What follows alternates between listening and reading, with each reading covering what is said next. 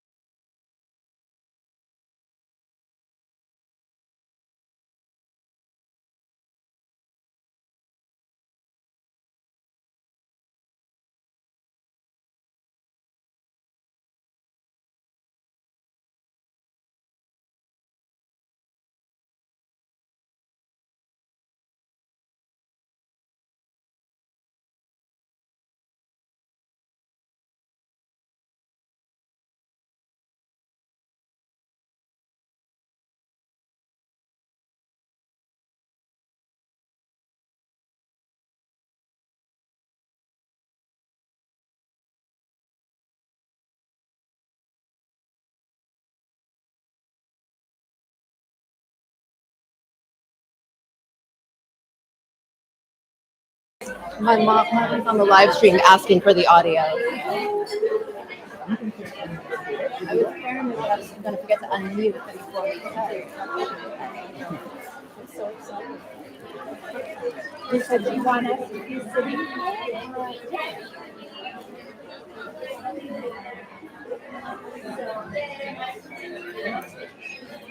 No, I'm going to be sitting. Okay, that's fine. You can both sit. So I'm going to start. Yeah, I'm gonna ask you to introduce yourself first after I start it, and then I'm going to ask Sue Ellen to introduce herself and start her presentation. And then Sue Ellen, when you're done, I'm going to introduce the where's Robin? So who's sorry? You.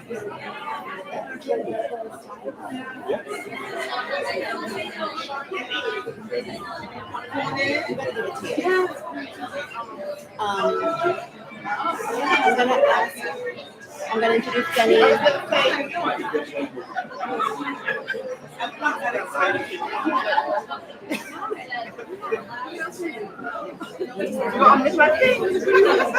So, Yes. we present now?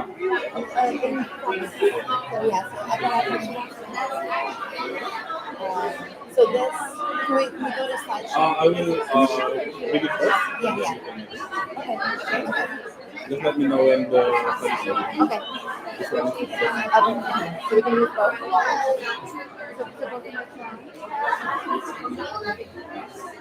Both of my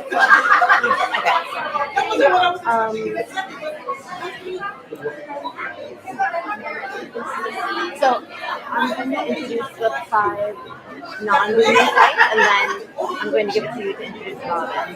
Where is Robin? Robin is the one who needs to be up here. And that's going to be All right. the hardest thing. If we start, will Robin come? I think so. And the thing is, if you're going to do a welcome and introduce yourself, I introduce myself, and Sue Ellen does the slides, Robin will make the way, and we don't need her at that moment, right? As long as she makes her way. She will, and I see her mother here. Okay. Do you see her mom? All right. So She's the first row singer.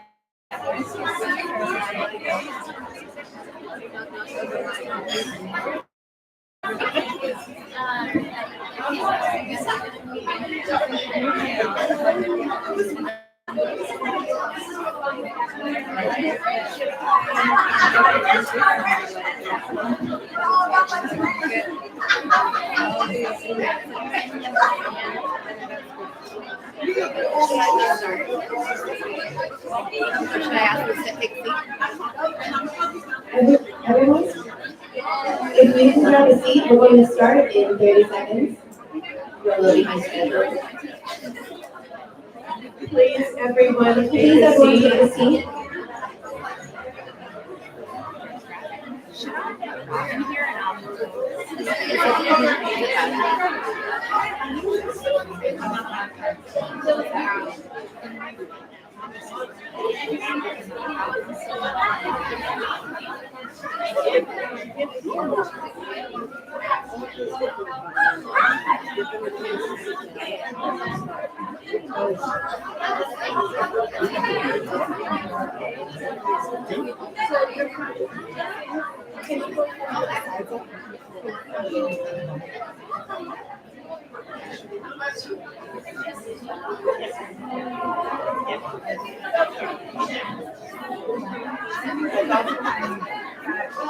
Please take your seats. Please take your seats. We're ready to begin.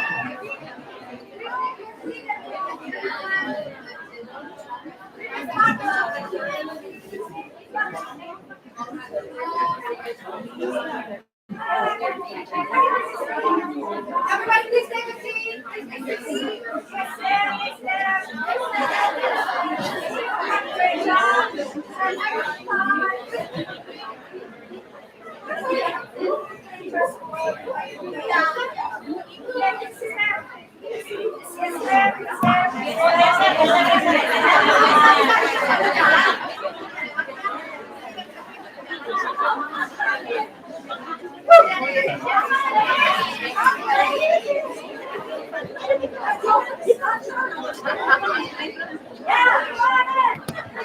Hello,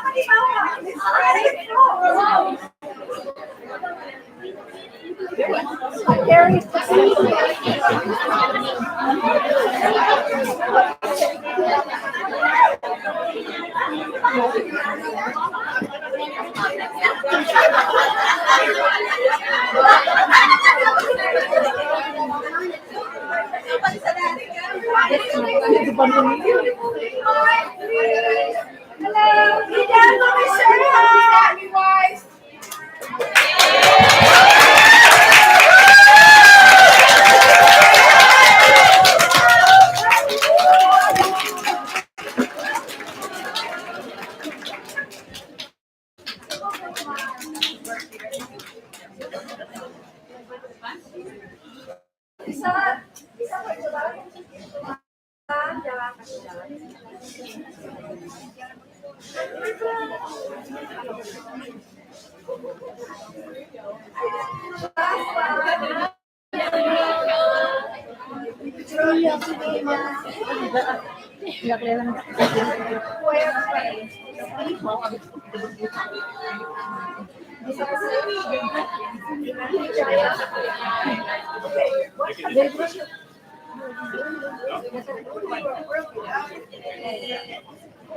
Semua di bawah sudah di atas.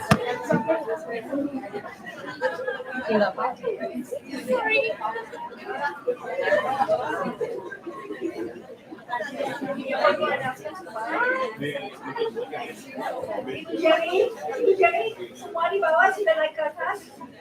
Sudah mulai. Itu dia. Kita.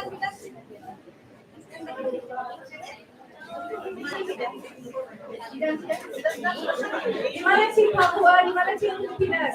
Sini semua. Beda dari sini. Tim Papua pergi. Tim Filipinas.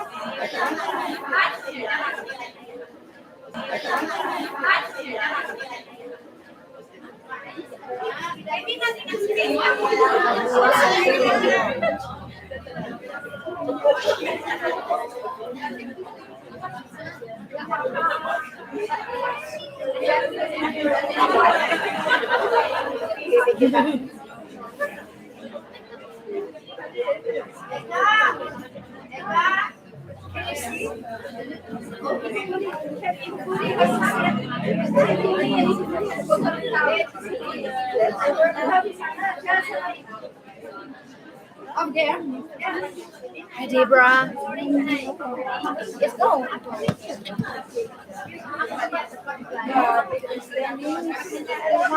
Yeah, just sitting here. Rachel.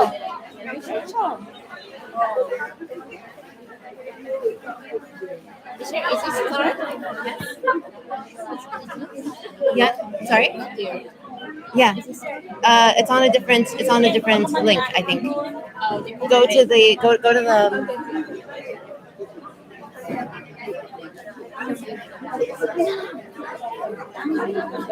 Can someone take my phone and get live streaming?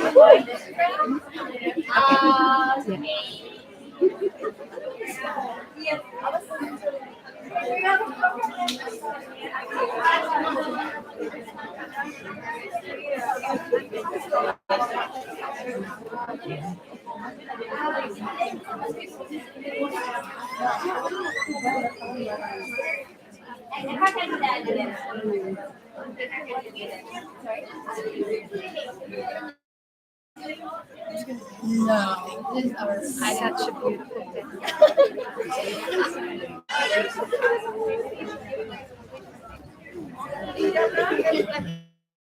Ibu Deborah.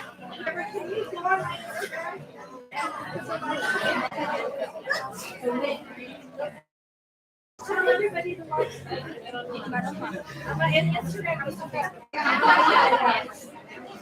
Tell everybody to watch Instagram.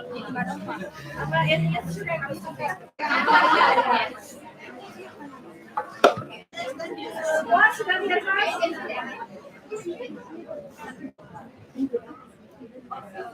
Is everybody upstairs now? Yes.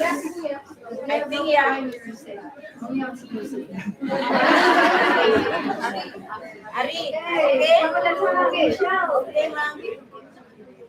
Welcome, everyone. This is our first in-person. I think the What did you decide? yeah the This is our first in-person full-day ICI event hosted by Bumi Sehat. We're so honored to be here with all of you. My name is Michelle Scartharian. I'm the Executive Director for ICI. Many of you have been corresponding with me. I'm really excited to see all your faces here. I'm going to start introducing a few people. We have two members of our executive committee with us today, and they're going to introduce themselves. I'm going to start with Deborah Pascali-Bonero.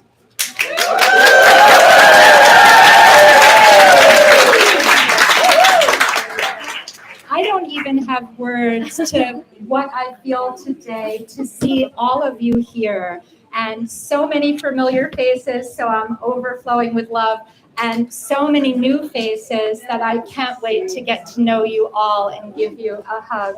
I just am overflowing, but just a few words about me.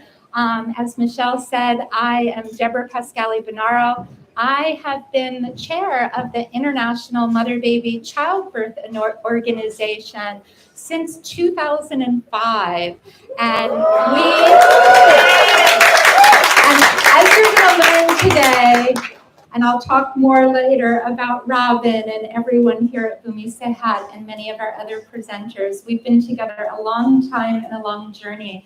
So it was really special that now I can also say I'm co-chair of the International Childbirth Initiative as we joined with FIGO, the Federation International of OBGYNs, and transformed 10 steps into 12 steps. So I wear these multiple hats today. I also am a DONA doula trainer, an educator, a passionate birth activist, and I know some of you are already asking me about being the director of Orgasmic Birth. So I am just so honored to be here with all of you today. Thank you.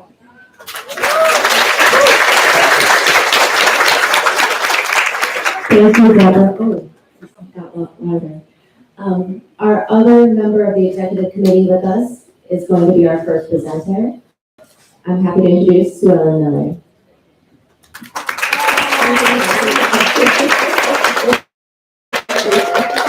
Thanks, everyone. As Deborah said, I can't say anything else except what an honor it is to be here among all of you and meeting new faces and meeting some very young faces, which is very, very exciting to see this. And of course, to be here with Robin, and a big chance for me that I've never had before.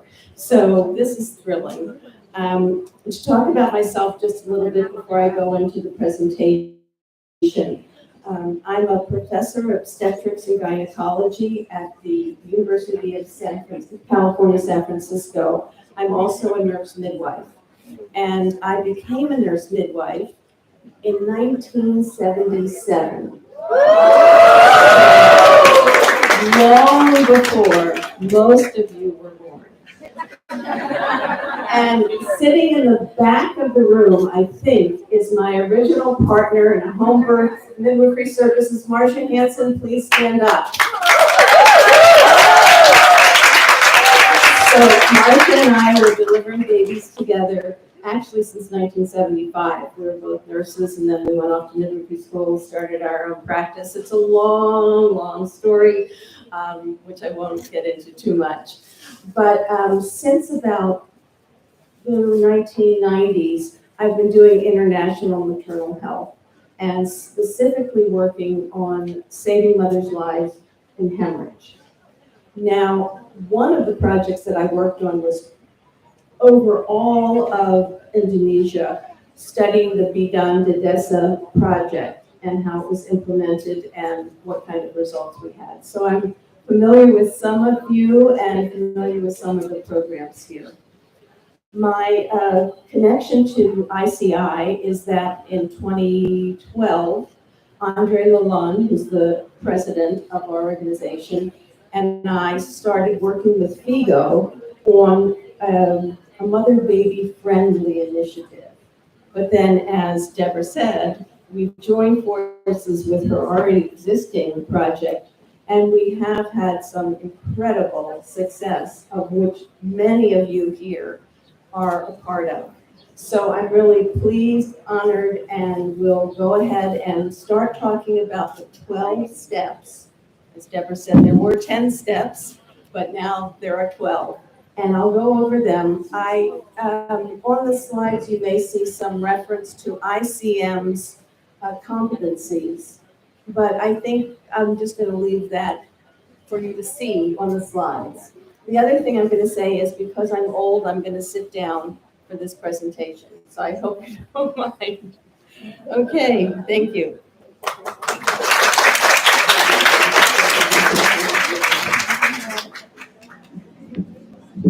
I'm not sure.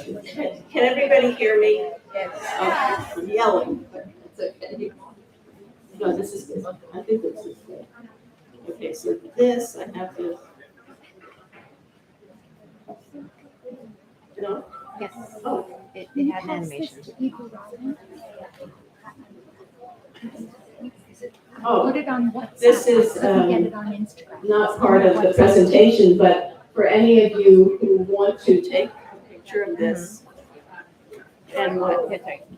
So this will link, if you don't have the 12 steps, the QR code on the left will take you to the summary in Bahasa Indonesia, and it'll also take you to the full-length version, and the QR code on the right will take you to the English, I believe, the summary. So if you don't have the 12 steps with you, you can grab these QR codes. There are also some copies floating around here that have the QR codes, so you can follow the 12 steps throughout the day. All right, so I'm going to leave this up for just a couple of minutes, seconds, so everyone can get a picture, and then we'll move forward.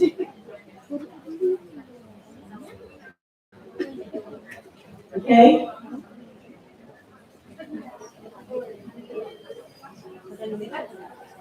All right, so what are we talking about? The International Childbirth Initiative, or the ICI. And this is an implementation and quality, excuse me, should I keep going or? Okay, great.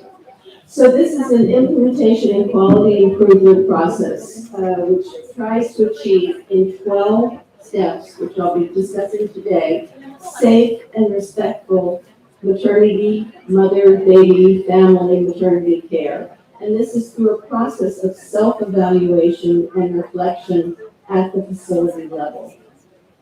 ICI is also a global resource network of facilities striving to share learning and improve the provision of care. It was created through the FIGO, International Federation of Gynecology and Obstetrics, the International Mother-Baby Childbirth Organization, ICM, IPA, and the White Ribbon Alliance.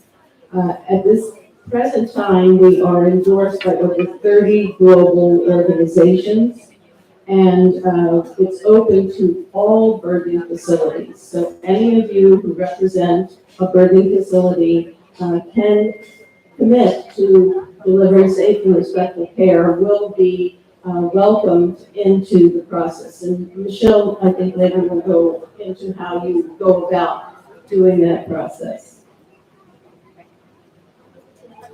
And we are a new and young organization, although our predecessor started some time ago, and we started maybe 2012, and then together 2015. At this date, we have 100,000 births that have been registered at ICI facilities, 100,000 births per year. So, great, yeah, great. And if you don't see your country represented here, absolutely have to reach out to Michelle, the executive director of ICI, who will get you involved. Now, for the purpose of the ICM, we have 12 steps, and we can relate them to the ICM competencies. And as I said, on each slide, you'll see a few of the ICM competencies that relate to that step. Again, I'm not going to go into detail on the ICM relationship, but these essential competencies are built around individual midwives' behavior, practice, beliefs, code of ethics, so it's at the individual level. And ICI is very much at the facility level. So it's a whole different approach because it's facility-wide. Now, one thing about midwives and the ICI is that midwives are often the leadership in the implementation of ICI. And they often head up and start enrolling everybody else, administrators, doctors, whoever, into becoming a ICI facility. So the step one of the ICI, and this is our foundational belief, and I believe that every midwife here holds the same belief and behaves the same way, to treat every woman and newborn, with compassion, respect, and dignity, and without physical, verbal, or emotional abuse. And as I'll talk about later, many of us as midwives in systems and facilities are often very poorly paid and very much overworked and have to deal with a lot of stress and anxiety. But it should not drive us to physical, verbal, or emotional abuse of our women who are laboring and birthing.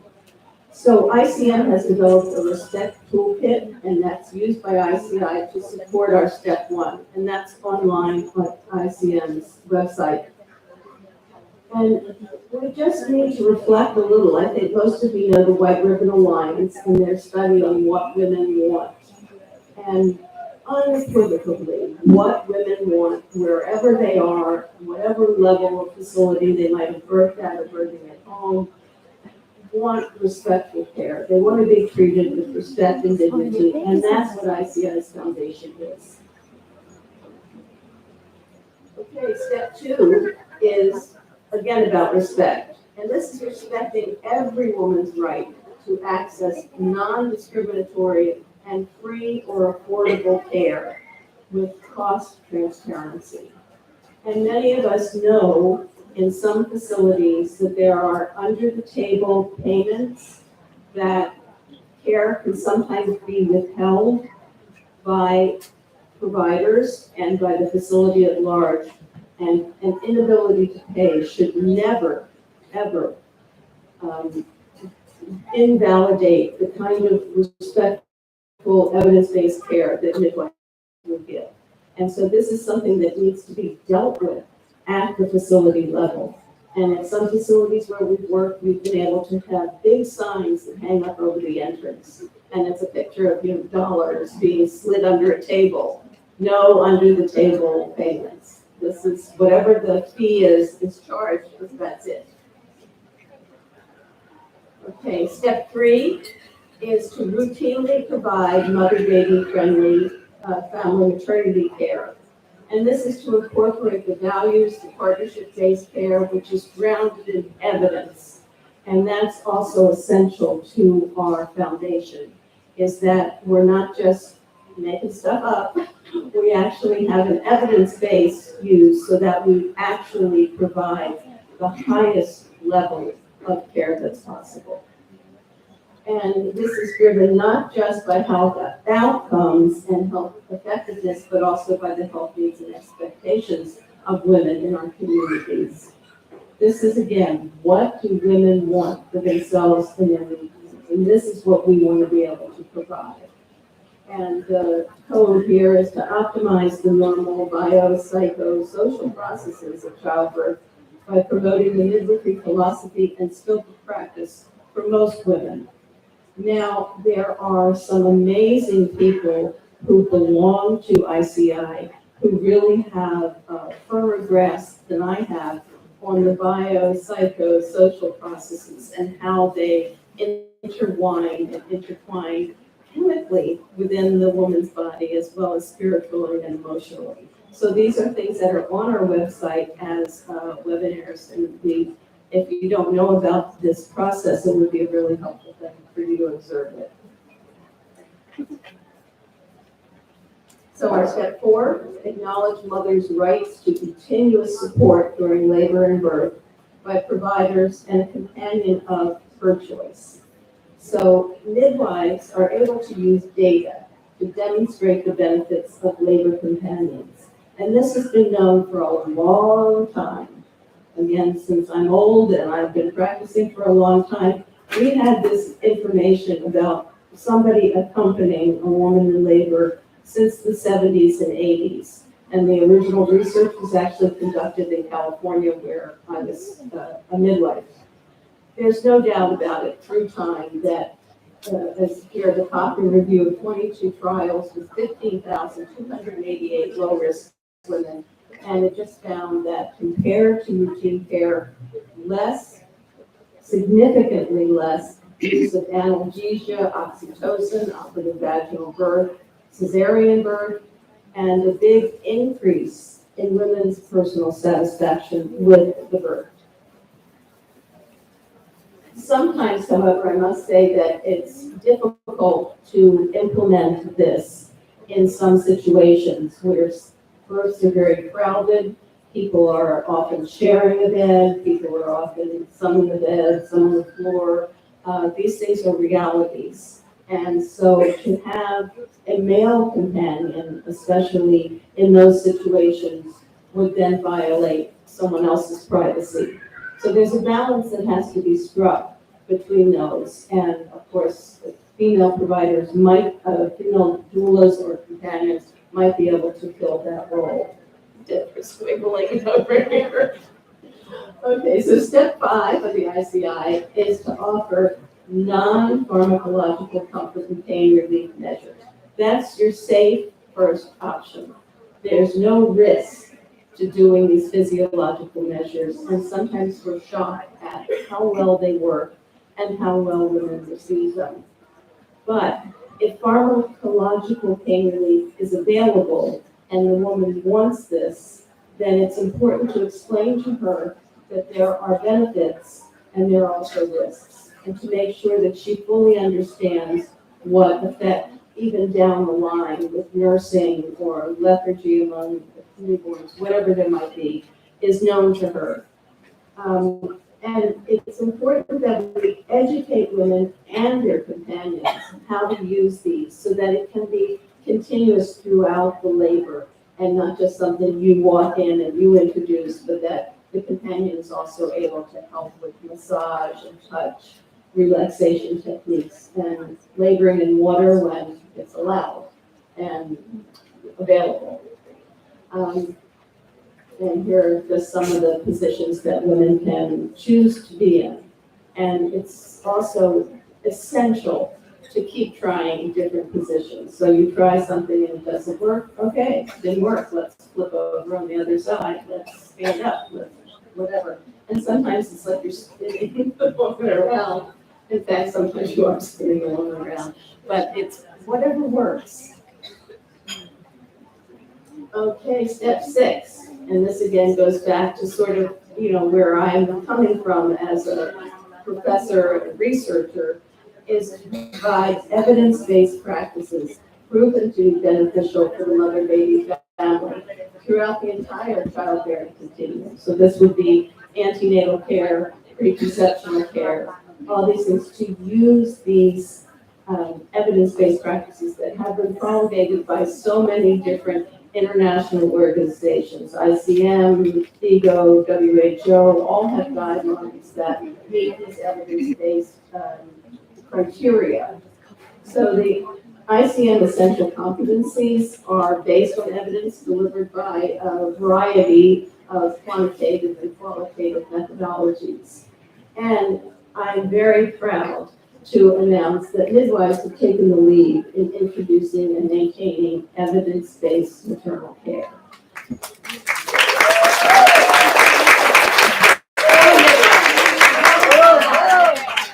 So as a professor and a researcher, I've been part of community-based care, the continuum of care, introducing misoprostol. One time we studied misoprostol and a Tibetan traditional medicine in the first randomized clinical trial to ever take place in Tibet.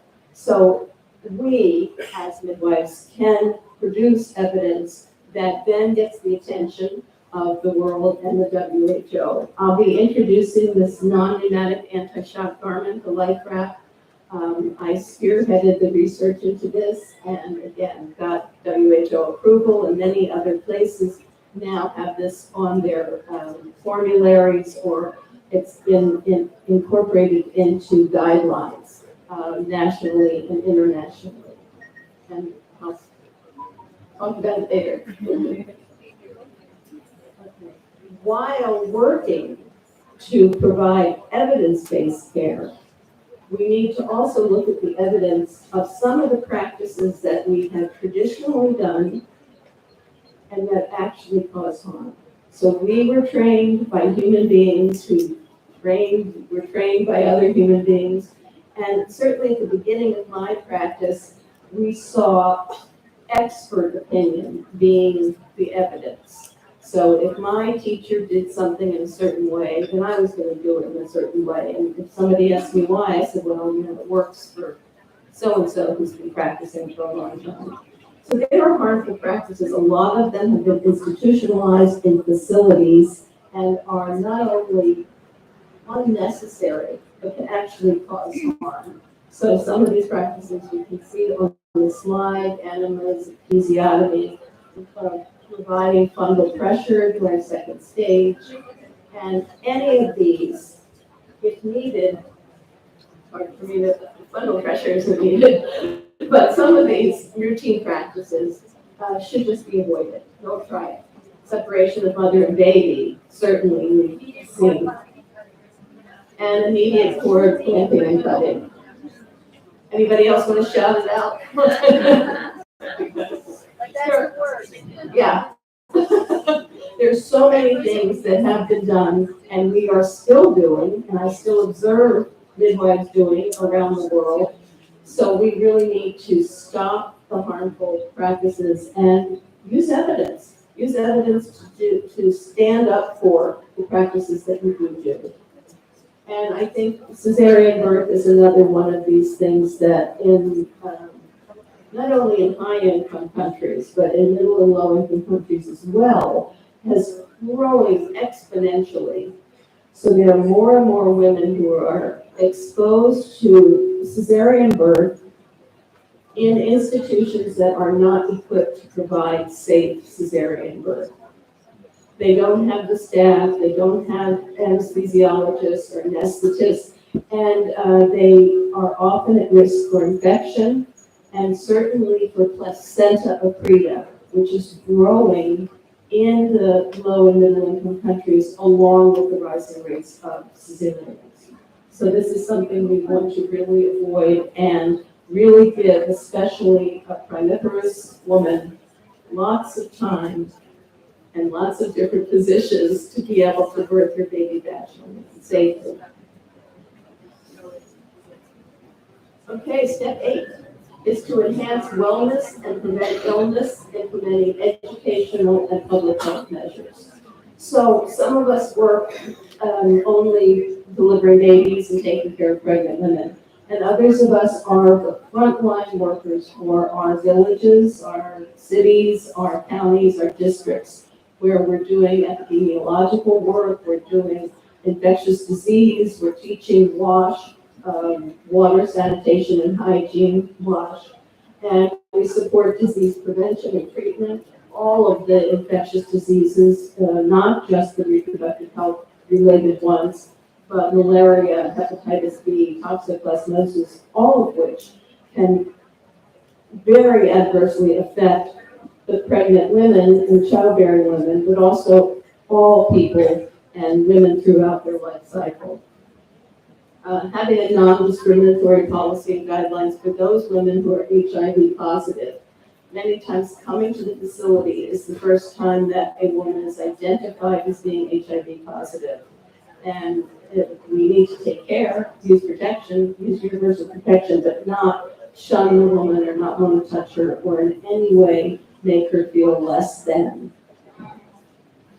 And then, of course, at the beginning, throughout the pregnancy, and at the end, we want to work with women for their choice if they choose to plan for the next baby or terminate having babies.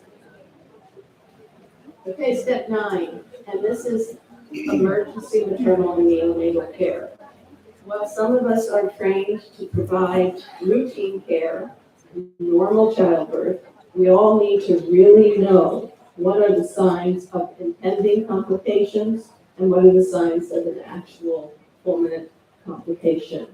So if you are in a facility or at home where you cannot provide advanced care, it's important to early on recognize a complication and make sure you have a transport plan and know where to refer and how. So while someone will say, oh, you call the ambulance, we know that that's not a reality in a lot of places. So do you have a system at work if you don't have an ambulance? Do you have community people who are willing to use their vehicles to transport people to the next level of care or the higher level of care that they might need? And important to not just make the referral, but to stabilize the woman to the best of your training and ability and what your facility is capable of doing, right? So I have seen in places where people make the phone call and say, okay, we're going to refer this woman, send an ambulance or whatever, and then she just lies there with whatever problem was working on her for however long it takes for this transport to come. Transportation and referral are crucial to saving women's lives, and saving women's lives at the lowest level, if you talk about a hierarchy of healthcare, so at home as well as in facilities. It's good to transport the woman with a referral document, some kind of slip and card that identifies her, identifies the complication, what status she was in when you moved her, to see that she didn't deteriorate during the transport.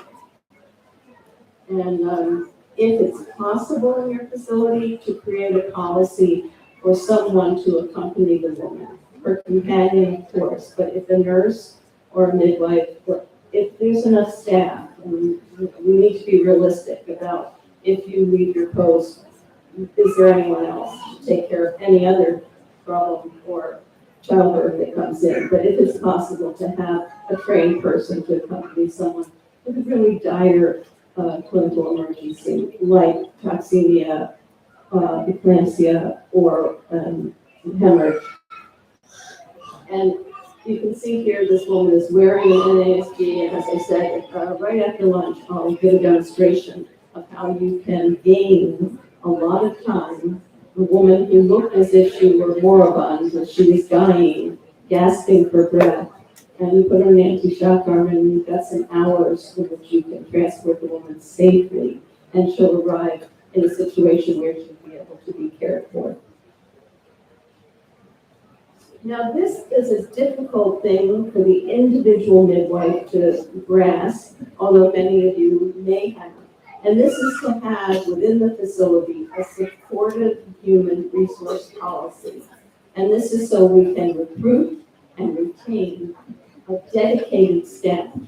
I know in some places, midwives, nurses, and doctors are rotated through a variety of places. So it's 3 months or 6 months here, and then everybody moves, and it's like starting from scratch. So it's very important if we can get the facility to agree, and this is something that we've been working on, at least in FIGO, that there should be a permanent maternity staff because of the emergencies that happen and the necessary skills that are there, but then the person who had that skill left.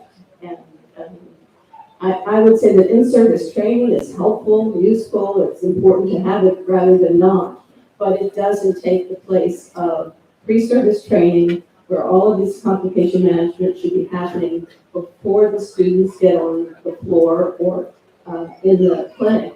to ensure a safe and positive working environment so that women who are staff members want to stay and not feel so overburdened by the high volume of patients and often inadequate staff or very low pay. Where sometimes, I don't know if any of you have experienced this, but sometimes by the public health system, you may not be paid for months.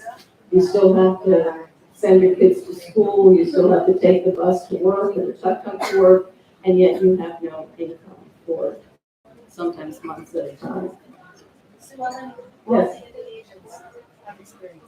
Yes, so you've had experience with this. It's just unbearable to have to pay school fees and buy books and uniforms and somehow get to work every day and not have the money to pay for those things. So this is why the facility level is an important level to work with, as well as the fact that we can all get together and have more power than an individual, so that we can sometimes make a difference by making demands. But we also know this, that could be. Reality? Yeah, reality-based.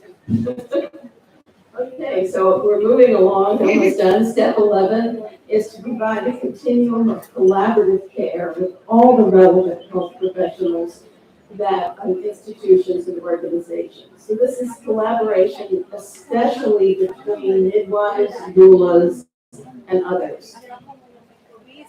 Hi. Okay, so in some places there is antagonism between doulas and midwives. This is not something that makes any sense whatsoever. So there needs to be more respect between the professions. Everybody is supporting everybody else for the better of the woman and the baby. So a doula will do many things that a midwife may not have the time to do, maybe too overwhelmed to do. And move across your boundaries. I was telling some people this morning, last night on my internet, I saw the American Medical Association. So this is the Association for Doctors in the United States.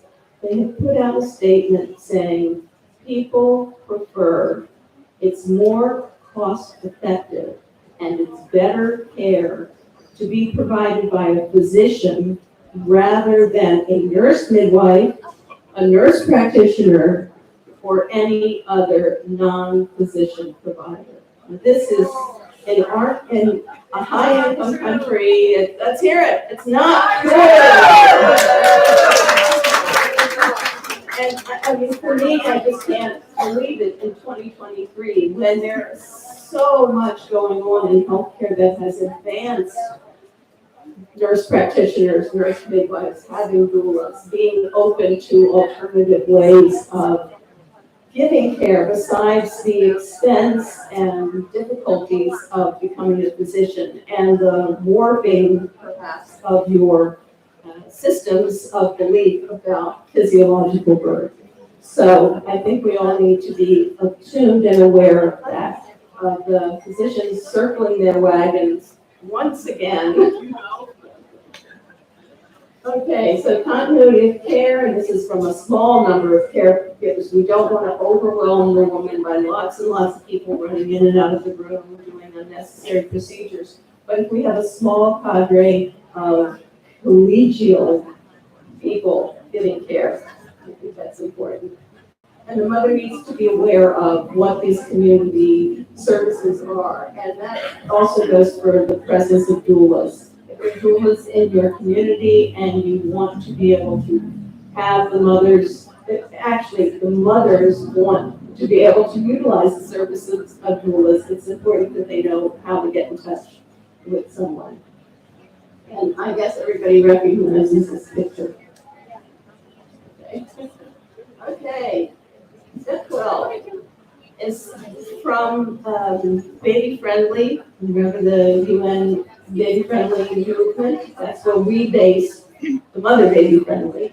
And And this is to promote and support breastfeeding and immediate skin-to-skin contact.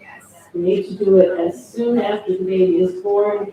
Let the baby do the breast crawl, if you've ever seen the breast crawl, and maybe put a blanket over the baby and let the baby be next to the mother, and the mother next to the baby. Physiologically, it does so much for both of them. Your staff all needs to be aware of this. And sometimes this happens, and way too often it doesn't happen. So we need to really make sure if we're joining ICI that we have a project in place to really educate all of the providers on the critical importance and the large and undeniable evidence base for immediate skin-to-skin contact and 24/7 breastfeeding. And that's the end. Thank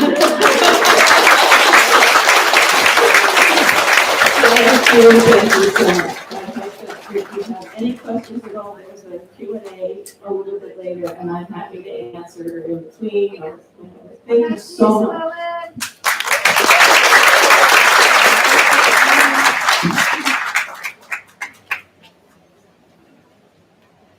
Okay, so this is the largest number of ICI facilities we've had represented physically in a room. So I just want to very quickly name those people so you know who they are. You can come talk to them. Yeah, they're going to stand up. I hope so. So we're going to start right here with Dr. Vijaya Krishnan, who represents the Franklin Medical Birth Center in Hyderabad, India, that she founded. Next is Jenny Joseph. It's the birthplace in the US. Donna Tekodabatar, who has actually had to get 2 hospitals into ICI from Mongolia, one public and one private. And Deborah Lewis, Mama Toto in Canada. And then, of course, we're obviously at Bumi Sehat with several facilities. So I'm going to hand this over to Deborah to introduce the Bumi Sehat, to introduce Robin and the Bumi Sehat team.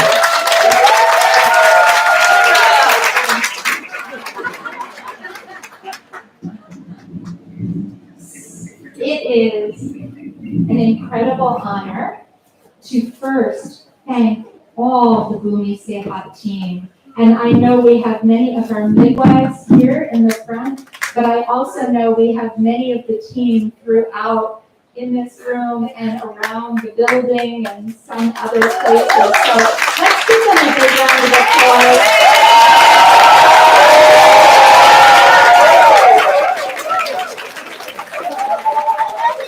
Is everybody on the tour today? Can I just see hands? Did everybody get to see the facility and tour? Well, if you have, and if you haven't, you have to at the end of the day, you know that this team really does not only every one of those 12 steps, but they really center mother, baby, family with love, respect, dignity. You're going to be hearing that and seeing that in a minute. But they did that with the same care for all of us to be here today. The last 2 days, and I'm sure well before that, they've been buzzing and preparing. And I think you can feel the love, the kindness, the care, the sacredness that went into us being here. So I want to personally thank all of Team Bumi Sehat. Last night, there's more than 50 people that make up the team here in Bali. So a big thank you to them. And then, as Llewellyn said, getting a little bit older, I put my glasses on. There's so much, and I think it's probably, even Robin Lynn doesn't need an introduction because you know her so well, but I have to take time And I didn't want to miss anything, so I had to write it down because it's an incredible honor. I really spent the last couple of days, right? No, it's quick. So I have to introduce someone that I'm grateful to call a dear friend, a colleague, and an amazing hero. Midwife Ibu Robin Lim. She's a model for turning pain to power with purpose. After the tragic loss of her sister from a preventable death in childbirth and several other tragic losses, Robin vowed to never let that happen to anyone. Her dedication continues to inspire me every day. Robin is the founder of Bumi, Sehat, a nonprofit organization. Her vision, dedication, and passion can be felt by all who meet her. Along with her dedicated team, Ibu Robin works to maintain medical relief childbirth clinics that are ICI sites, and you're going to hear all about them in Bali, in Pachi, in Lombok, in Papua, in the Philippines, and more coming, I think. Ibu Robin's passion is respectful, skilled, culturally informed, gentle, prenatal, postnatal care, childbirth, and healthcare as a human right. She has led teams of early responders in the aftermath of disasters in Indonesia, Nepal, Haiti, Philippines, and Bangladesh. When crisis occurs and grieving pregnant women are left homeless with little food or water, Ibu Robin and her team are there to provide a safe place with skilled caregivers so people can face childbirth safely and with dignity. She continues to inspire me with her vision. She truly walks her walk and her talk and makes sure that every single person, and I know you felt it today, that she meets is welcome and cared for with love. In 2011, she was chosen CNN Hero of the Year, and she's and she has inspired the development of the International Mother-Baby Childbirth Initiative 10 Steps all those years ago. And I just have to invite you all to join me in honoring Ibu Robin. Let's shower our love and gratitude upon her because we never doubted that she could and would change maternity care for all. Thank you, my dear, and I love you so much.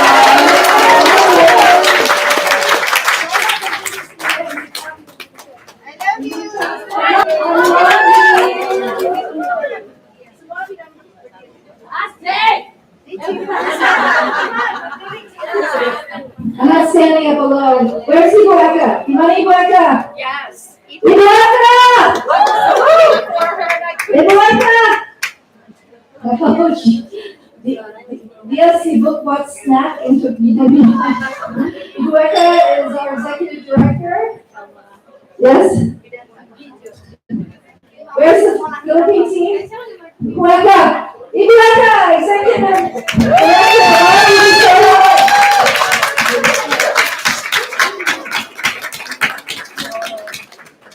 Ibu Society. She's the head midwife here at Sehat. Ibu Gomas, 50 years of practice in team midwife. Oh my gosh. You know what's about me? This is Kwasi. This is Ibu Budi Astuti. She is head of medicine and Bidan at Team Bumi Sehat Lombok. We have Navy here. We have our Lombok. I mean, where's our Papuans? We can tell which ones are from Papua. Raquel, and Mimi, Chief Midwife, Executive Director of Papua. And of course, our Chief Glory, there's Ted and Team Philippines. Team Philippines, hello. We have a male midwife, Justin. We have Ted, who's been with us since the whole earthquake and Typhoon Yolanda that made 9 islands homeless people in the Philippines. And Ted has been on the scene, Mali from the Philippines. So we're all here, but we want to start with just rolling our film so you can get to know us and we don't take too much time. I love you all so much. Oh my God. I love you. So, which one do you want to start with? Which So who wants to go first? Philippines? Come on, get it over with. You do it? Apa? What? Okay, yeah, the first one is?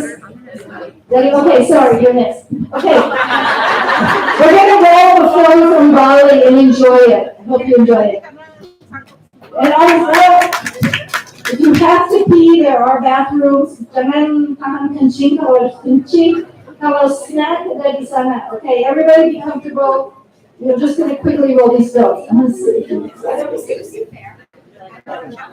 Okay.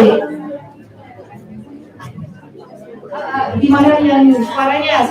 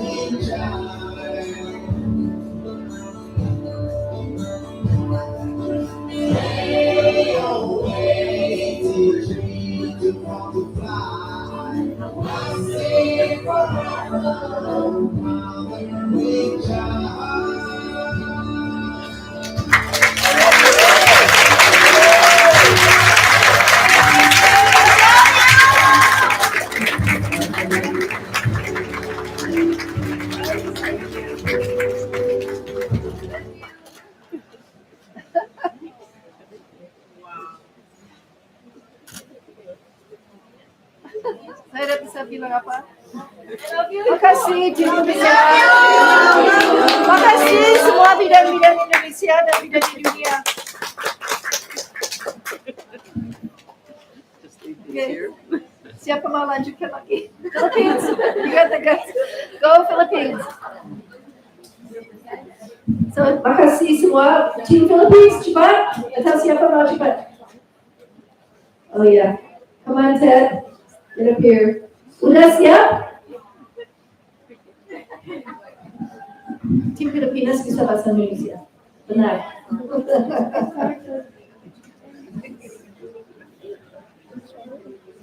Are you ready? Okay, go. Good evening. Selamat pagi, teman-teman.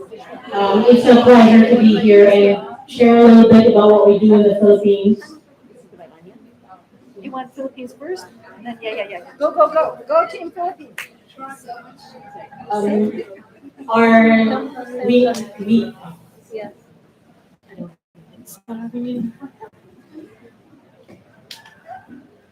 So we named the Bumi Sehat Clinic in the Philippines Bahay Arugani Maria, which means Bahay is home, and Arugani is to actually care for someone and nurture. So we first were registered after the typhoon Yolanda. That's the strongest typhoon that ever made landfall, the first ever on Earth. So it's like I am not a midwife. I'm a birth keeper, by the way. So I support, yes, a doula, and I support all midwives and the work you do. And I'm amazed always by the love and compassion that you show women. And I'm honored to be working alongside with each and every one of you. And I'm really grateful for Eva Deborah and Eva Robin for helping me become a birth keeper and a doula. So now, before I'm so scared of births, fluids, and whatnot, this woman changed me. And now I can tell you, I could be your strong ally. So we started after the typhoon, but now we have moved to our permanent place in Palawan. So this is what happened during Typhoon Yolanda. Lola Robin and I were jumping into C-130s to provide supplies for the people in Leyte. And so she took one of the helicopter, and that was an aerial shot. I'm not too brave to do that, but she is. So really, it's so heartbreaking to see people and not have food and water. And if you have a bottle of water, they would ask for it. So I'm happy that she's stubborn, and she just said, we will go there and help them. So you see these are all the districts. And the one at the bottom is the hospital there in Tacloban. And she helped do birth there. And there was this one woman who wanted to jump off from the second floor because she lost her husband, her kids during the typhoon. And then Lola just went up there and held her. And there was this Spanish guy who came over and carried her back to the birth room, so she was able to deliver her baby safely with Eva Robin. And that changed my heart forever. And I realized there's this one person who's just so loving and, oh my goodness. I hate this, I don't like crying, but oh yeah, so she's an inspiration, so next, let's go. So yeah, we've been doing relief right after the typhoon. And you see the happy kids on the right where we gave them all the school supplies because the school were broken down, but they wanted to go back to school too. Next. So now we're in Palawan. We were from Leyte, so we moved to the east side of the Philippines. Yes, we still have the one in Leyte, but now we have a bigger setup in Palawan. And we work with Mercy in Action. Yes, in Leyte we were able to work alongside Mercy in Action. Yes. And now we're located in Aborlan. Aborlan is the gateway to the southern part of Palawan, and it's home to the biggest number of indigenous people. That's why we moved to Palawan, because access to healthcare is close to zero. And yes, it's and this was like our early stages. You would see when we were still building. Next. Actually, Palawan is home to the highest number of teen pregnancies, as featured by Al Jazeera. 36% are mostly teen moms. So we wanted to be there to be able to support them, educate them, and hopefully, make a change and a dent in the community that we serve. So our commitment is to be able to serve the moms in those areas and make sure that they are respected and cared for by professionals, because they have been doing home births for a long time. I'm not saying it's wrong, but I want them to know that there is a facility that they can go to and we can care for them the best possible way we know how.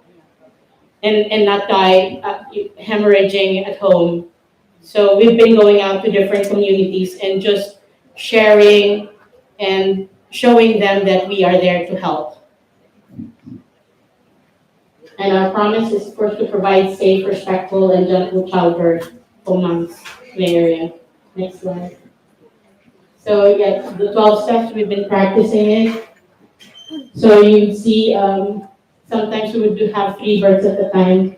And the guy in the middle is a stand-up. That is one of my guy. So because the dad was out fishing and we wanted to take a picture and no one's gonna hold the baby, we asked our guy to hold the baby. He has 4 babies already anyway. Yeah, so those are my midwives. Next slide. And then of course we provide free service in the clinic. We are trying to come up with sustainable things to help support the clinic. And so we are doing some projects with other organizations so that we can raise money so we can provide free service for the locals, for the Filipinos. Yes. Next. And then of course we do home visits and we do education programs in the different villages, because although we are situated on the main road, it's hard for people to have access to, most of them are from the foot of the mountains, so transportation is a challenge.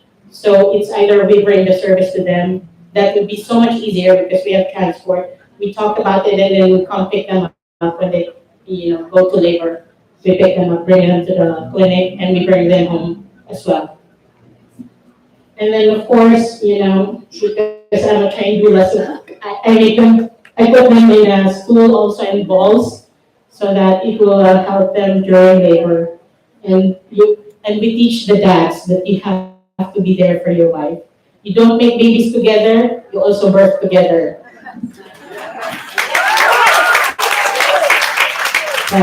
Yeah, so we do moksa also for the mamas, and we encourage the dads to really be part of the birth process. Next slide. So yeah, so evidence-based practices, then we also let them just be, we are patient, really. And I tell my midwives we have to be more patient, because birth is not something we rush.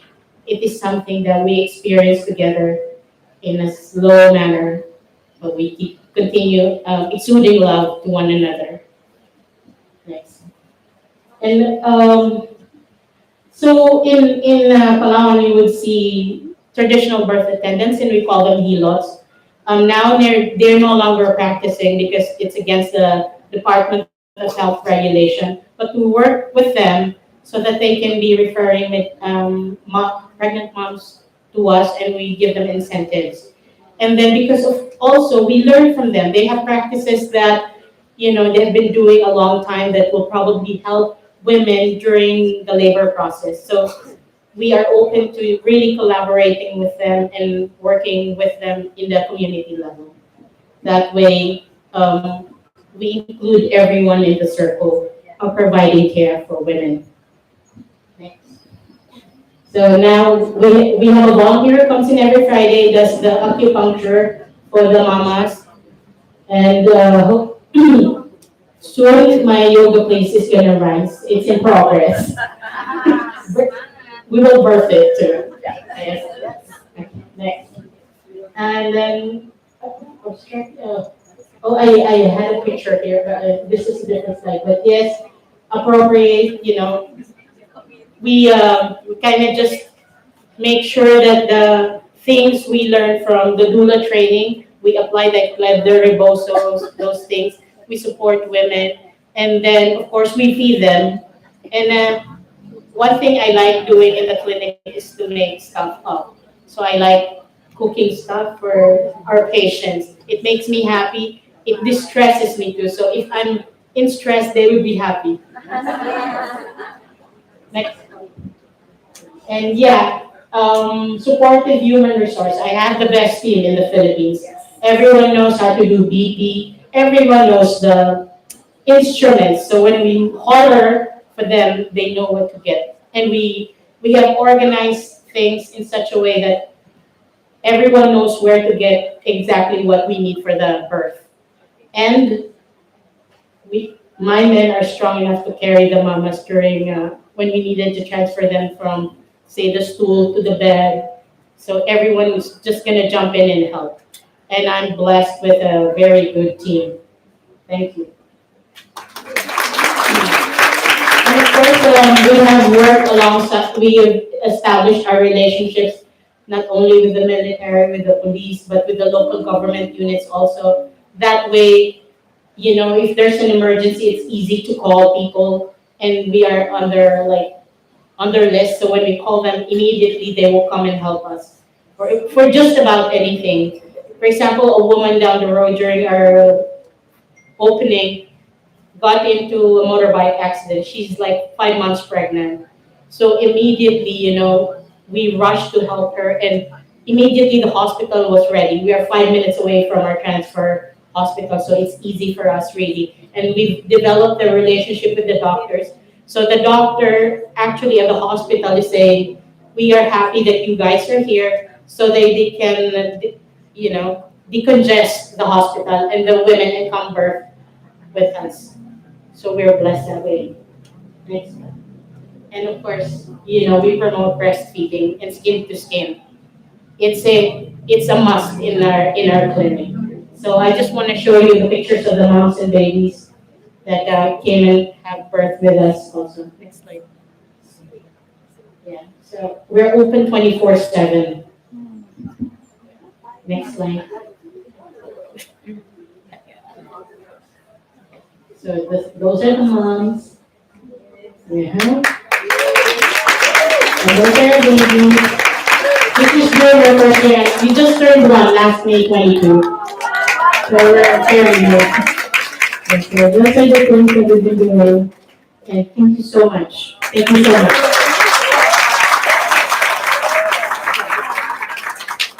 Team Philippines, stand up, please. But David, Team Philippines, stand up, please.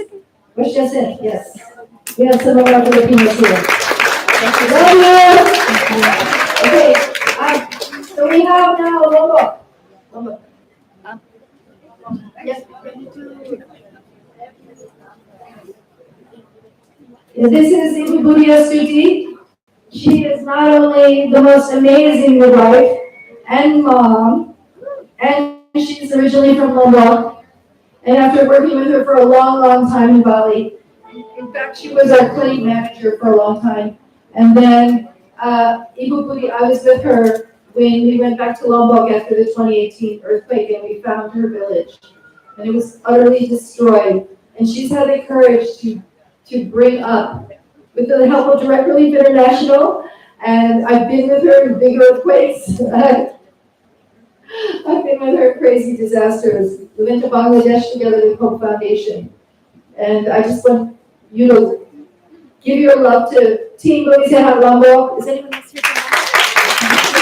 Sorry, Team Bumi Sehat Lombok, we couldn't afford to bring them over, just Bumi. But where's Melissa? Melissa? Hi, Melissa. Melissa, every mother counts, stand up. Melissa just returned from Team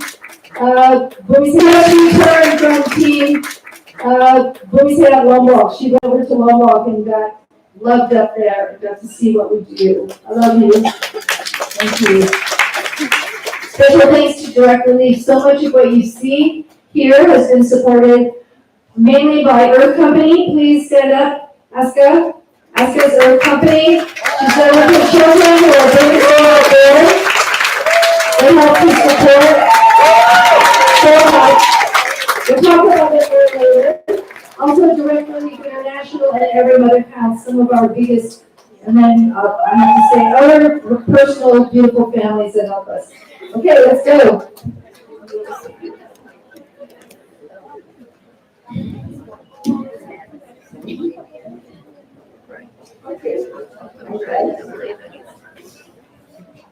Hi everybody.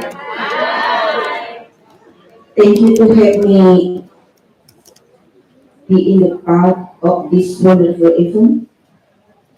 Let me show you a video from our journey at Bumi Sehat Lombok team. Hopefully this will inspire according to our motto, trust with love. Be sure the midwives will always to be there and really need for women's health as the pillar of foundation for world public health with full love and compassion. We love you. Can I translate it Indonesia? Ya, Indonesia. Bahasa Indonesia. Terima kasih sudah mengizinkan saya untuk menjadi bagian dari acara ini. Kami akan menayangkan video dari perjalanan kami sebagai tim Bumi Sehat Lombok. Semoga memberikan inspirasi sesuai mutu kami di Bumi Sehat Lombok, Trust with Love.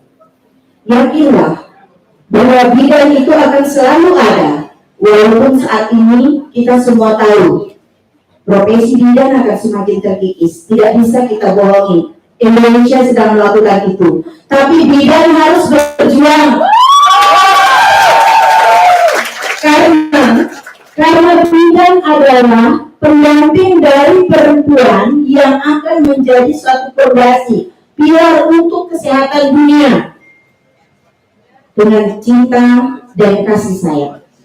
I love you all. Yes, this is our journey. Thank you.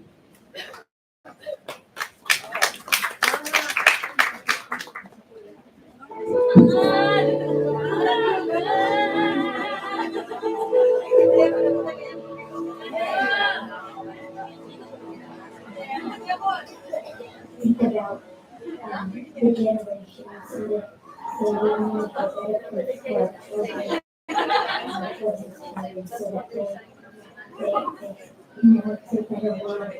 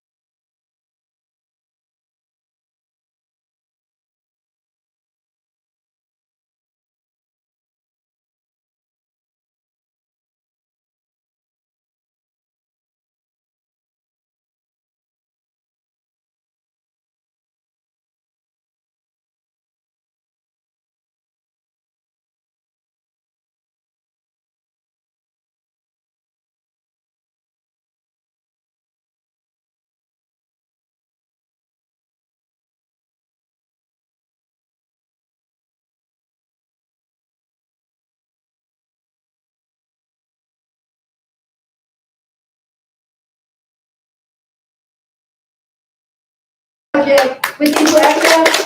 Ibu Eka behind her desk from the Confederation of Bumi. Without these people working here constantly, global couldn't go forward. Also, that's why Team Lombok loves them so much. Okay, I'm going back to Papua now. You're getting a little too organized. I love you. Yeah. Okay, go back and make our lunch. You know, Bumi has a lot of guys in the back doing the heavy lifting for us and boys.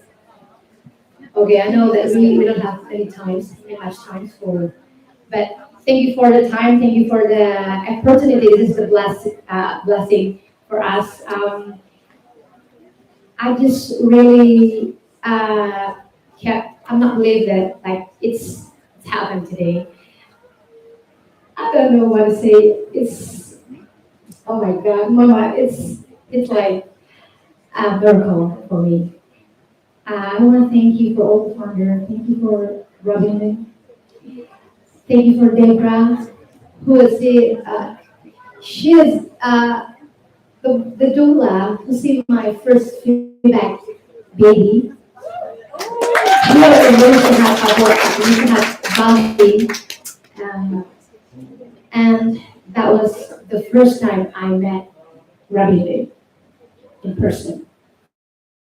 And she brought me, she changed all of me, all my life. And now, me and my husband, this is my husband, Ronald. This is Papa, and Miss China, that is Papa, really Papa. And I bring also midwife Bumi from Papa. Let me show you that. ABS, Angel from Bumi Sehat, was born because of the heart. The heart. I have Aska here. Can you stand up, Aska? Aska came to Papua and then see our situation there, the land, everything, and all the project become. Yeah. Hiromi Bumi Sehat Papua is been until now 2009. Thank you so much, Aska, Tomo, Maria Masa. Yes, I have to tell them. And that's the fantastic moment, yeah, that I met a person. And I want to thank you that. Yes, I want to show you what we have been here doing this during 2009. Mungkin suaranya itu kan suaranya dipelankan aja, tapi videonya suaranya dipelankan. I will show you the video. Jadi anak pertama udah difonis tidak bisa normal, kalau tidak meninggal. Terus kita pokoknya ceritakan itu aja. My first son, I had to cesarean for my first son. That's why I came to the Sehat. And this is the old Bumi Sehat. And this is my feedback son, the second one. That's Canon. It's Ari. It's Bidan Ari. Where's Bidan Ari? That's the Bidan of Canon. Yes. And also Ibu Yos. Where's Ibu Yos?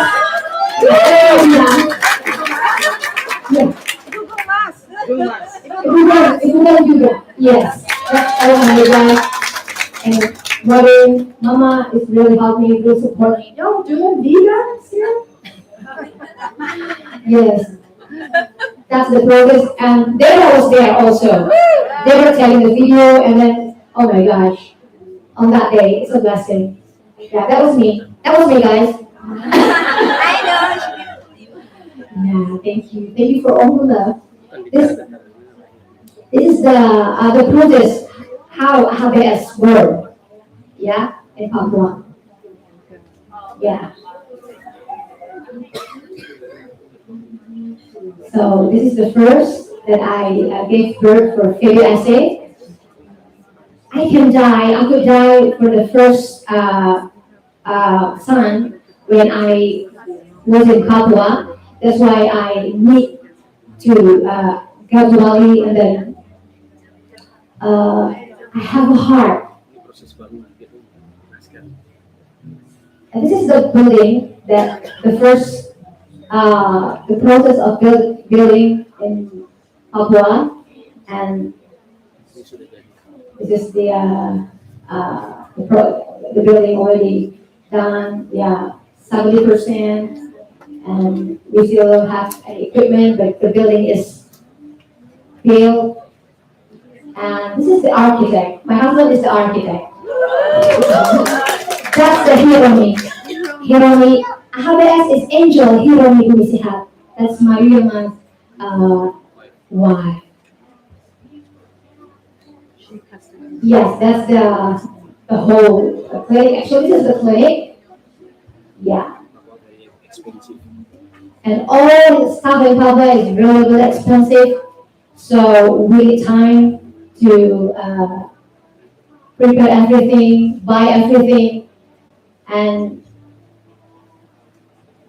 yeah, you can see. Yeah, this is the building, the rooms. This is the office. Yes. This is our bidan. This is the bidan there, Leah. She's doing, this is all the clinics situations. They want to go to the lake. The clinic, our clinic is near to the lake, called sometimes lake. So sometimes we need to go to find the pregnant mama at the lake. By boat, you can see. So our midwife drive the ambulance to find pregnant mama or mothers and babies and take care. Yeah, this is the way to the Santani Lake.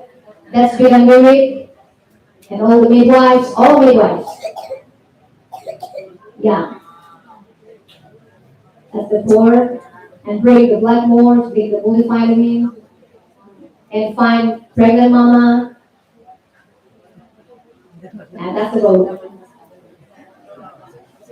With the way you Kenapa pergi karena masyarakat tidak bisa datang. we need to go, we need to reach them because no medical care there, they don't have money, they have it, so it makes them, they cannot go to the clinic. Difficult people.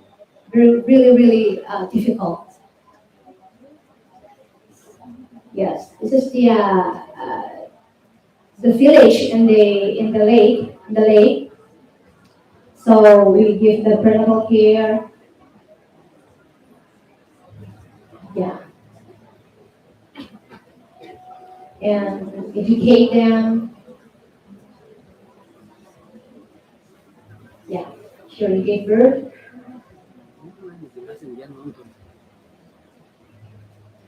Yeah, bring all the medical stuff. Yeah, find the baby and mama. Yes, that's the situation in Papua. If you guys need to know. This is this is only in the lake area, yeah?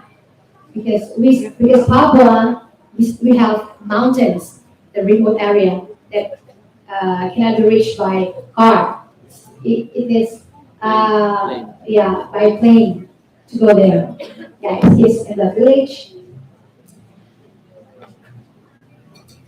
Yeah, it's wavy. Yeah, the lake is wavy, but we need to reach the mama. We need to help them. Yes. Midwife, go midwife. This is on Honey Lake.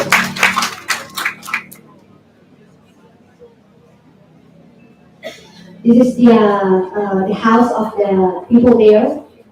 They are living in the under the water, sorry.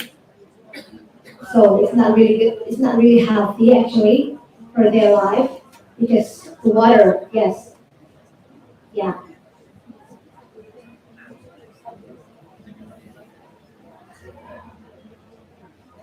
Yeah, this is one of the activities. Actually, they make it like on schedule.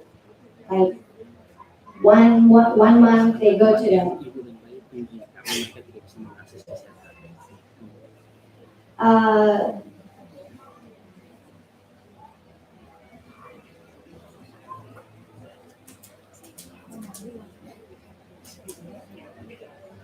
because the level of baby diet is really highest in Papua. That's why we need to reach the unreached people, the unreached mother, unreached family, like that. So we need to find the ball, get the ball. We cannot just wait at the clinic, just with the passion. We need to more action like that. Go to find All money oriented service. because the service in Papua, is money oriented. Next, No money, no service.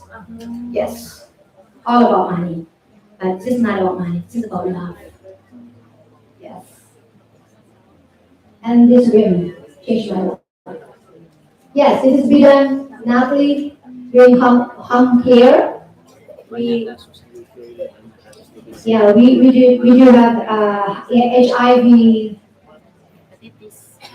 hepatitis, malaria, the highest, yeah, in Papua. Yes. So when we found we got the patient like malaria, we brought it to a clinic and then we give care, we give part of care like until the malaria done for the pregnant mama. Yeah. So all the midwives is doing the work. Yeah, they are. Mhm. Yeah, this is we bring the team. We brought the team to Wamena. This is the mountain that I told you that the remote area that we need to go by plane. Wamena. This is the no signal. Signal is really hard there. That's the Kurulu. this is in Kuru. Ramilin gave the black marks to the local people. See, no clothes. I mean, the clothes only in yeah, and it's really cold there. But there, yeah, that's a Bumi. It's Bumi. So this is the clinic, and with all the Sekarang sudah yoga. we now this year we do have a yoga class, prenatal yoga. It's about with a volunteer, and it's a blessing. Akupuntur. Yes. Akupuntur. Yes. Yeah, that's the prenatal yoga. But the midwives also join the class. Oh, main-main lagi. Bahkan nunggu video. Yeah, prenatal care. Yeah, Collaborative care. and this is acupuncture with Bidan for the child, for all body massage. And until now, we have reached 500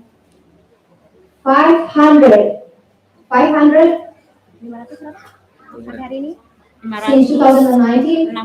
AHBS Papua, 672. 672 babies born. Oscar, thank you so much. I love you so much. Say hi, let's say, oh my God. Last month, 37. And last month of mine, we had 37 babies for 1 month of baby. Okay, so that's all from us. Thank you so much, Mama. I love you. Go Midwives, pray for me and pray for all the team. Thank you so much. God bless you. We're gonna do questions and answers. Yeah. Yes. Okay, we're gonna show Emmy's birth. Emmy. We've had a request for a very short video of a typical birth at Bumi Sehat. Where's Emmy? Emmy, are you here? Emmy? It's okay? Okay. Ms. Pujo, she's gonna show us her birth, like, really short things. I have one comment from the Papua team that's coming from Chile. I'd just like to give before they go to bed. Is it okay? So I just wanted to share. Oh wait, don't leave, don't leave, Wait, don't leave. I have, so we have people on live stream listening. Live and stream, so comments. we have a midwife in Chile. It's midnight, so he's going to bed. But I asked him to give you a comment. Wait, I'm going to just find it really quickly. So it's Ronnie. He is the head of our ICI team in Santiago, Chile, at a public hospital where they're doing fantastic work. And he wants you to know that very far from here, there's a male midwife who's really impressed of how you work and the love you show while you do this work on the boat, carrying the minimum. He says sometimes in the south of Chile it is like that, but it's very cold. Thank you, Chile. We have a really quick gift from our, where's Rudy? Dimana suaminya? Yes, Amy and her husband are here and they're sharing their birth story, which is very typical of a Bumi Sehat birth here about.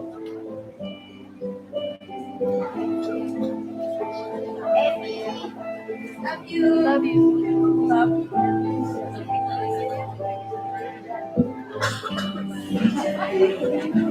You wore makeup.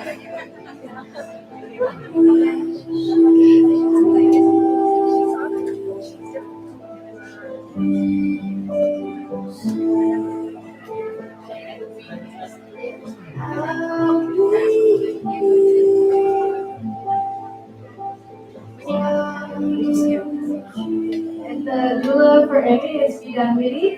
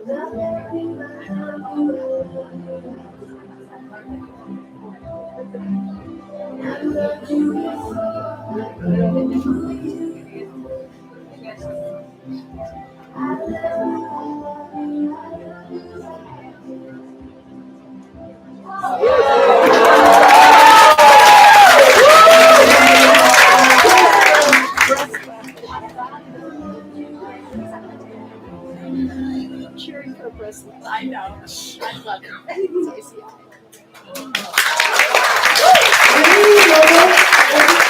Okay, this is the couple.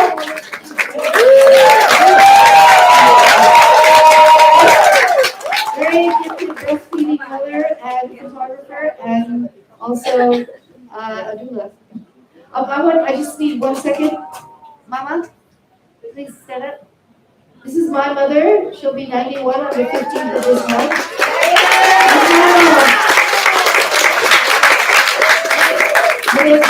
Crescendo from the very, very high mountains in the Philippines from Baguio.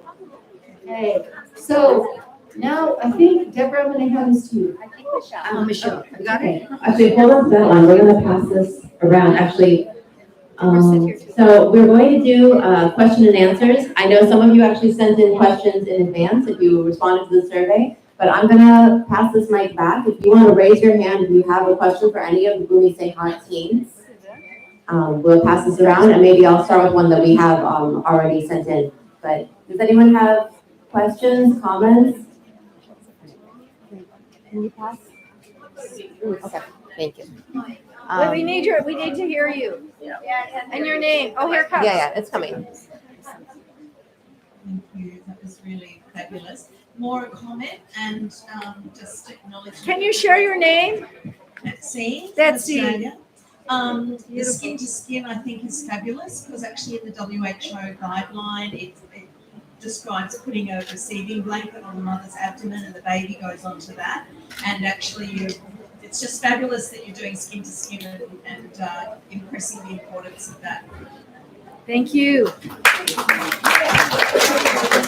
And I'll say this comment that is not really relevant in Indonesia, but for the rest of the world, let us stop having skin to wet yoga bra.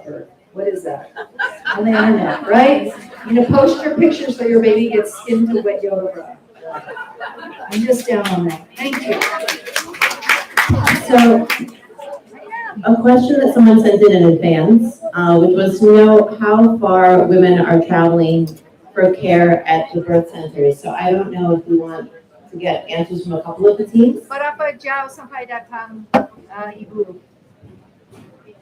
Mungkin minggu yang lalu dari Karangasem ya, ada ibu dan bayi yang ibu datang dari Karangasem. Yeah, so how many? 2-3 hours sometimes. We had a young mother with no prenatal care came from Karangasem. In Papua, berapa jam sampai dia datang? Sometimes traveling, jauh ya, from the mountains. 9 hours. 9 hours traveling to get to our clinic. Oh, good, Dr. Okay, so also we have, how about in Philippines? How many hours are they traveling? How many? 16 hours. 3 to 6 hours, sometimes traveling to come, just to get the care that we offer here. Sometimes because they have no money, sometimes because, and when they have no transportation, if they call us and we say hi, the midwives jump in the ambulance. At all of our locations, they jump in the ambulance and they go to the mother. We also have a little pink motorcycle at Papua because some of the locations you cannot get there in an ambulance. We take the motorcycle, little Crescendo motorcycle, yeah? We're also just got funding from the doulas, from IPRE doula, to get a motorcycle for Lombok, because Lombok needs that. Right now we need Dr. Pari. Dr. Pari, can you come to the front with me? Ricky? Do they have a video? Okay. So we're bringing up, one of the things that we talk about in ICI is collaborative care. Mariki, Dr. Pari, sampai di depan. Oh, he's taking off his shoes. Yeah, give me a barefoot OB any day. Robin, just while you're making way. Yes, Can you speak to how, can you tell me what your transfer rate is for women who are having an emergency that need to leave? Our rate of transport at Bumi Sehat Bali from 2011 to 16, and we're still crunching the data for the more recent years, from 2011 to 2016. Where's Samantha Leggett? Sam Leggett? Samantha, are you here still? Gimana Ibu Samantha? So Samantha Leggett really helped and did the research for 2011 to 2016, and it was 2 to 3% transport for cesarean, about 5% for other, for total. So it's a very low transport rate, very low. So I want to introduce to you, we want to talk about collaborative care with ICI. We always really stress that the optimal care for every mother and baby is collaborative care, which means working together with more than cooperation, with respect, support, and love. You saw some of our teams in the Philippines and in Papua. You saw actually Dr. Maxi. Yeah, Dr. Maxi has practiced with us almost every day. We do work with doulas, but we also work with OBGYNs. We have another OBGYN here from Java. Ibu Dr. Adalia. Di mana Ibu Dokter dari Jawa? Yes. We have another OBGYN here from Java. Berdiri sebentar. Yes. Berdiri sebentar ya. Thank you, Doc. Thank you, Doc. So we have a very special relationship with this midwife and doula, and who we love. I got to be there to receive her second baby into the world with her husband, Dr. Pari, who is an OBGYN.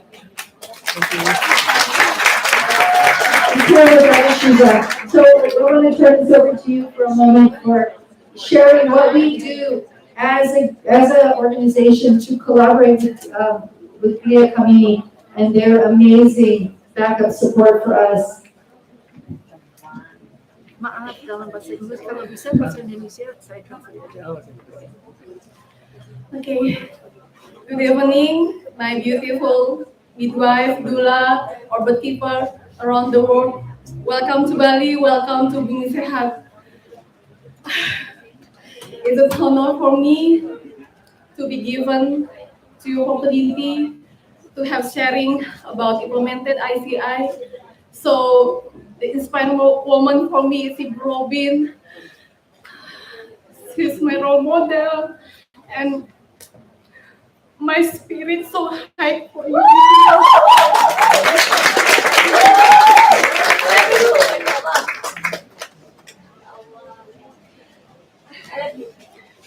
Moving from my experience to have a childbirth, going through a positive childbirth experience. So I heal my body, I grow with my husband. So unfortunately, me as midwife and my husband is an OBGYN, so we can collaborate. We want to show for you guys,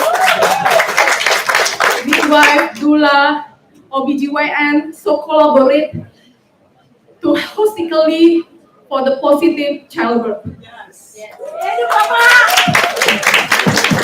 So thank you for your support. To support me, and we commit to support Bumi Sehat, and then we want to contribute to my country in Indonesia. So now we work in my clinic. The name is Griya Kamini. Griya Kamini comes from Sanskrit. Griya means palace or home, and Kamini means loving woman. So I want to share about my profile Griya Kamini. Can you watch? Yes. I want to share my profile Griya Kamini.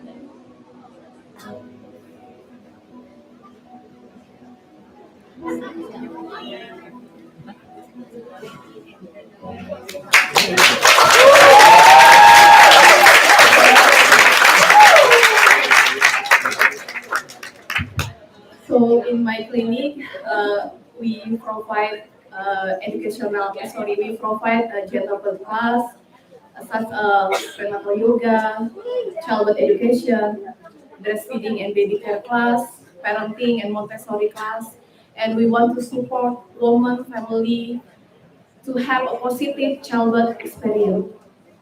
So now I want to share about birth story with one of my clients. Maybe 2 weeks ago, the birth process, and we want to share about how we manage and we collaborate doula, midwife, acupuncturist, OBGYN. We are solid and support the mother to to to support the positive childbirth experience. So I want to share this video. Mau di stop.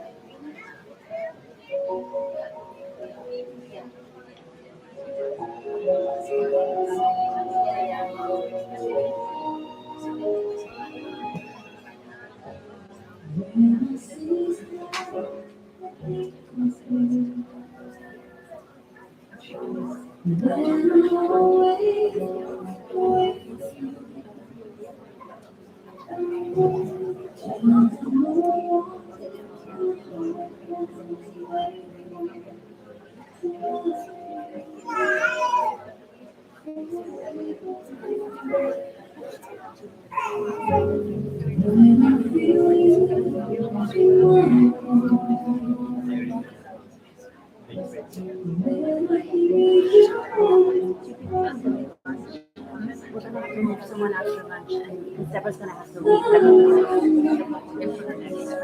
leave. She has to go after. Vijaya has to go first because it's the panel. So we'll have Vijaya, and then we'll have.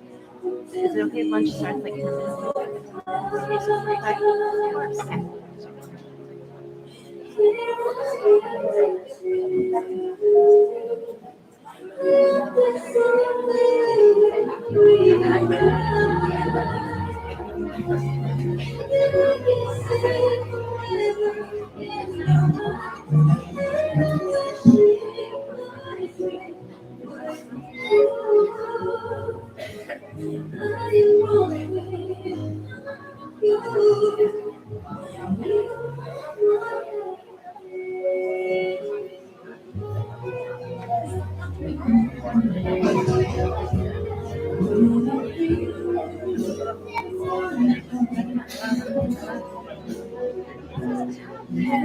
Okay.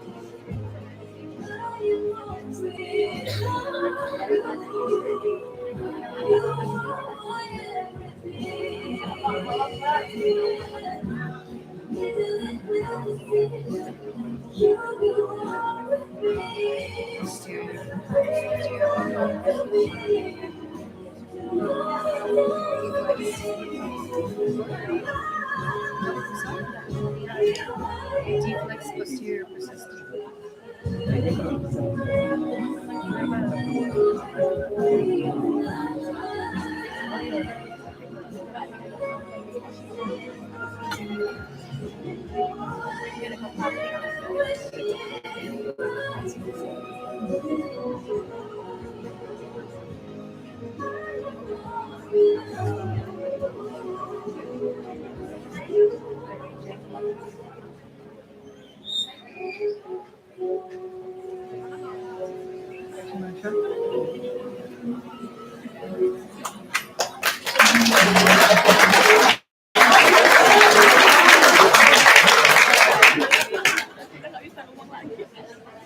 Bisa bahasa Indonesia. Yeah. Good afternoon, everybody. I'm so sorry I quite late because I have a very busy hospital, and then also the traffic is so jammed. So I have to use the motorcycle like that, and then fortunately I am here with safe and then on time. Let me introduce myself. My name is Pariarta. You can call me Pari. I'm obstetrician and gynecologist. For me, the delivery is not only a physiology process, but also a spiritual process. And it is always, I keep in my heart and my mind that the baby was born is not only physiology, but also the spiritual. We, what's mean we as a health and health assistant, we try to what mean the help the Holy Spirit come to the earth. That is I keep in my mind. So in the every step I give the service to the maternal, I always as possible I will do the what mean the give positive childbirth experience to the mother. Whatever the mode of delivery, that is normal delivery or cesarean section, I will always give how the mother have a positive childbirth experience.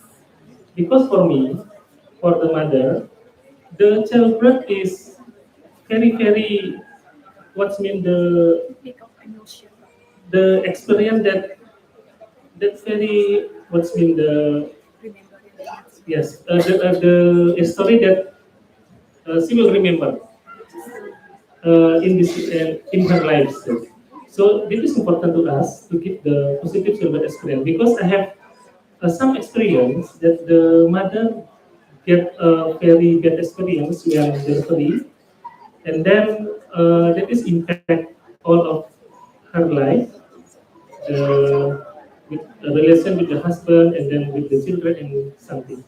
So it is important we have to give the positive childhood experience to our client. And so that is important thing I get with my experience that we have to try to give the highest care for the mother and then also the baby.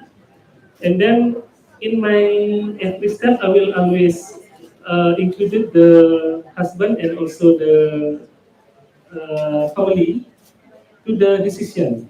When we make a decision about something, we always included them.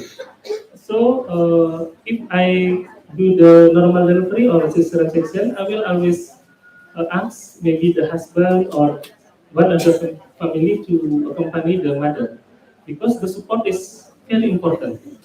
The support is very important to the mother. And also, it is important that we have to consider the preference of the patient. Preference of the patient, we have also considered because I think the delivery is 95% is normal, and then only 5% is pathologist. I think we have to notice that. And then, like the patient preference, the preference of the patient maybe like if maybe the experience of my patient she want to the lotus bud maybe that is controversial things the lotus bud, and then I explain the time how to what is lotus bud, how the impact, and then how to manage the placenta after birth, and then if there is agree, we can do the allotment. We can, yeah, we have do the patient preference according with the what's mean the safety. Okay, that is important thing. If there is patient preference is not dangerous, we can do. But if then there is can harm the mother of the or the fetus, we have to communication. We always have discussion with our client. This discussion we talk together heart by heart, and then we make a decision that is the best for the mother and also can accept by the object and then also the mother. I think that is important because we have in Indonesia asuhan sayang ibu, tahu ya? Ya. Asuhan sayang ibu, we have in Indonesia asuhan sayang ibu, that's mean apa nih bahasa Inggris? Maternity care, lovely maternity care. And then if we can follow that is step by step, this will be very helpful for the mother. We can give a positive childbirth experience to the mother, and then also if the baby born from the mother that have a positive childbirth experience, the physiology of the baby will good, and then this will be what's been the blessing to our race of human. Okay, maybe like that. Thank you very much. Trustee. So where everybody is getting hungry, we're going to come to roll on to our next. Please, Michelle. And if there's more Thank questions, you, we will Dr. have, Hari. we will have time for questions. Thank you so much. Thank you. Imagine that in our mothers have to be transported and have the most beautiful transport experience. So,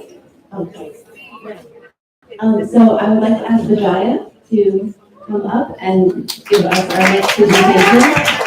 So we're going to have Vijaya present, and then we're going to have a panel with some questions and answers with Deborah Lewis and Jenny Joseph, and then we're going to go to lunch at about 1:30, and then we'll come back. Yeah, sorry, it's up. To advance, yeah. Ah, you can advance the slides. Do you need something else? Thank you so much. Thank you.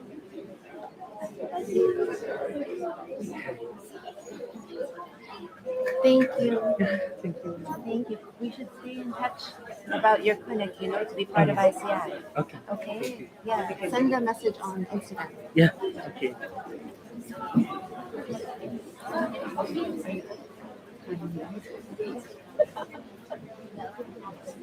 Hi everyone. I don't know if I can top any of these presentations already done. It's like I'm crying and emotional, and you guys are just doing such amazing work. Like, I don't even know where to start. Thank you for being here. We love you, Vijaya. We love you. I'm just so honored to be here. Such a beautiful center. I still haven't taken a tour. And Deborah, it's just so amazing that we get to meet after many years. But Deborah has been an inspiration for I don't know how long. And Michelle, you've held ICI together for so long. And Jenny. So I really feel like I'm doing a very little part of what has been already shared over here. Are you okay? I'm okay with it. Okay. Yeah, I'm okay with it. So, Can everyone hear? Can everyone hear? Okay, great. So, I am a midwife and the co-founder and director of the Sanctum National Birth Center in Hyderabad, India. I'll talk a bit about what was in India until a few decades ago, and even now in many places, midwives are the birth keepers. The traditional midwives, as in many countries across the world, have been driven out of the system primarily because of, the government policies, primarily to also decrease the newborn and neonatal and maternal mortality. But their skills were there, and though they didn't have the scientific knowledge as we know now, their skills were there, and for many communities, they have kept all their mothers and babies safe for a very long time. So we have to acknowledge them before we begin anything about what we are doing today.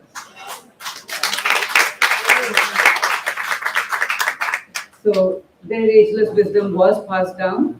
Here in this photo, you're seeing them, heat up water, and as usual, with any childbirth. And there is a lot of information available for those of you who are interested in traditional Indian birth. There is an American social anthropologist who has done a lot of work, and her website is called matrika.org. And her name is Janet Chawla, and I cannot do this presentation without mentioning a lot of the work that we know now in indigenous cultures and in the midwifery community in India has been collated with her. And there were things like when Robin talks about not clamping and cutting the cord, these midwives, when the baby was not breathing, they would milk the cord, they would heat the placenta, milk the cord, and try to revive the baby. So these things have been there for a long time in the birth community. So from in a few in less than a century, I think in about 50 years or so, it has changed from home birth to this. So it's pretty stark, and so of course we have changed to the hospital systems. It's not that hospitals are bad. Obviously they save lives, but it has gone from everything being calm, peaceful, and all of the births that you saw here in the presentations before to primarily everything becoming hospital driven. And a lot of it has come from family involvement, sort of being restricted in some ways that they are not given information, but in the cultural context of India, it's also a lot of over-involvement of families, blind, trust in the caregivers, fear, lack of knowledge, and leading to C-section being the new normal.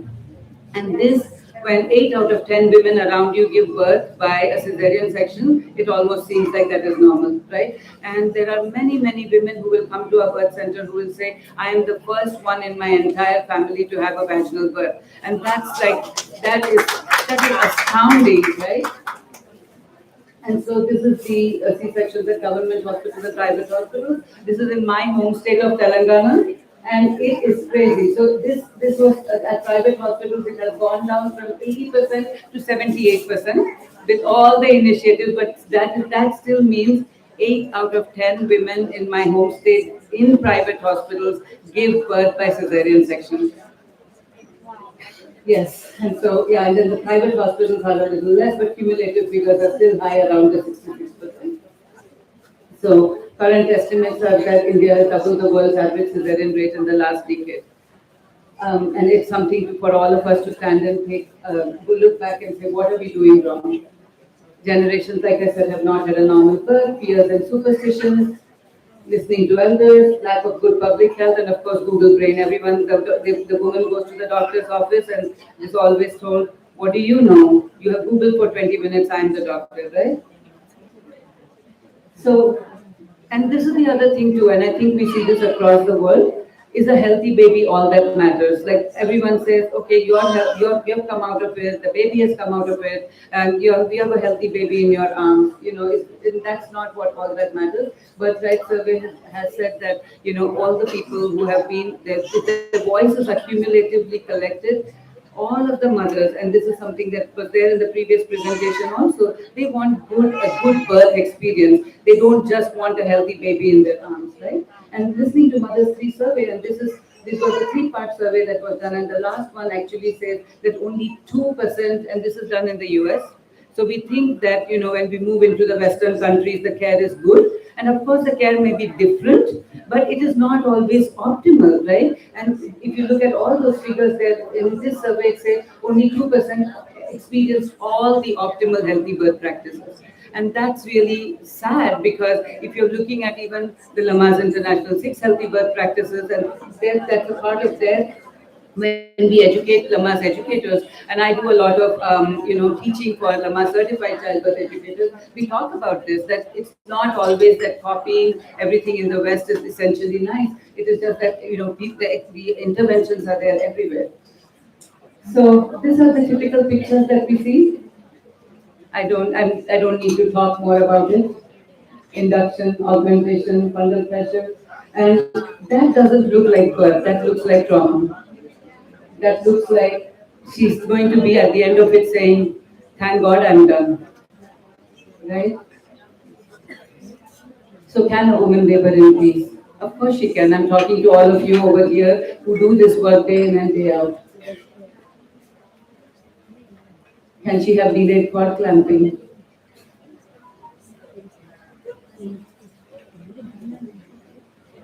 Can there not be directed pushing? I don't know if there is sound on that.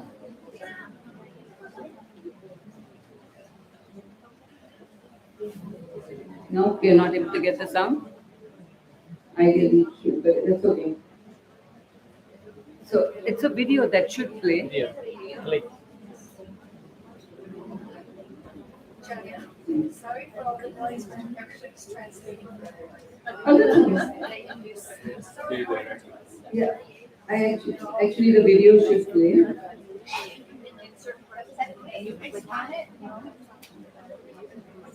Because this is a part of Google Slides and it should ideally play. Okay, I'm just trying to click it through anyway, because there's another video at the back which I would really like to play. Yeah. Yeah.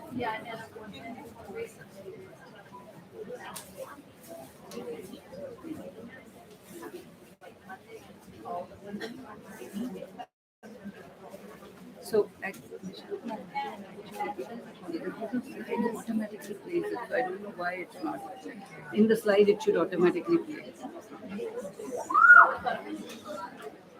But I think he's playing it from the downloaded presentation, not from the. That's from I'm the so link. sorry. Okay. Should I send the link? The link should be better.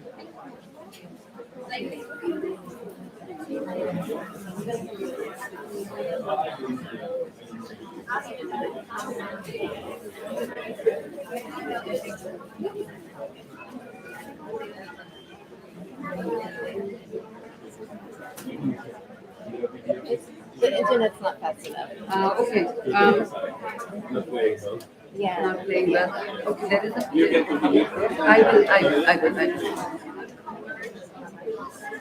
But I'm not able to forward it either. Because it's linked to the slide, I'm not able to forward it.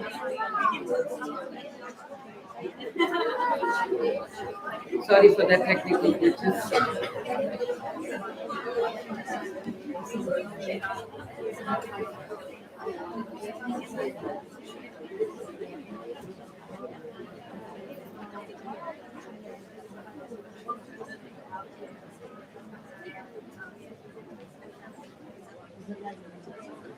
So sad. Oh, so she told me.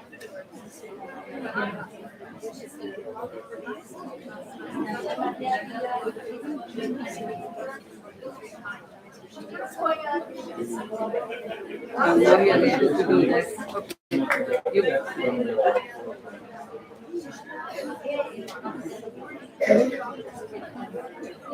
All right. I think we'll go right ahead and then we can figure it out.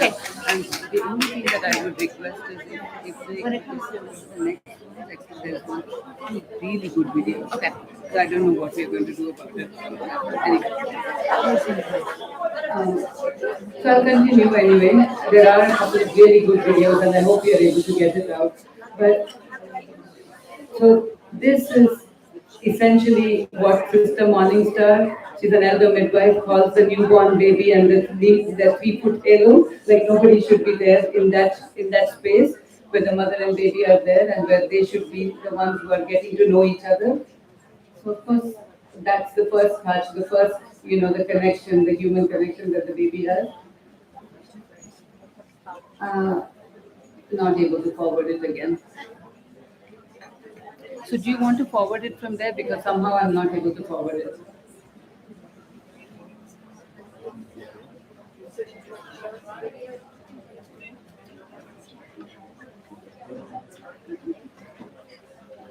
Oh. Wait 1 second. I think I'm able to do this. Oh no, this is going backwards, I think.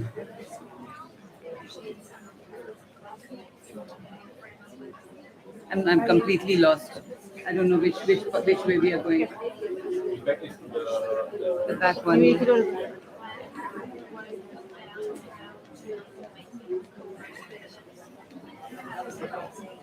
Where are we going? Backwards. Back.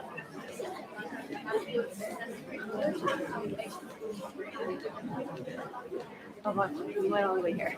Yeah, I know. Okay. Okay. Okay. So, so basically, these are some of the experiences, and I'm going to not read through it, but these are some of the experiences we hear all the time. So basically, that the EDD was done, the doctors came in, they were told to multiple pelvic exams were done. And it's been 6 months, I'm still reeling from the trauma. They also use terms like big baby, high risk pregnancy, C-section was the easier way out. I asked for skin to skin delayed cord clamping, which she said we don't need to do for healthy babies. I don't get to touch or hold my baby for over 12 hours. I still get depressed on recalling my birth experience. I tried talking to people, but nobody seems to understand the meaning of respectful birthing. So this is just one of the many messages that we get. So of course we want to move towards a better model of care, where the woman is at the center of the care universe. She's able to access all the benefits of the midwife-led care and continuous labor support and respectful care, and then have the safety net like Vidhi and her husband are doing over here. So it's that we wanted to move this, and this was way back in 2008. And my partner, Dr. Jayanti, whom I feel so incredibly honored to have met, because as I walked into her room one day and she said, "Well, where have you been? What have you been? What have we been waiting so far?" And so we have this beautiful collaborative model of care.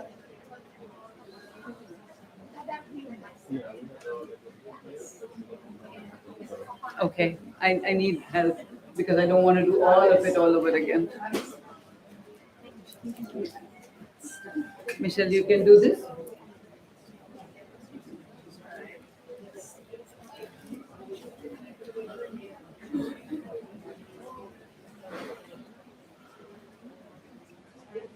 Yeah, sorry. So in 2008, we created our birth center.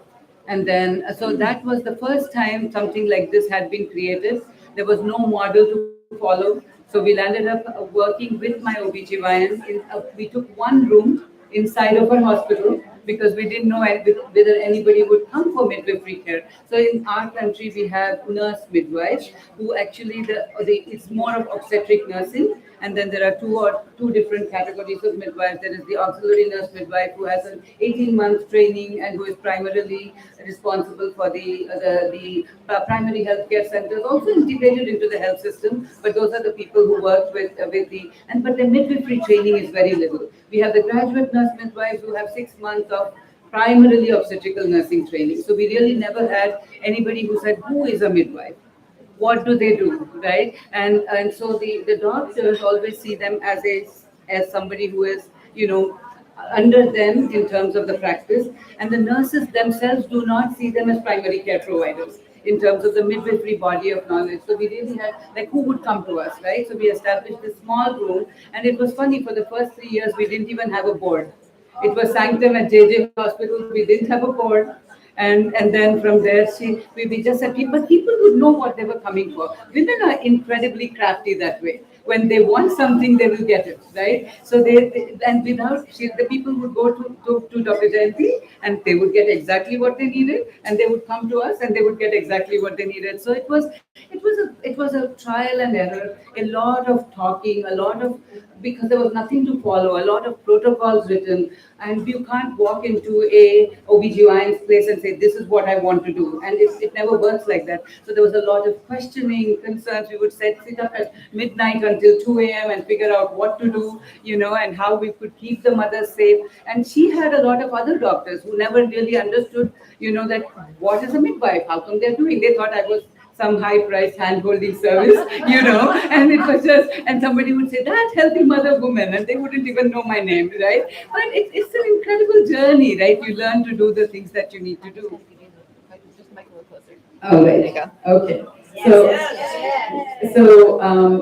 yeah, it was learning for all of us. And the first few births that happened didn't really go all this way. It was a mix, a match. I knew it could have been better, but the very second birth we did in the birth center was a VBAC, where nobody had heard about VBAC. So it was a beautiful learning journey. And then we took up another room. We took up another room, and then we had half a floor, and then that was not okay. And so then in 2016, we shifted to our freestanding birthing center. So Dr. Jayanti is still my partner, and she's an incredible woman who really gives so much of herself. And now I have a whole team. And we have tried to shift the model, because guess what, in India still there are no autonomous midwives. There's a lot of work being done, and I'm sure those of you who are going to ICI will hear Fernandez Foundation is doing a lot of work. There is another foundation called Africa who is in Bangalore, who is doing work with the government, and they're trying to get nurse practitioner midwives, but still there are no autonomous midwives, right? So we landed up changing the thing a little bit. We have obstetricians coming in who now know us and who want to learn this model, which is really wonderful, you know. So they come in and they say, I would like to work with you, which I think is incredibly honoring, but as well as honoring their spirit, that, you know, they want to come and learn it. And so we have obstetricians working in with me at night. We have people coming in and do the gynec part of it. And of course, we have an operating theater, and we have all the other things inside the birth center for providing the safety net. And again, I'm stuck. And again, I'm stuck. I don't know what I'm doing wrong, but. So shall I just say next, and that way this goes on easily? Next. So that's it. I've talked about all of this. Next. Next slide. So that's a birth center. It's home. When my boys were younger and when we made this center, one of them came and told me, Mom, this looks better than our home.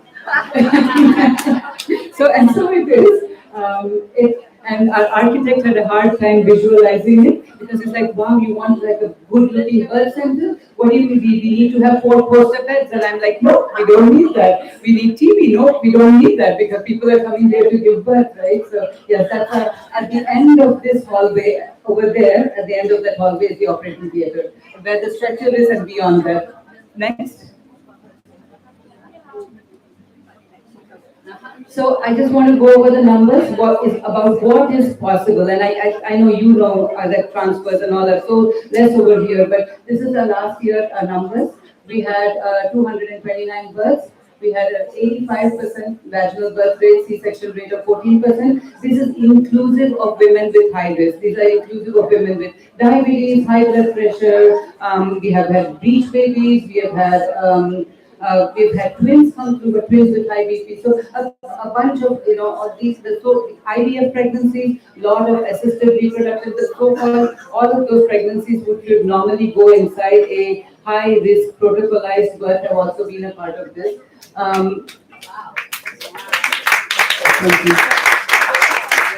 Our first-time moms, our cesarean section rate was 9%. Second time or third time multiples, we have had 100% vaginal birth rate. And we have had perhaps over the last 12 to 15 years, our VBAC success rates have been somewhere between 85 and 88%.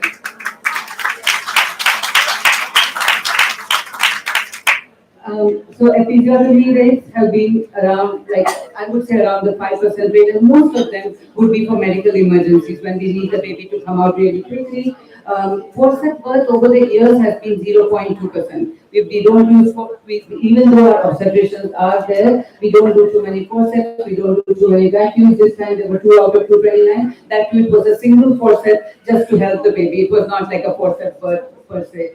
Women receiving epidurals. We have the ability to have an epidural, but we always tell our parents that you're coming to Sanctum, you're coming to not have an epidural. You're coming here for a natural birth. And if the need arises, and if there is nothing else, and if we feel that that you and we both feel together at that point that, this is something that would benefit, then we would definitely go ahead with it. So we don't have that many epidurals. Comfort measures, labor support, all of our nurses, we have about 10 nurses now, they are all cross-trained to provide labor support. And so each and every one of them functions with that, and they know not only to emotionally, physically, being there, talking to the family. Without them, I couldn't do the work that I do.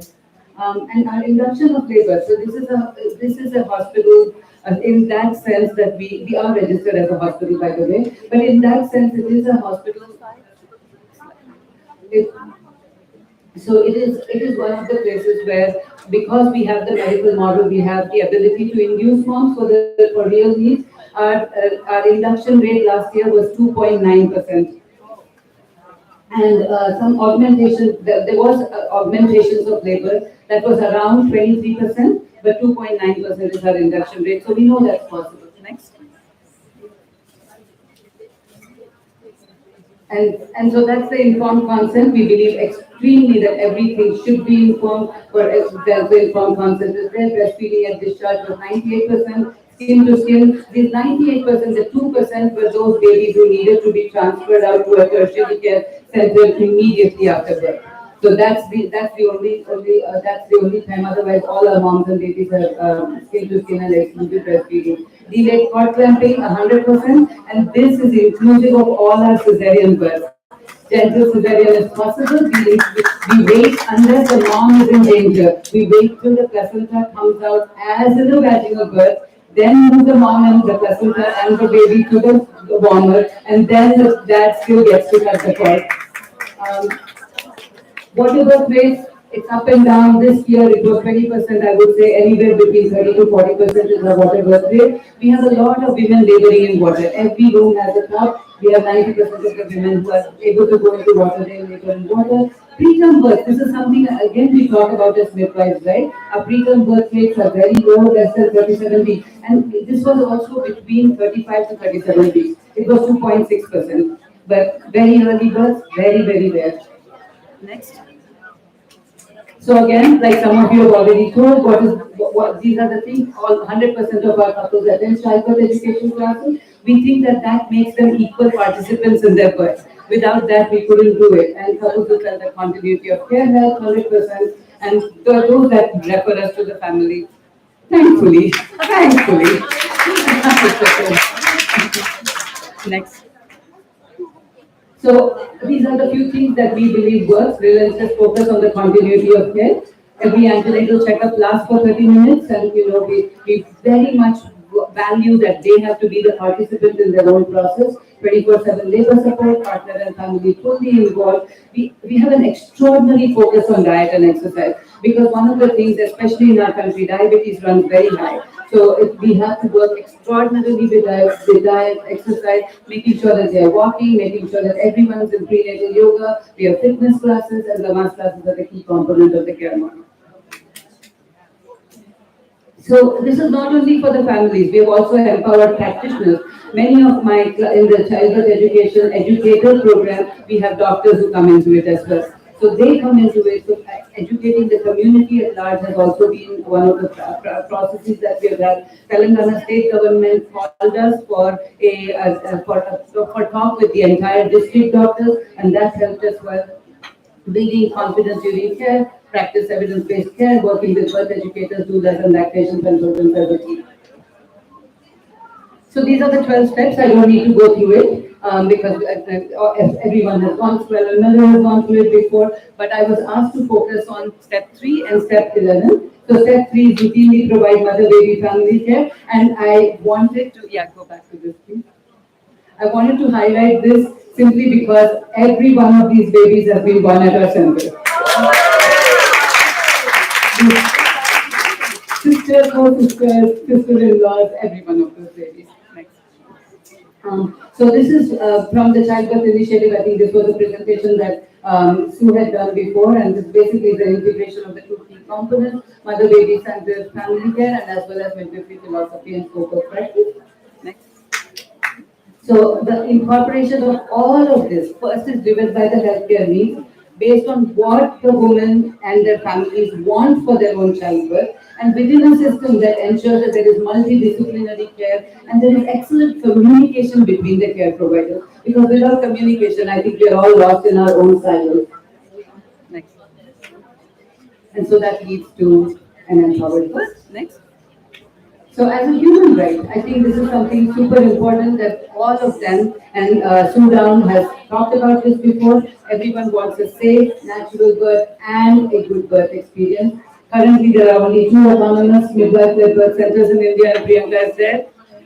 She's there in Cochin, and we are the only 2 birth centers in India, and we have been doing the work with a lot of support from each other.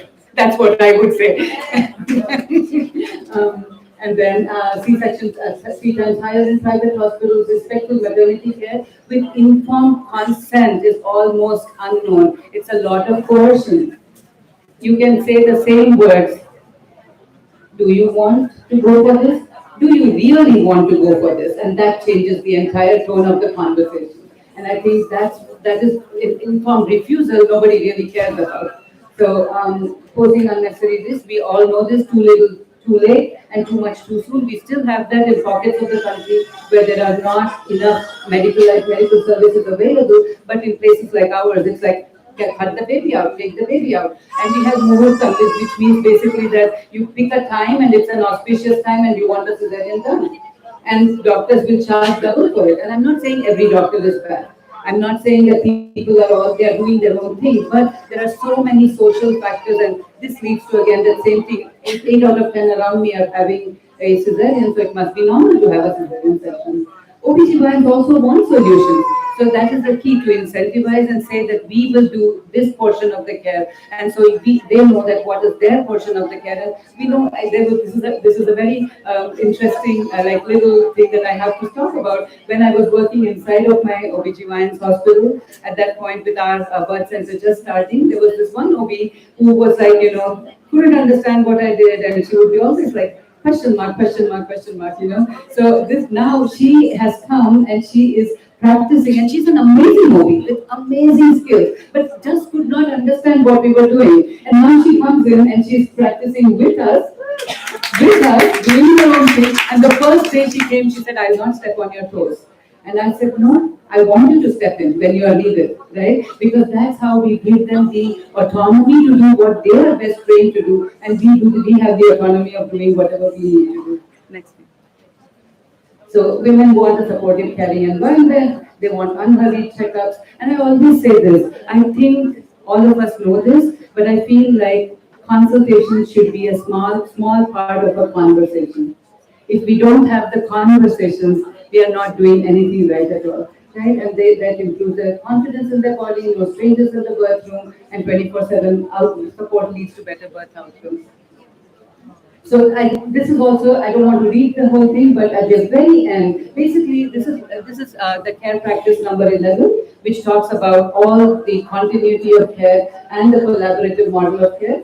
So basically all she's saying at the end is that, the lactation consultant was there was absolutely no unnecessary interventions, I was not given an EVA, I was not tied up to the line, and I was not given one internal exam also during labor. My husband and I will be eternally grateful. I wish every single woman has this kind of level of care. And it's just, this woman had come to me pre-conception, and she had known what she wanted before she got married, and then came for pre-conception, and then she had a 5-day ruptured membranes, and in those 5 days, they did what they needed to do. They would come in every day, we would check them, get blood work done, send them away we do it every alternate day, that's our protocol, that we would just make sure that there is no rising levels of infection, other than the fact that they check their own temperature and all of that. And then we run a CTG, send them home. And then by the day 3, we started her own natural induction method. We let them alone. They would be just walking around the place, doing their own thing, using the breast pump, and we would just say hi, hello, and next day they would go home, right? So by day 5, she sets into labor and has a baby. After she has a baby, her husband says, "Do you want to sing a song?" It's their baby's song. And they stand still, and she sings and sings and sings, and we are 5 of us in the room, and we are just woodwork. And it was the most amazing experience. We were all having tears in the eyes. And then she writes a gratitude note. She says, there were 5 of you in the room, but I felt that only me, my baby, and my husband were in the room. So it makes sense for us to allow the mom to do what she needs to do. So more in control, less intervention, less chance. And I love the water because you can't put your hand in there unnecessarily, right? So like you do only what you need to do. Unfortunately, the videos are not playing, right? They're not playing. It's okay. If they're not playing, it's okay. But if they are, it's great. No, not playing. No, it's okay. We'll go ahead to the next one. We'll go ahead to the next one. Yeah, this also it will not play, so it's okay. So provide a continuum, collaborative care, and the gentle cesarean birth. And look at that mom and baby again in their own zone, right? Next one. So it's not as non-scalable as one would think as it is. We can do this. It is exploring decision making, which is informed and information based, evidence based, creating a nurturing care environment. It's caring for emotional health and well-being, perinatal mental health matters. Identify and referring. We have a team of perinatal mental health counselors as well. It's understanding that brown women and their bodies have been subjected to very negative narratives, and both medically and societally. So I think it's very much important to understand that and provide a solution which is very, very rooted in your own communities, because only you understand what those perspectives are, right? Next one. And then alleviating fears. We talked about all of this, not disturbing physiology. I really believe very strongly that if a labor is stalling, that's only usually one of two things. It is either biomechanics or it is fear. And we can take the biomechanics, fear to some extent, but if we can provide all the support and leave physiology untouched, I think when we respect physiology, we keep women safe. It's as simple as that. Respect physiology and we keep women safe. And creating a team of midwives, doulas, nurses, and then having a willing, warm, and caring birth team. The thing that we get feedback, we have a security at the entrance of our facility. The security actually comes from a company which provides security personnel, right? But they have noticed how we care for women. And they stand up. And every person who walks in, the security guard will stand up and open the door. Everyone who comes in, he will greet. They are greeted. And so it's the entire team. And women will say, everyone from the security guard was respectful to us. And you need to create that team to have a good, place where women can give birth with safety and dignity. Thank you. And this was a VBAC mom, a lot of medical doctors in her family. And everybody, she's talking about how everybody cleared their doubts. And at the end, she says, it's not just one person. Every person here are empathetic, comforting, and soothing. And that's how the model of care should be. And so this is the entire what we provide. It's collaborative, it's respectful, there's autonomous midwifery there, but as a human right is respected and informed decision making, and we are able to do complex needs birth as well. And that's that I did it moment which all of you know. All of you who have witnessed birth know that I did it moment, and hopefully we are creating one family at a time, we are creating a better world. Thank you.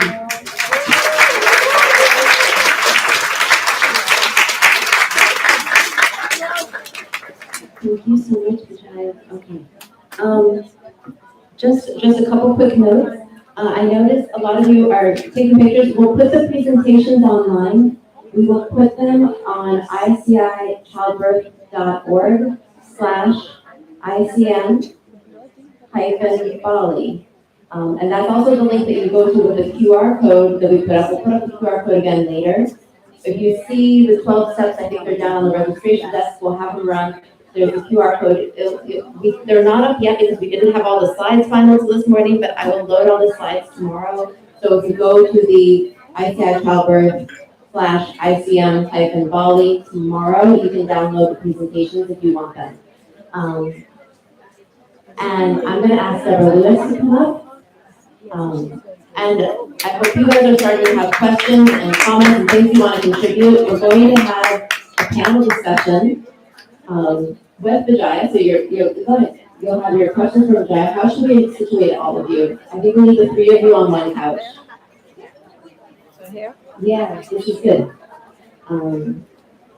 And so we're going to have Jenny Joseph and from the U.S. from the birthplace, and Deborah Lewis from Monacoto in Trinidad give a short description of the work that they're doing, and then we're going to have a panel discussion. Some people sent in questions in advance, but we're going to be talking about the general topics. You can raise anything that you want to talk about at this point, and you can also ask questions to Vijaya.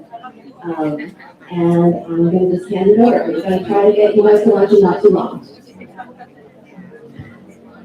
Okay, so we promised that we're going to be really quick because the focus now is on getting food. Lunch. Lunch.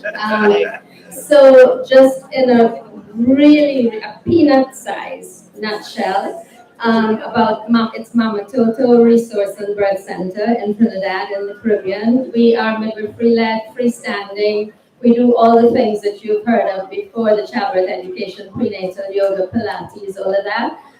In addition, the other thing that we do is we have support groups. So we offer a support group for mothers and mothers-to-be, fathers and fathers-to-be. And our most successful support group has been one for miscarriage and loss, for families who've experienced that. We are the only thing like us in the English-speaking Caribbean. There is no other in the entire region. And I say English-speaking because Haiti has a couple of birth centers. I think that's us in a nutshell. We were started with a group of home birth midwives, and we wanted just to offer an option. We wanted to offer choice to women and their families. That's it, I think, in a nutshell. I'm the executive director, but also still a practicing midwife. So over to Jenny. Okay. Thank you, Sarah. My name is Jenny Joseph. I have a birthing center, and I have easy access clinics, and I have training institute, midwifery training school, doula training school, and all of the above. One of the things I can say about having a birth center in the United States of America is that you would think you wouldn't need a birthing center in the United States of America. You would think in the most affluent, most resourced country in the entire world that mothers and babies would be safe, that families would be taken care of, and healthcare would be job one. That is not the case.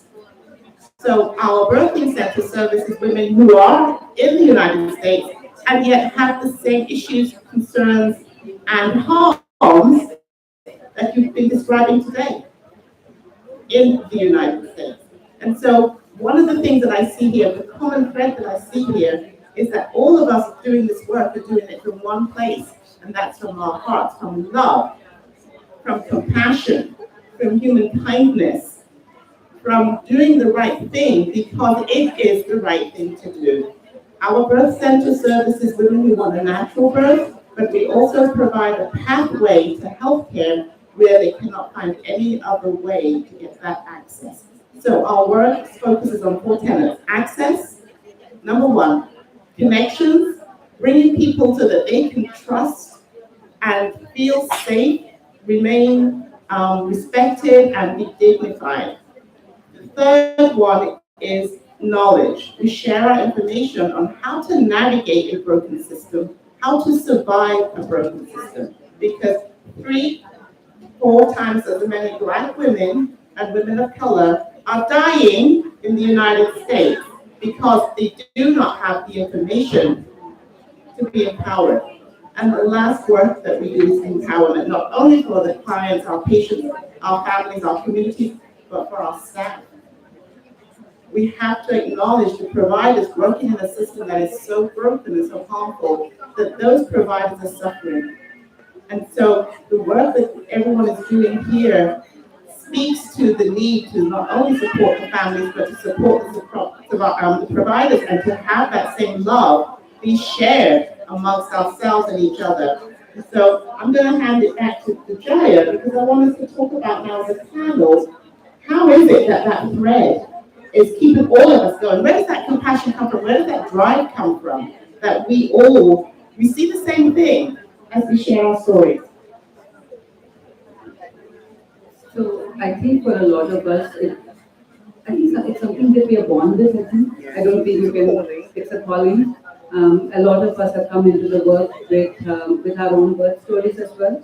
I know I did, but I think there's a lot of that's a common thread as well. And then you see injustices, and there is a part of you which wants something. You know, those things that you know can be corrected. You want to be able to do it, and that's something that's activism. So I would say probably a bit of something that you already have combined with being able to pull the teams together and having the ability to do it. And then you ask why not. Exactly. Then you ask why not, and then you move forward from there. And at the point where I know I can talk about our center, when we started, there was nothing like it, and we said, why not? And it grew.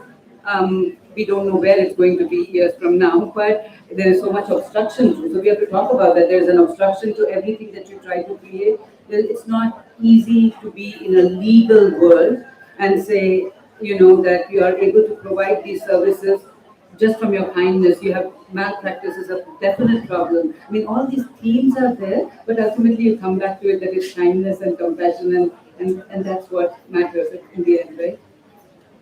Great. Debbie, can you speak on that?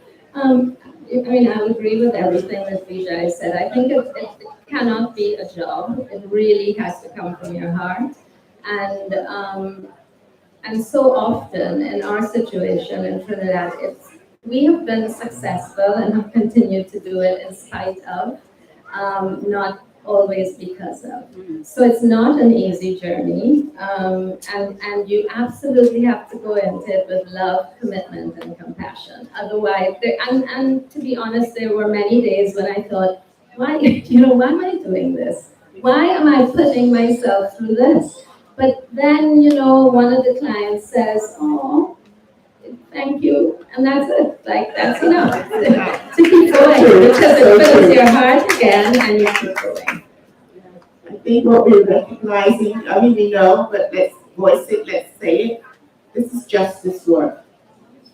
This is not just medical care, this is justice. And because we see the injustices, we see the horrors of what our families and our communities have to deal with, we are moved to do something about it.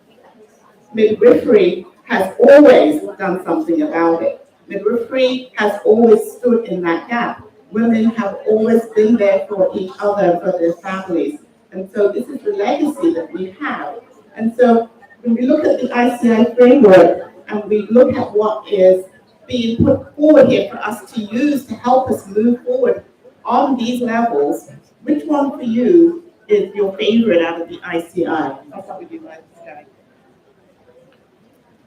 I think I would say still collaboration. I would still say collaboration is my absolute. I think without that, I think women, it's not that births cannot happen. Births do happen in whatever way, state, or form. But I think collaboration just makes it so much easier to have a community of committed providers along with the families, being able to give that safety net, but also being able to function and say, I have XYZ. I can move a baby to a tertiary care center who respects my model of care. It makes it so much easier. And it makes it easier on the families, because when you don't have that collaboration, sometimes it's like finger pointing, which becomes really hard because, oh, you went to a midwife and that's why this outcome happened, right? And we've all been through that. And when you can develop those different circles of support around you, that becomes a little lesser. I can't say it doesn't happen. There are still, even in my city, if a woman has gone before they come to Sanctum, if they've gone into, for example, ultrasound services, they go into a bigger hospital and they say, where are you going for your care? Sanctum. Oh, why Sanctum? There are so many better places, And I'm like, so you live through that. But I think to me, collaboration is the way to go. Well, absolutely, we experience all of that as well. For me, I think we're doing a lot of work, not only in Trinidad, but regionally on respectful maternity care. And I would probably choose that one because I think that the work that we're doing, not just for us, because we we provide respectful care, but within hospitals, within institutions, I think that can also be provided. And so that's the one that I would pull out for myself as being the most important. I'm gonna go with number 2. I'm gonna really hone in on that one because we must have universal access, unimpeded access. The financial and the concerns about payments should not be part of healthcare and should not be part of maternity care for sure. So that one for me resonates. And I think as we look at how we build out these programs, how we grow our work, how we stabilize our work in all of the communities of need, we need to not have to think about the money. We need to not have to worry about that. We need to be resourced to support this work, because at the end of the day, in order to provide care, we need to always keep in mind every person, every time.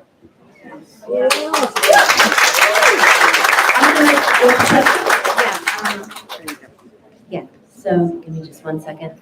If anyone has questions out there, can we get a microphone out? Oh, okay. We pass this. Oh, is she going to be faster? It's the race. Quick one. It's okay. Oh, please. Oh, wait, this one doesn't work. Yeah, that one's better. Okay, this one. Hey, family, how are you? My name is Cherise Silfast, and I'm a doula. I'm from New York City, and my favorite thing to do is to do home births. But I find that whether I'm in a home birth setting or whether I'm in a hospital setting, whether I'm called to serve in those places, I find a little bit of frustration in the staffing's ability to provide more than just a C-section as a remedy for not being able to turn a baby. So I need to know that I've traveled thousands of miles to speak to you all to figure out what the heck can we do to avoid a C-section. Yeah, isn't there someone? I do the moxa because I also have a license in massage therapy, so I know about the moxa. I know about the pressure points on the toe. I got that. But is there anything else? Send them to a midwife. Yes. Yeah. For breach, yes.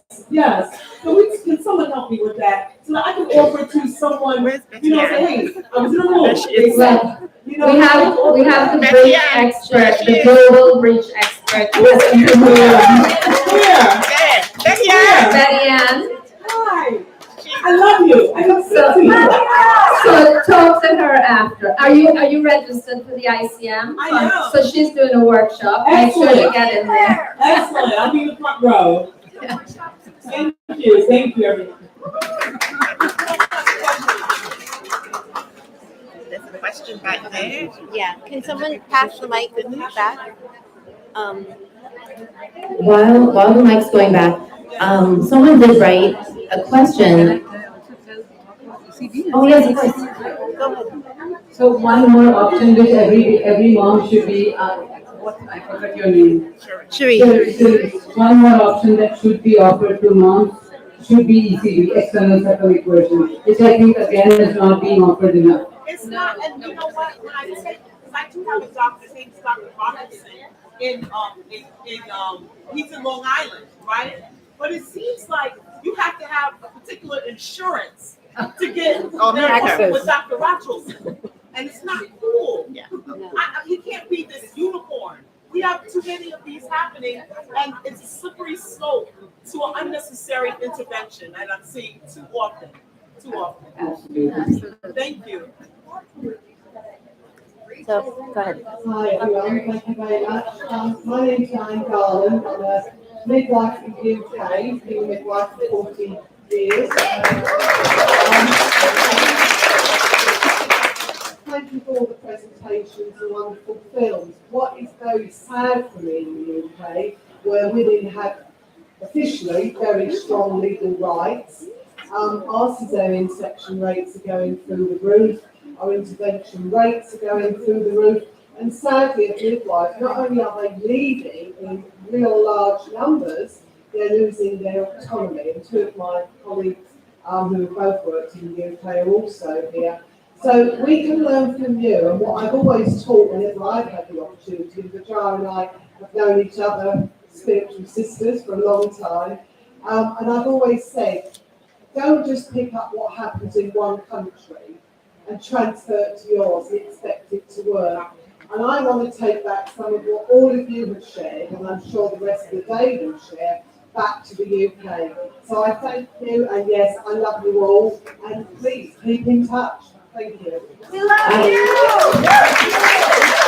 I just want to tell you that we just got our first agreement to get 2 hospitals in the UK, 1 to 2 hospitals. The Royal College for Obstetrics and Gynecology has finally decided to support us and pilot 2 sites, so please come talk to me afterwards. We'll need all the help we can get. Literally, that's one of the comments that you say. Can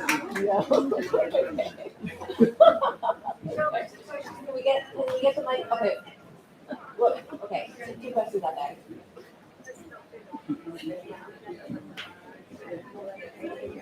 Am I talking? Yes, go ahead.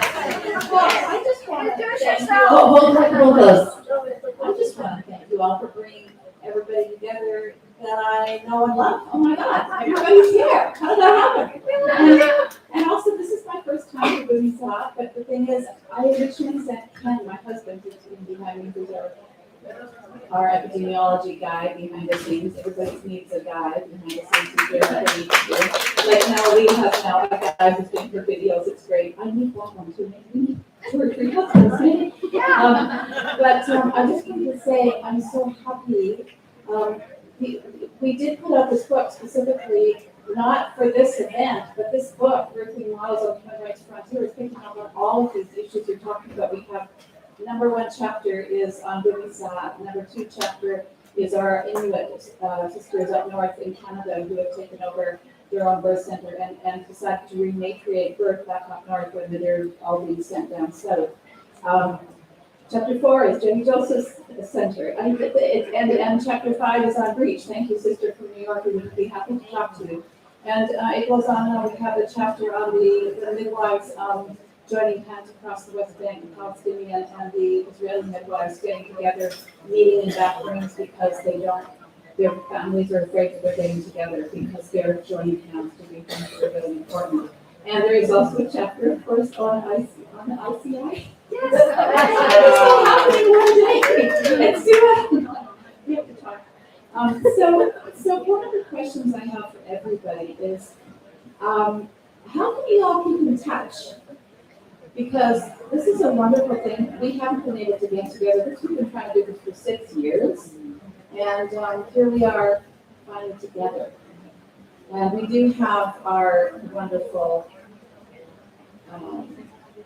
Zoom and Teams groups, but I'm wondering if we should not start doing something like that to create and keep this momentum going.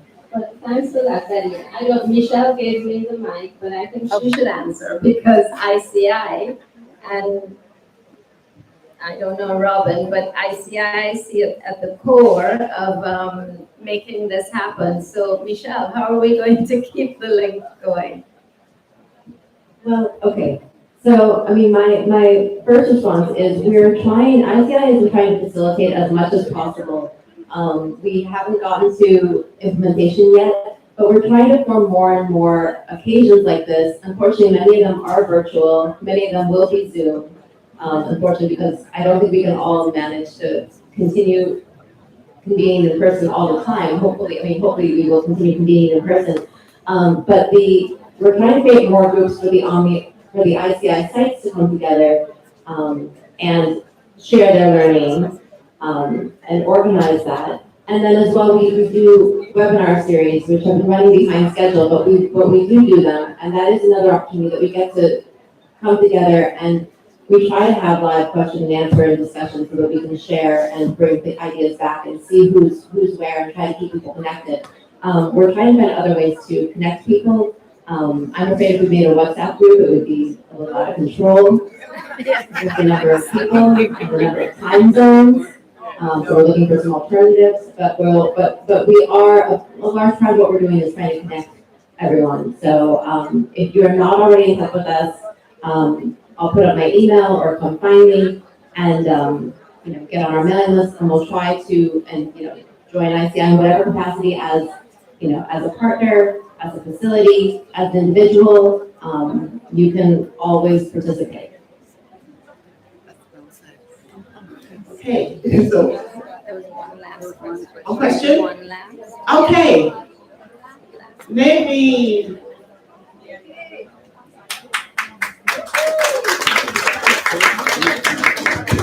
Hello, family. My name is Maggie. I'm one of Bumi Sehat Midwives. So I love you. It's oh my God, I almost lost my word.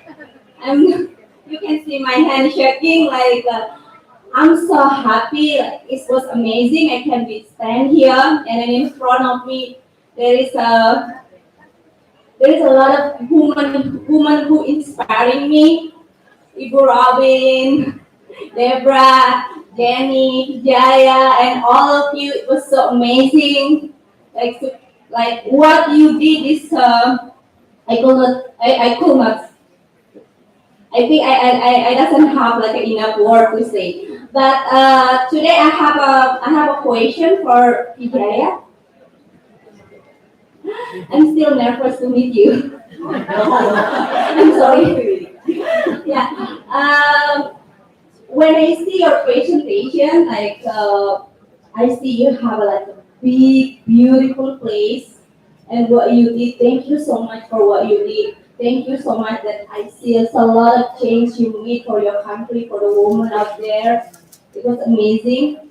So it made me a little bit sad because in one slide over there, I can see that you having like a birth hub and everything, which is that what we really dream here. I think all of the midwives here. I remember maybe 2015, end of 2015, when Bumi Sehat, we take our tab, like before we doing water birth here, and then for one reason we have to take our tab, like all the midwives we sitting together and cry. It was still broke our heart till now. I wish like maybe all of us we can give our word, and then we can change something for the woman, for all the women in the world. Maybe not for all, but at least for some women, it's gonna be changed. And then the other question is, what I read in India, the maternal mortality rate is decreased, right, than before. But still, even one is too much. My question is, what the main problem in India? Because like India and Indonesia is the same. We are a big country. We have like a big culture, and then also like what the main problem? Why there is so many C-section over there? Because here in Indonesia, as we all of our sister midwife from Indonesia, we know now in Indonesia, like we have so many no, like we like not like before, like we could not doing feedback anymore in our practice, except if we do in the hospital. But in the hospital, like they always have a reason to do C-section, like just like that. So like for the feedback, and then we have to send the mom to the hospital after 12 hours, water broke, something like that. And there's so many reasons, like we have to send mom to the hospital. And also the problem is here, like I don't know how it's in India, but here if we have to send the patient in a hospital, it's like in Bali, it takes at least 30 minutes to be deal with the hospital, to the doctor, and then sometimes 30 minutes is too much. It's a many times is too much. If we have a baby who need help with the breastfeeding, 30 minutes is not possible. It's impossible to doing our best to the mom and the baby. And You're only it's a lot allowed of two birds, questions. lot of birds, and home birth is legal in India. So I think I'll take the last question. So first of all, thank you. You're doing amazing work. You're doing absolutely amazing work. And just the 2 minutes that I met you, it was amazing. So thank you for being here. So I'll take the last question first. Home births, it used to be illegal. Like it's neither illegal nor legal because people ultimately the babies will be born. But now more and more states are making it illegal. There's a lot of surveillance. And it is that maternal mortality as it is coming down, it's also because institutionalizing birth has become the way to make the maternal mortality come down, right? So I don't think it's done with a bad intention. The intention has been that people who cannot reach, people who are in that too little, too late, like people, like you said, somebody can bleed to death in 4 minutes without being able to get into a center. So I think there is a purpose for institutionalizing. But then the laws and the agendas and the policies and not using evidence-based practices in the hospitals then leads to too much too soon. And then that creates a system of fear. So there is fear in the doctors, there's fears in even to the people who administer, who are the administrators of the hospital. Then there is fear, so their fear then translates to, okay, if you wait for another sunrise, this baby is going to be in trouble. So that becomes word of mouth. And then grandparents of the family, there's so much pressure from families standing outside of the birth room. Like, please do something. Why is my daughter still not given birth? Or do something. We just had someone who was trying to have a VBAC. First time around, she was taken in for a cesarean section by her family, saying by her doctor who said it's not safe to wait beyond 40 weeks. And then the family who said, no, you should not wait. So she went into the OT crying. And this time around, she wanted to make her own decisions, gave birth at her hometown, came to us to give birth. The same family followed her. So, so at the end of the day, she was around 41 weeks. And then so because the family is so hyper anxious, now I become a little anxious as well. And even though you know that your hands don't tell, wrong thing, you send her under that day and she gets a scan saying that the baby is 4.66 kgs. Right? And a VBAC. So now the family is even more pestering. The doctors are even more worried. And I'm saying this baby is not more than 3.5, if at all that. Well, she wanted a trial of labor, so I said the most I can do, bring you to the center, leave your family behind, you try natural induction, you stay in the center for some time, do what you need to do, right? And so she did it for we did a police induction, but we knew that it wasn't going to progress like that, and I'm leaving for Bali. So the family wants me to deliver the baby. Right? So eventually, long story short, all this happens. She says, fine, at least this time I'm not going crying into the OT. I have done what I could do, now I'm ready. So that before I come here, she has a cesarean section. Beautifully welcomes the baby, sings to her baby, very peaceful. She didn't get the birth that she wanted, but she didn't get a worse birth where she would go crying into the OT either. So we do what we can do. I think that's at the end of it, that's all it is. And by the way, her baby was 3.5 kgs. So I think that is one part of the question. The other part I think is, yes, we need access to all the families, but we can touch only so many. So I think all of you who are doing work in all of these places, you are touching your immediate group. And I always feel if we touch one woman, we touch 10 other women. And we cannot. So it's slow and steady, but I think we all do it together.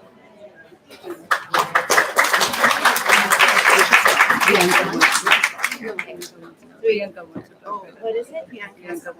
Okay. Last question. We're going to do really fast, like 3 minutes. If we can take more questions after lunch, if you're able to stick around after lunch. But we've got the food's going to get cold, and some people are going to have to get out of here. We have to feed you before you. So we're going to break for lunch soon, and then okay. Sorry, go ahead. So this is just in continuation with the question that was asked regarding water. I think that was the question there. And yes, we do water at the center, but I would just like to talk about the other side of the coin.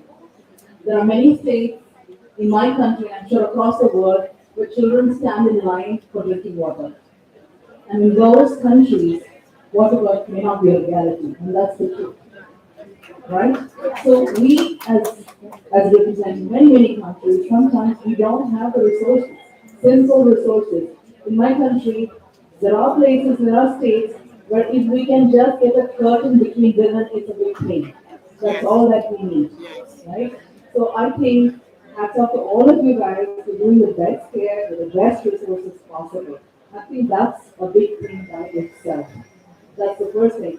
The second thing is, even I have said for so many years, we talk so much about bringing men into the workspace. And in India, that's a very Indian concept. However, the past 3 years, I've changed a little bit. I've said, if you're comfortable, you come. Because sometimes you come from a culture where that's really out. And sometimes we notice the moment the dad goes out, the baby comes out. Simple. So it's really about comfort, where you're coming from, the family. We can't change things in 9 months sometimes. We just can't. Right? That's years of conditioning out there. So I think it's working the best with your culture, with your resources, and being kind of respectful. Thank you. Okay, so we're going to break for lunch now. I think we'll break until 2:30, and then we'll come back here. Lunch is going to be downstairs. We're going to take a left. It's outside here in the back. But you can get your lunch. It's seated over here. You can bring your lunch wherever you want. You can come back in here with your food if you want to.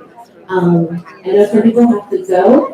And there are other things. Michelle, can we just, once you go to lunch, you won't bless your food, so we're just gonna take a moment together here to touch each other's hands and bless the food you're gonna eat, and bless the wonderful people who prepared your food. So everybody, please, let's just quietly, mau apa doa sebentar supaya apa kita makan agak bagus untuk badan kita. Mau doa bersama. Bersama. Pegang tangan teman. Okay. Sama-sama buat berjalan. We're just making a circle. Where's Deborah? Deborah, can you just say a little bit? Is Mala here? Where's Mala? Yeah. Mala. Mala, we have to sing, yeah? Okay. Hands. Okay. Okay, everybody. Someone hold the mic for Mala. We're going to say a blessing together. Blessing together. We're going to use our hands. Okay, here we go. Put your hands up. Hands. Thank you, God, for hands. Food. Thank you, God, for food. Friends. Thank you, God, for friends. Amen.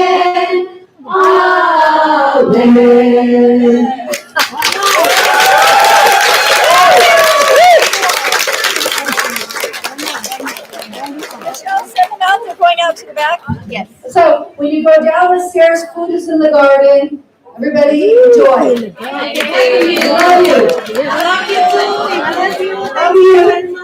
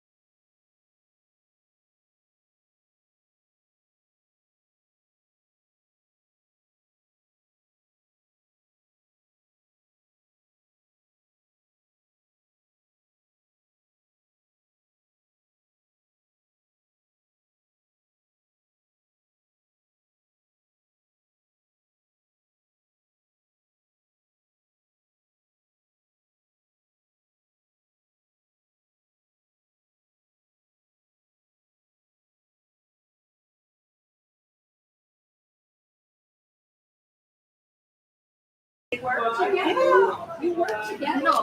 We have our training. We have different training in different cities. Okay. I'm from Jakarta. Yes, Klaten. Okay, I didn't know. Good. Same place. Good.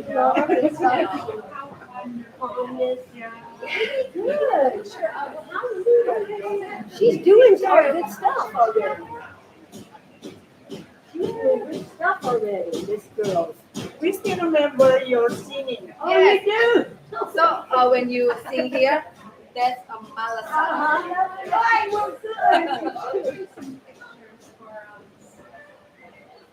These are doula midwives.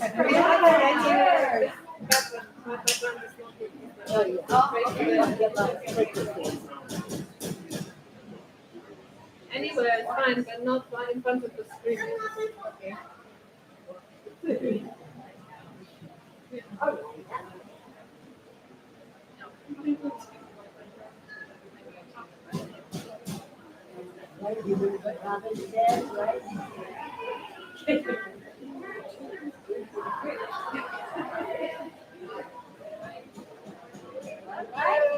Thank you.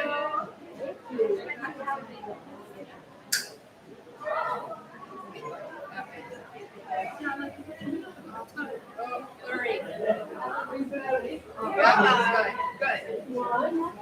That's a good one. Okay, we got no, we got a good one now. That one's good.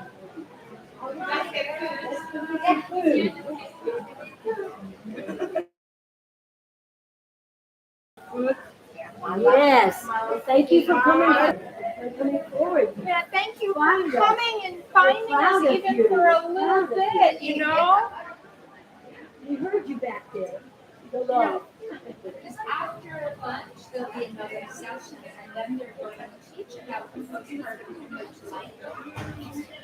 And I had said they wanted someone for a demo, and I said, well, I have a demo, but I think you're looking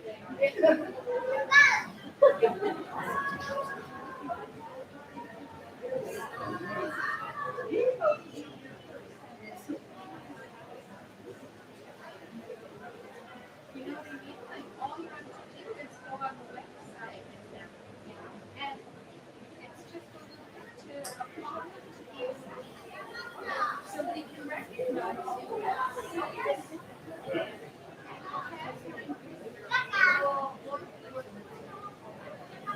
Too bad you're not here. At the end of the day, she's going to go over it. What I can do is send you a message on WhatsApp with a link to, right? Just Yes, and I are. Yeah. I know we are too, right, on WhatsApp? Yeah, we have to group Yeah. But I sent you a message on how to just go and start the process. Because you're all doing multiple steps. You're doing it. So it would be good to recognize you in the network. Okay, thank you. Yeah, thank you. Yeah.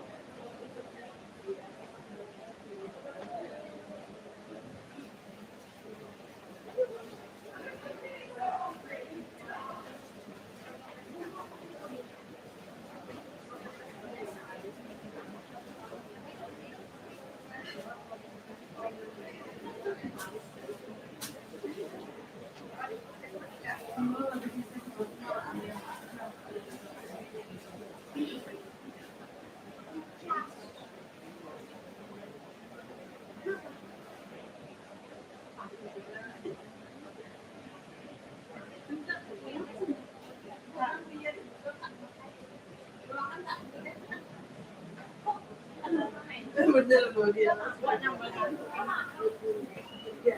Dan dia udah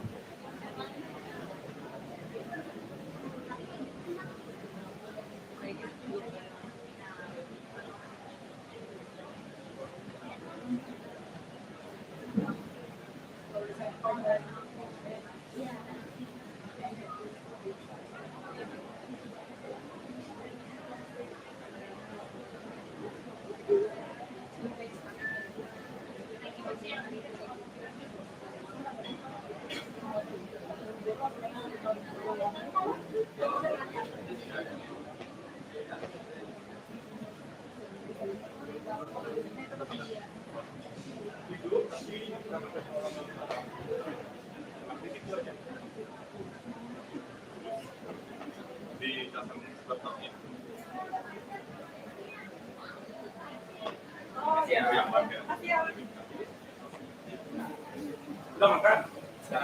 Makan dulu. Ya, sudah jam 3. Makan dulu. Makan.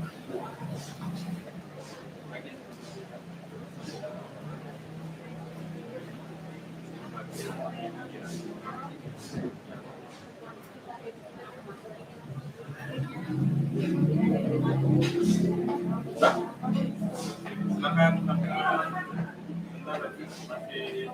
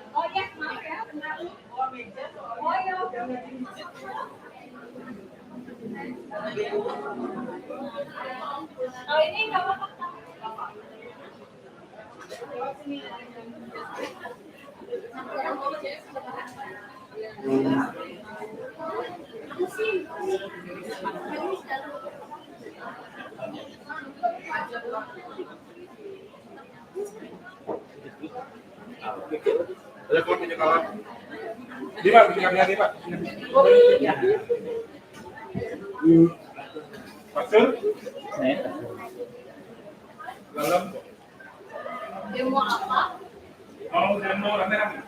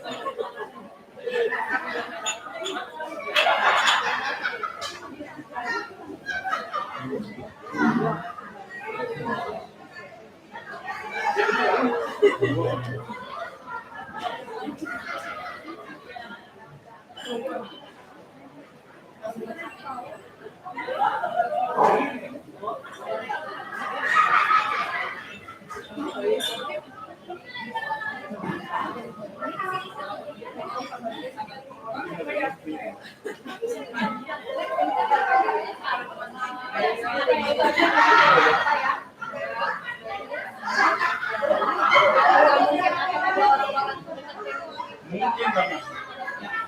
Mungkin banget. Boleh nggak? Mungkin saya bantu.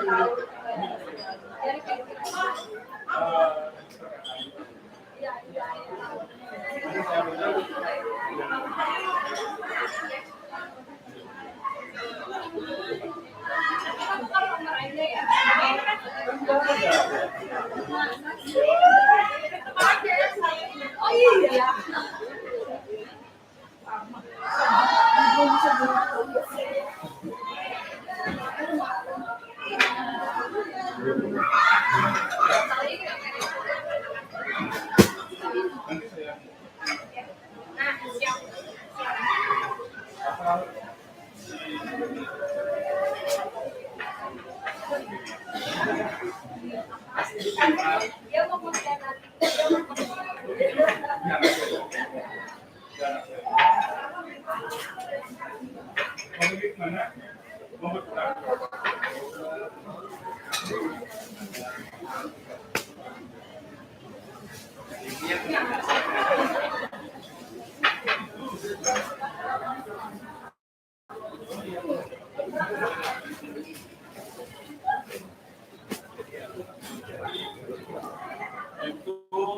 Videonya itu kemarin baru.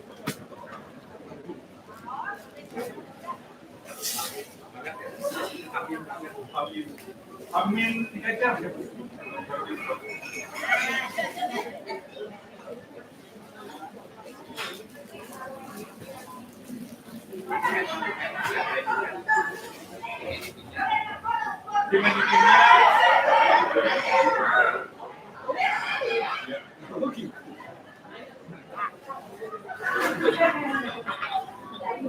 Boleh.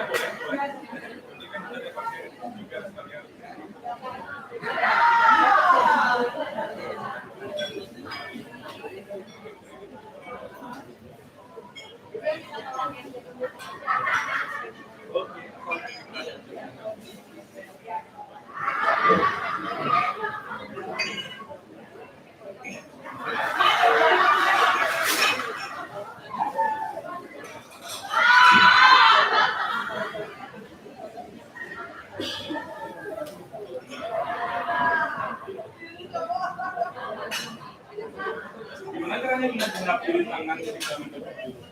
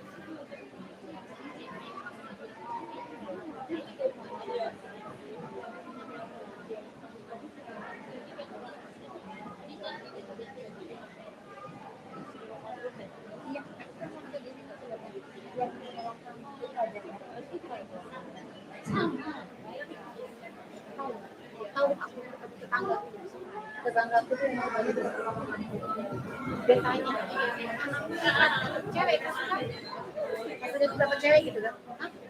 Itu kayak melahirkan bro. Kamu kalau main dapat sudah hamil, sudah melahirkan. Itu lamanya dapat di rumah. Sampai dikira aku karena netizen.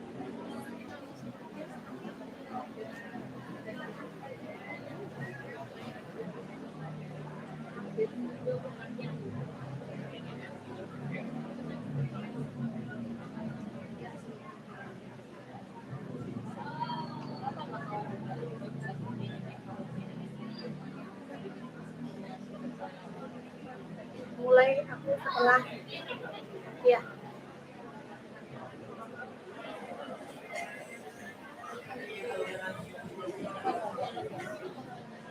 iya betul.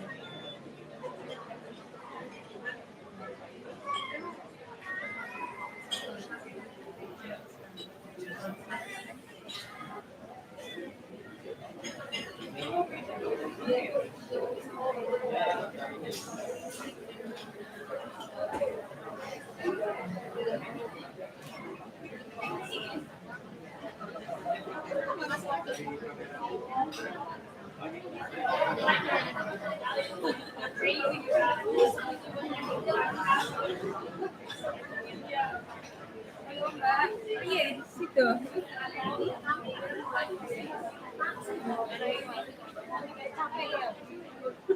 Iya mbak. Pokoknya tempat ICI berapa jauh?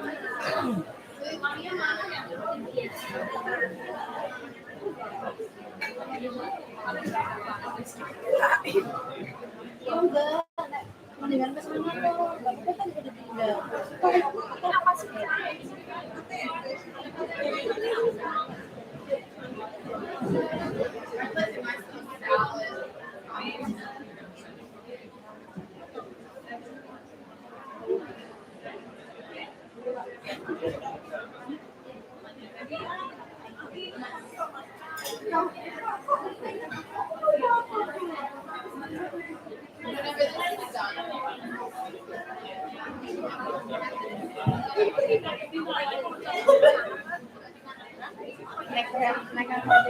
Berapa nih ojek? Dibagi dua ya?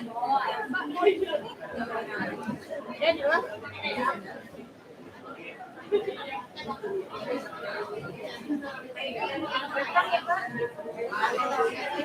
Ini apa? Indonesia ya?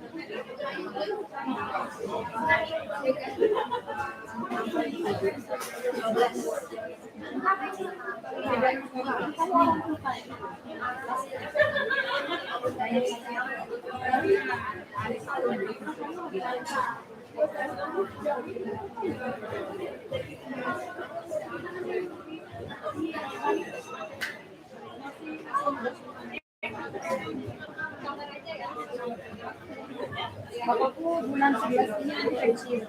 Bapak di mana?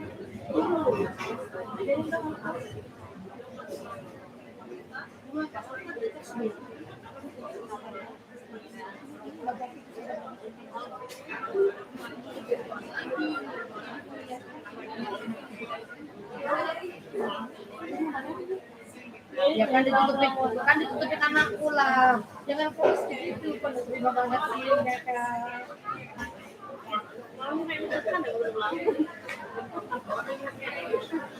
Buku tanya lahiran dia, buku tanyanya sampai di mana? Oh ayah, berarti itu kan apa ini?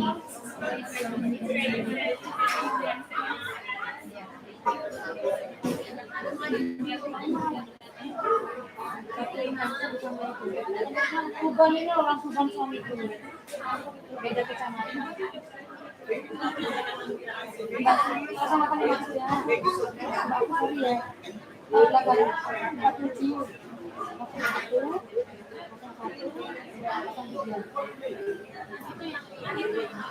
Ini.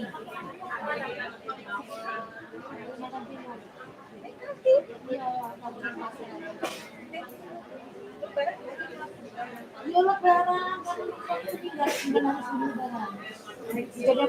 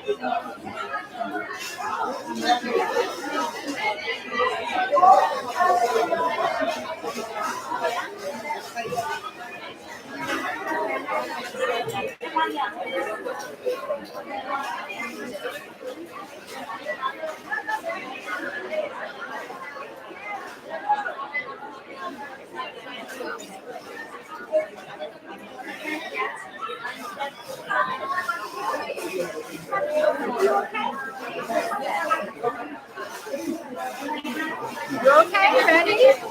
I'm excited for you. So, and for everyone on live stream, we're so happy that you're joining us from around the world.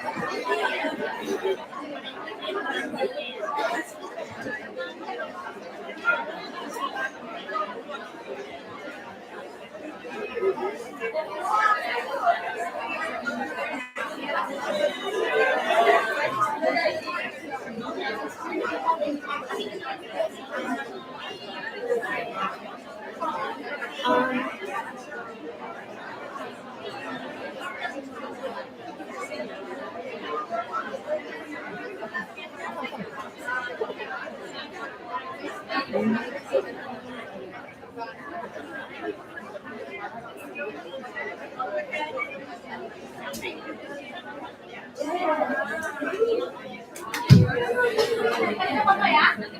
everybody. Thank you for making it back from lunch. I know it wasn't easy. And also, you may have noticed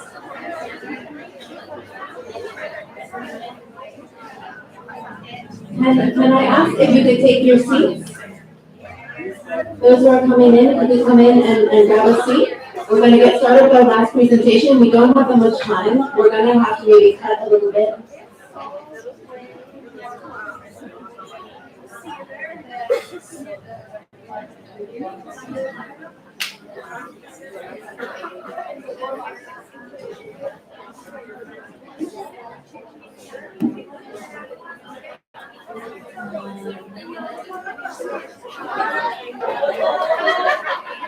Are you okay to come closer because you can still sit, but I need to get you on in video. Okay, yeah.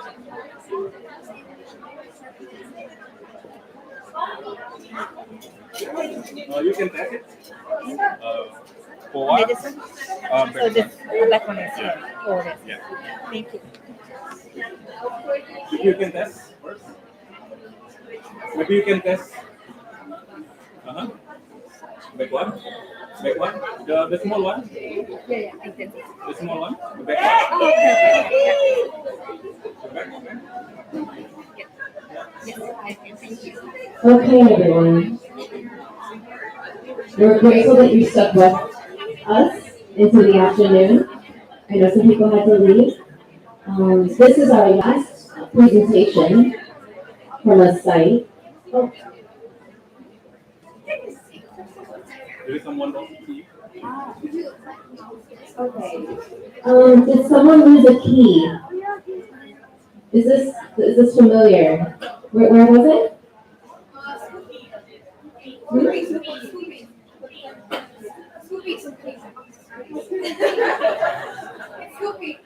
Ada yang kehilangan kunci motor di sini, motor Scoopy.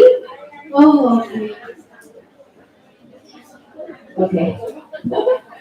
All right. So Donna Kodavatar has introduced ICI into both a public and a private hospital in Mongolia.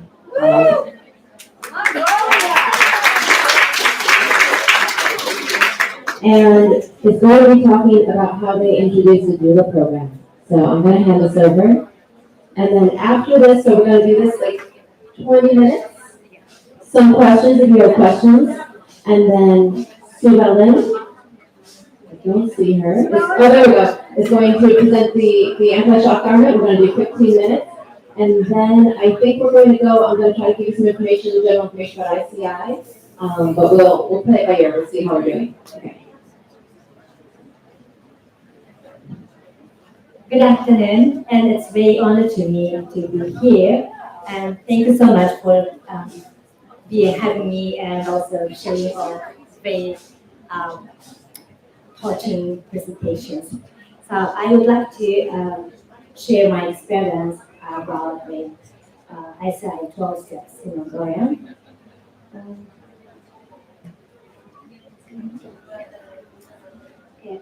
So first of all, I would like to introduce myself. I'm Yanchinek. I'm a medical doctor from Mongolia, and I'm a dermatologist actually. And then I went to Japan to get my master and PhD degree.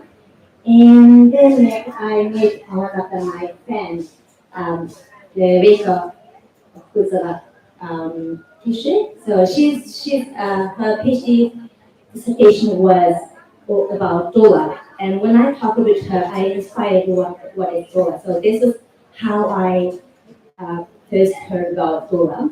And then I wanted to introduce to my country because I also had some kind of negative experience of birth myself. And then I wanted to other people not to feel what I had. And then I wanted to introduce to Mongolia. And Oh, sorry.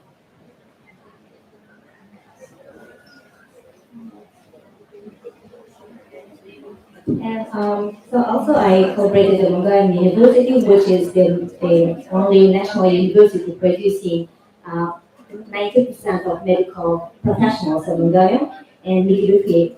So I worked with the midwifery department, and then we did the first to introduce, we need to show the evidence, and then we conduct, I'm sorry, okay, so before that, I need to translate all these, the documents related to the ICI, and then all these documents is translated with my colleagues into Mongolian.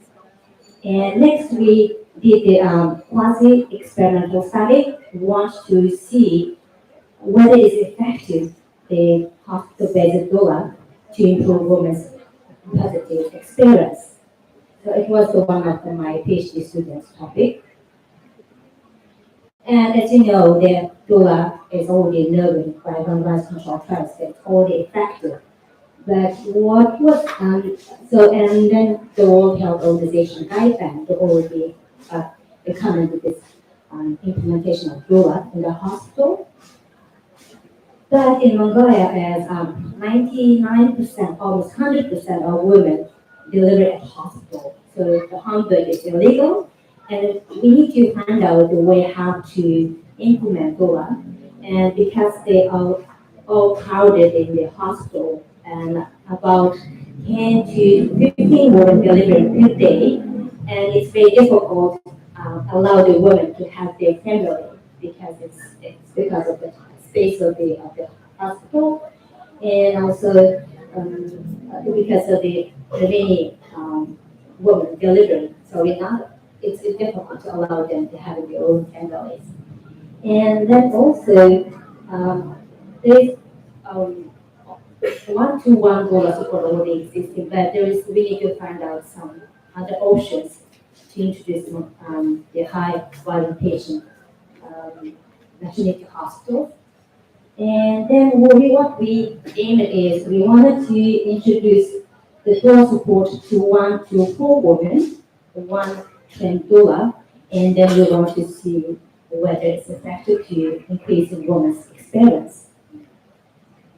And then we selected one of the 3 maternity hospitals of the capital city, and the 30% of the beds are occurring in this hospital, and the hospital is about 8,000 delivery per year, and that shows the health providers number. So when you see these numbers, it's obvious to see the women having less contact with the medical professionals. So for myself, when I was in my first deliveries, I feel very lonely and stayed in the one room myself.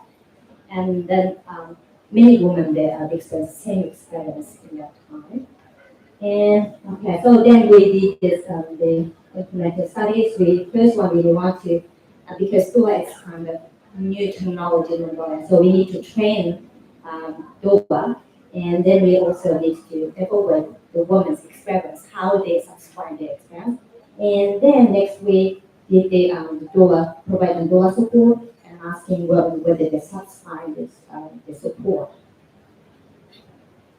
Okay, and then we included, because of maybe the woman's experience, which depends on the physical health, so we want to see more uncomplicated women and they given the doula support, and we want to see their experience. Then we use the childhood experience questionnaire, which is used in US and other European countries, so it was not implemented in Mongolia. So we need to evidence, and we use the body tool in our study. And then we, so this is the doulas, what we trained for our doulas. So we had a full component for the doula training. And so we trained for fourth year midwifery student for doula training, because when the doula, the midwives are training, they know the medical aspects, but they don't have the experience of the woman's experience and feeling. So we choose this fourth midwifery special degree student our study. And then we, this is our group of team, so we work it together, and this is the midwifery teachers and also midwives who is working actually with 20 years experience. And then we train our students, 20 students, we train them give them the what is this specialty care, and also we give the scientific evidence, and then we put in the instructor lectures and role play. They told the student it. And then also they went to the hospital to give a dual support for mothers, and they got some feedback, and we gave them some feedback. And also we, because that one is, before they study, there was no curtain and the wall, so we provided wall and curtain to support the support, and also we did published the one book with the doula support handbook, and also they provided also a WHO guideline, and also for the mothers, and they also did put in the posters for this position. And so usually they have the delivery room is separated from delivery room separated, and labor room have a 4 beds each, and 4 women is labor, and then 2 women is delivery. So we assigned one trained doula to serve these women. And then we also gave some kind of bag for children, the doulas. So each doula has their own bag to support the women. And this, the yellow t-shirt, the way the students are our doulas. Okay, so this is how they exactly these doulas work it, and to make them, the woman understand what is doula. So we put in this, the hand of this t-shirt, we say doula, we help you. So every woman is starting to know what is doula. They need to have someone who can help them. Okay, I will quickly go to the response section. So there was no differences between 2 groups in terms of the social demographic and reproductive health. And we asked this childhood experience, and every domain is becoming very significantly improved. So which means the women always feel when they having like the safety and also own capacity and the participation in the birth and professional support. They also increase it in the groups. So this is our goal, and the satisfaction, and you can see this high proportion, the woman always satisfied. Okay, so then our conclusion is that we need this, the doula can support the small group, so it could work and improve the woman's experience, so it would be possible to implement in this high volume hospital. And after that, we did the workshop for the nurse assistant and to train them as a doula. And then after this study, Mongolian government encouraged it to have officially hospital doula in each hospital. So it was, it's kind of big achievement after this study. But unfortunately, I'm still like trying because as I see how you provide the doula, this our doula is just partially doing maybe 10% of the doula what exactly doula doing, but at least the woman feel not lonely and like they're satisfying. So we introducing, so every workshop we not including on the doula, but we included the administrations and also doctors, the OBGYNs and midwives, and then also we also included some mothers and experienced midwives and work together and then to understand how the doula can help them for health professionals. They can concentrate their own duty for patient instead of like less given attention to the mothers.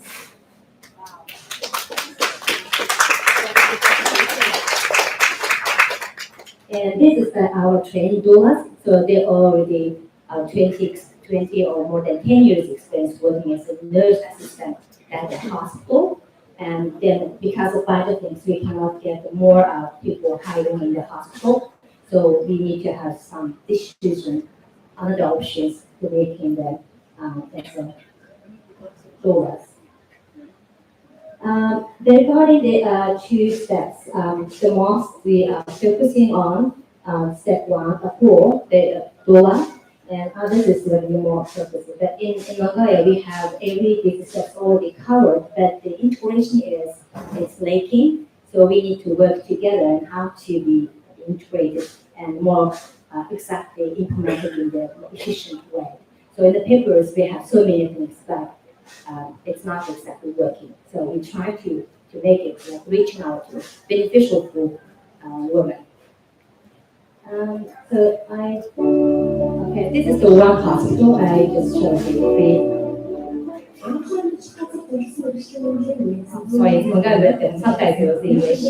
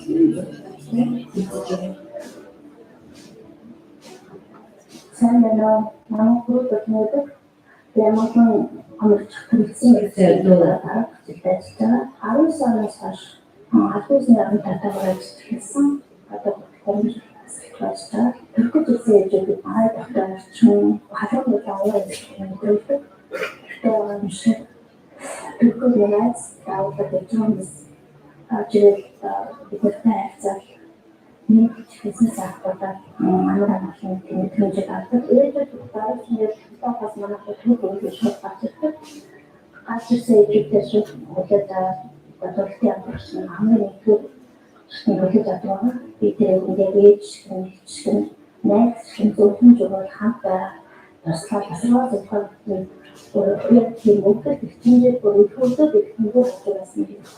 Kopya iyi nesnelerin büyük sıkıntı son olarak son olarak komutlarca dediğim işte sangoç hatta da köyce çıkarsa başka sınıfta çanta spor ve başka yerde Türkiye kesinlikle ülke yağmur kadar nasıl kesinlikle bütün yağmur sıkıntı büyük sıkıntı için açın Zanimljivo, je toivottavaa suvaksumalla hirmutatavasti standardistinen, joka äitisen piiristämässä puhuttiin sanatoksenkin. Se ei ole tottelu, että ei voi tosiaan on äittiin, äiti. Det är mycket städer att jag förstår när som tjänst. Det är kanske något att det kan stämma. Han får en till 99 cm stämmer och det är fort. Cara, det är så det som skojigt. Det är nog wow. Det skulle ta så att man lärt och det är inte så att om mycket det var med hört. Och det är också så att det borde bli en tillsyn att det borde till det här. Borde få det den olsan geheimstukking kunut. Afskot op de gelukkig zijn passen. Dus er zijn de portier, system de zijn echt zo roos te doen zo met echt zo te doen.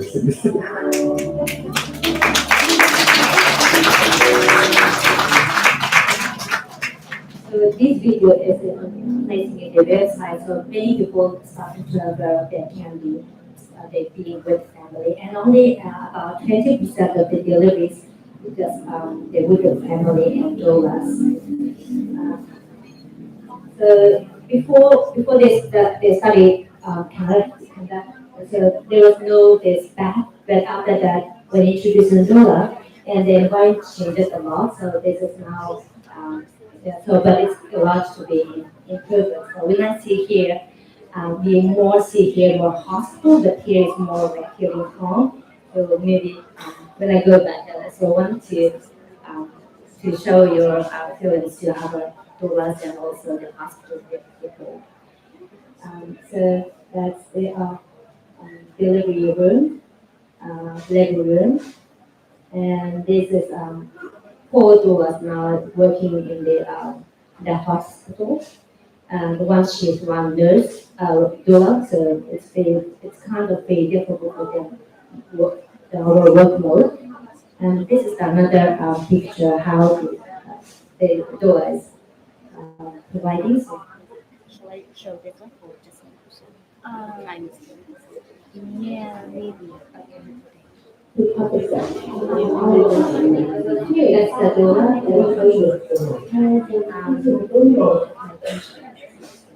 Okay, next one is the private hospital. So this is the first private hospital for delivery. So in Mongolia, the childbirth and delivery pregnancies are all free of charge. And if the woman wants more space and more relaxing, so they can choose the private hospital, which is costly. And then this is the one hospital, and we introduce it with doula.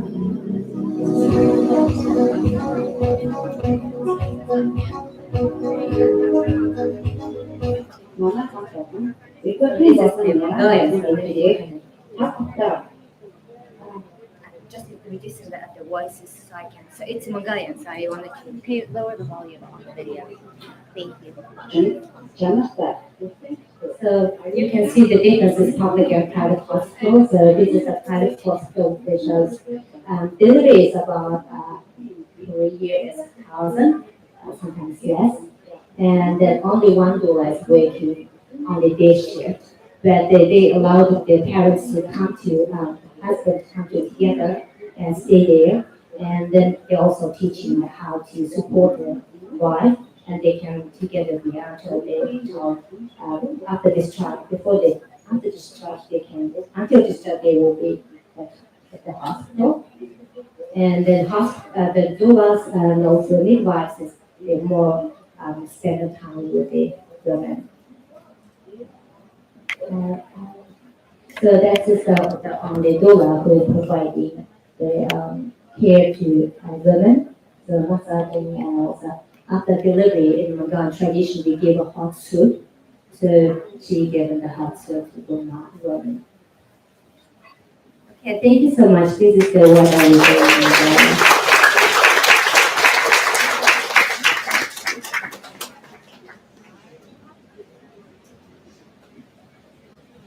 Okay. Yeah, thank you. Do we have one or two questions? Or should we just keep going? Yeah.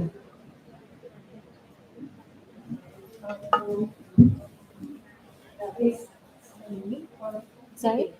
You can stand. Hello, Rico. I'm Hergika, midwife from Indonesia, but I'm also a lecturer in university. I'm interested to your research. Is it published in journal? Maybe. Oh, it's happened, but it's really good research. It should be published. Yeah, When, yeah, but because I want to read the discussion and the methods. I want to recreate the research, the same question in Indonesia because I think doula it's rare in Indonesia. Not all Indonesia use doula for just only in Jakarta, Bandung, just only a big city in Indonesia use doula for companion in childbirth experience. But in a small city, we rarely use doula experience. So what's the suggestion, your suggestion for our country, maybe in Indonesia, uh, uh, because of your research, what's your suggestion in Indonesia? You can suggest us what can research you can to do in Indonesia. Okay. Thank you. Thank you so much for your question. Yeah, it's really because I think there's maybe sometimes like Noga is similar because all the major hospitals are under the Ministry of Health. So if you want to do some changes, we need to influence the policy, and that's why we need to provide some evidence. And that we did this study to as a make a basic of this policy, and then we had another outcomes like about the shortening of the duration of labor, but because ours was not 1-to-1 doula support, that it could so maybe impact could be lower, but the women's expense is most important. So we share that. So I'm very happy to share my study to you. Thank you for your question. Thank you. I have one sort of comment question. I just put this back up because, and I think everyone knows the WHO recommendations and of course, well, the 12 steps and the universal rights of women and newborn, but the WHO labor care guide is newer. I don't know, has everyone here heard of the WHO labor care guide? Okay. Can you just tell them a little bit what it is? Okay. So for the labor guide, it was published in 2020. So this is included the changing of the form of program and included more doula supports, and it could be very useful. So because the program is always used, they universally use it, especially guide, so they need to quote.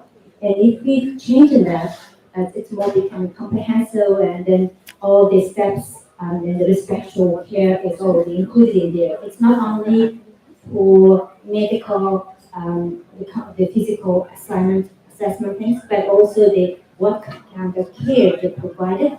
So that's just, I think, it's very important when we implementing ICI 12 steps. So this is the most documentation. Thank you, because you're the first one, I think, to mention it today. So we can also put it up as a resource. It's available in English, French, and Spanish, and then you've done the translation for Mongolia. So I think maybe it's available in some other translations, but it's the replacement for the Partograph, and it includes a lot of measures that support ICI. So we're encouraging sites to look at the labor care guidelines. Sue Ellen, I think we're going to move. Thank you so much. Sorry, I'm quick running. I want to not keep everyone too late.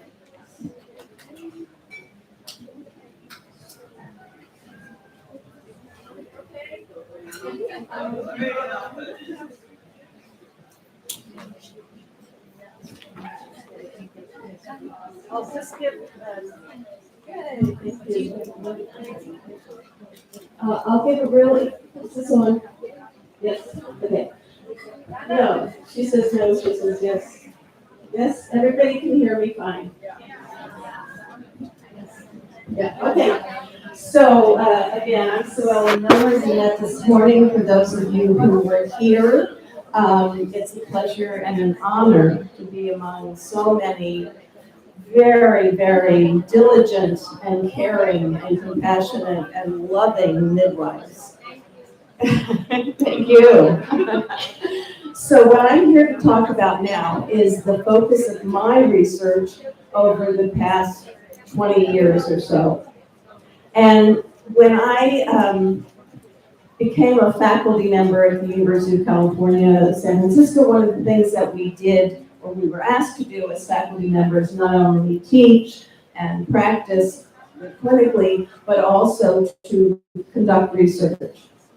So the area I wanted to focus on was postpartum hemorrhage.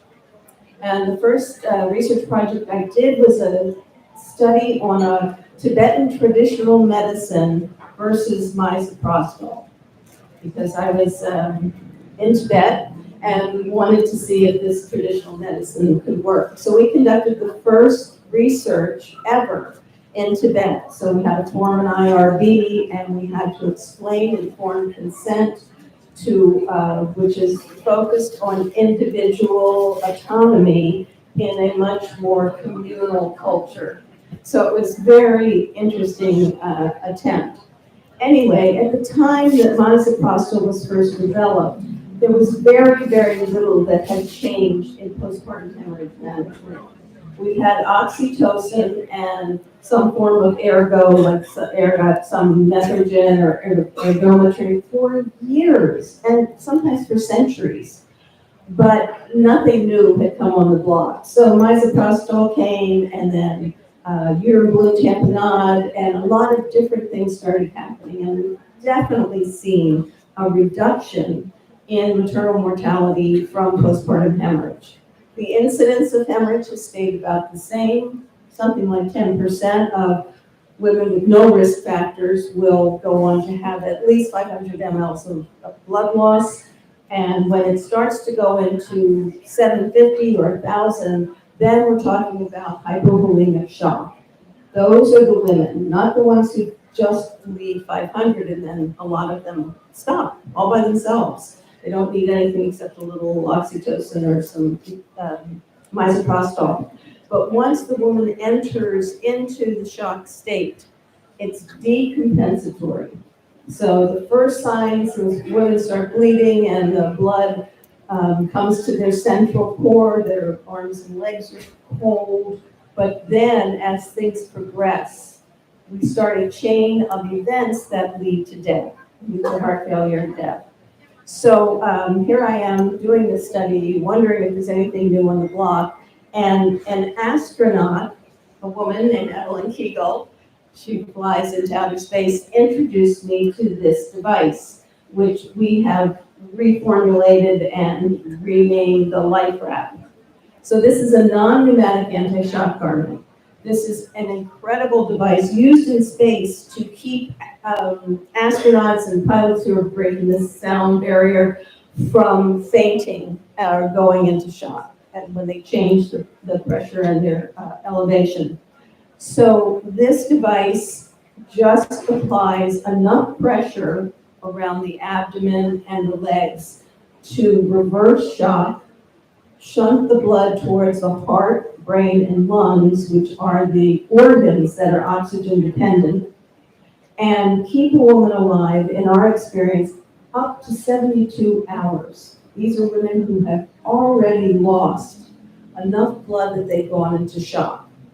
We reverse the shock, she regains consciousness if she's been unconscious, and from there we get her to a facility. Again, 72 hours might be necessary for her trip, but we get her to the facility in good shape. So she can have the surgery, whatever she needs, to find out the source of what the bleeding was. The source of the bleeding does not have to only be urinary. It's postpartum hemorrhage from any etiology. So it doesn't have to be something that's dependent on a uterotonic, or for those where the uterotonic didn't work. So this device is extremely simple. We're going to show you, we're going to have two tables of demonstrations to see just how quickly a person can learn, any person. So I'm talking any person, a family member, a porter, the person who takes out the garbage, doulas, lay people, midwives, doctors, nurses, whoever has been trained can apply this rapidly to a woman and save her life. We conducted multiple clinical trials of this anti-shock garment, and consistently, this was the amazing thing, consistently, no matter what level of facility or primary health care center, and not any relationship to how many people were putting it on, how many people were on the staff, we had a 50% reduction in maternal mortality from very sick women who were in shock from having lost so much blood. So this is, I have to admit, when I first heard about this from the astronaut, I thought, well, if this was so great, why hasn't somebody else discovered it and used it? Why aren't we all using it? And it's just one of those things that fell into disfavor and was never tried. And in the US and some other high-income countries, because they have ready access, or they had, things are changing in the US, they had ready access to blood and surgery, the need for this was not so great. Whereas we're all talking about different levels of the healthcare system, different distances for referrals. So what Michelle and I would like to do is to demonstrate how to put one on. Okay, let's put one on. So, go ahead. Yeah, no, we've got, we have some volunteers. You don't have to do anything just yet. Sorry, no, you're okay. Yeah, you're okay. I'm just trying to figure out. Hi. There we go, perfect.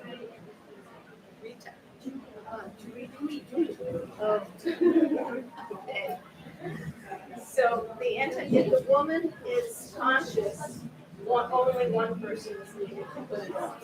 The woman is unconscious, nothing else is necessary. So, wait a second. What's your plan? Do you want to see us the other one? Should someone try it on? Do you want to fill in the steps because they're very, they use it.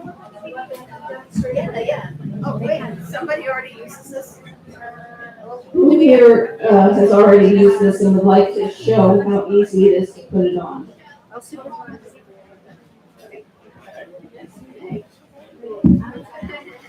Okay, so as you see, this device, which was folded up nice and neatly, is in segments, and it's applied from the ankle to the abdomen. And this ball provides about 75% of the effect of this device. And who's ever used this before in their practice? Okay, I can show it. Okay, I can show it like that. Okay, so, would you please just get on the table? Okay. And put your head down on there, and maybe scoot up just a little bit. Can you scoot that way? I can.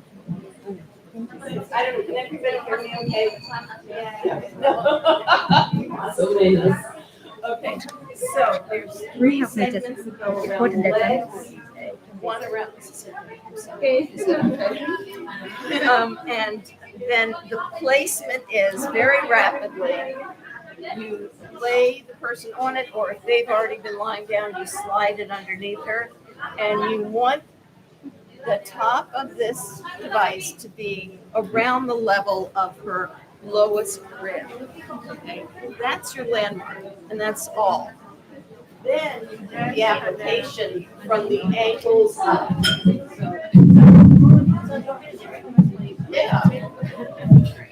Okay, so Sue, go ahead. It's starting with segment 1, you follow numbers, and one person can do this. If you do it, one person, you have to go segment 1, left leg, right leg, either leg. Segment 2, and work your way up. If you have 2 people, they can each take a leg, so they have to go together. You want to steadily push up the blood up. So 1, 2, 3 leg segments. As tight as you can.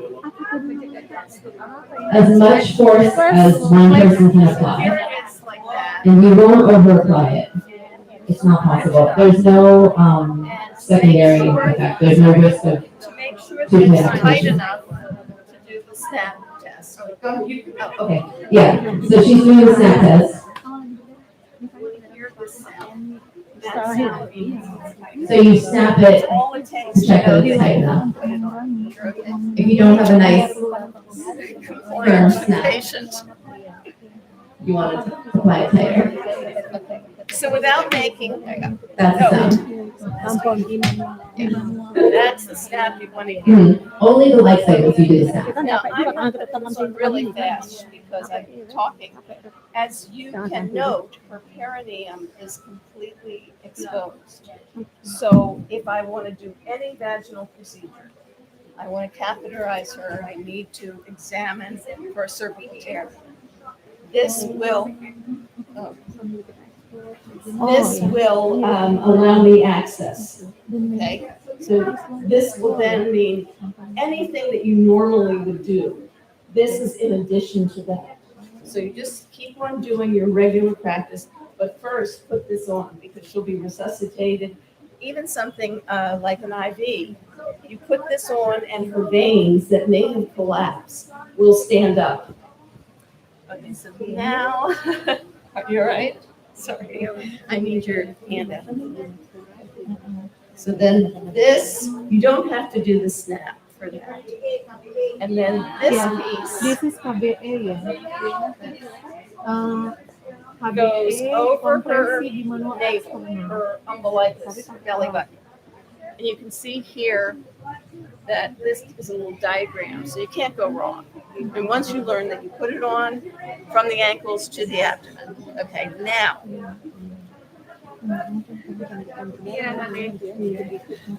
So you see how I'm really, here it is, unstretched. I'm stretching it over. Okay, so this is going to prevent Excessive blood from flowing, but it doesn't cut off blood. It's not a tourniquet, so her extremities will remain perfused. Just the majority of the blood in her body will now stay in the upper part of her body, which is her heart, her lungs, and her brain. That's what needs the oxygen during shock. Are you okay? You're okay. How do you feel? Tight, uncomfortable. No, it's not uncomfortable. Many people say it feels like you're being hugged. Does it raise their blood pressure? Yes. Yeah, that's the whole point of it, Yeah, right? the whole point is cardiovascular output is increased, and it's also usual that at this point you ask The woman, if she's now conscious, if she can take a deep breath. Can you take a deep breath? Really deep. Oh. If she can do that, it's not too tight.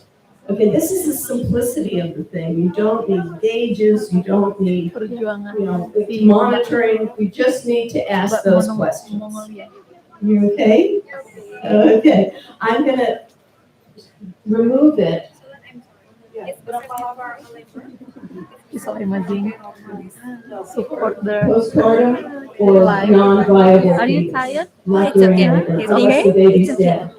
Because when you're decreasing blood flow to the uterus, if the baby is alive. It's YouTube. Question? It's YouTube live.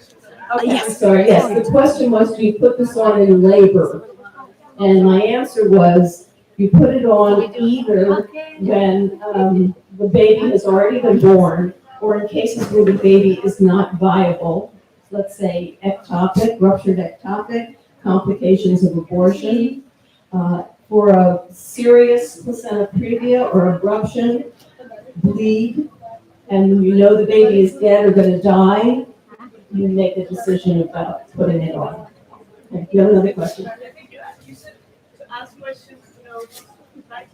Okay, to know if it's tight enough, you do that, get that sound, and then you ask the woman if she can take a deep breath.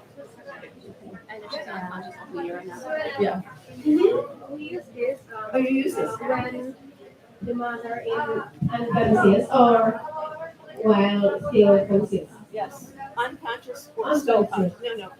All that matters is that her pulse and blood pressure have changed in the way it does for shock. So she has clinical signs of hypovolemic shock. Elevated pulse. Elevated pulse and a decreased blood pressure. And what the numbers exactly are need to be something that you do per facility, because different places have different things. But generally, it's a pulse that's above 100 and a systolic blood pressure that's less than 100. That makes it kind of easy to remember when it needs to go on. And also when you're removing it, that you want to have those same parameters. You don't want to put it on somebody who's still bleeding. Yes? only for hemorrhagic, only for preventing shock for hemorrhagic or another shock. Well, it's not cardiogenic shock and not electrical shock, or it's for hemorrhage during childbirth or postpartum. Pregnancy. Was that, yeah? Maybe more easy to clinical one. We can only start with the blood. The blood. The blood. The blood is low. We can miss off there.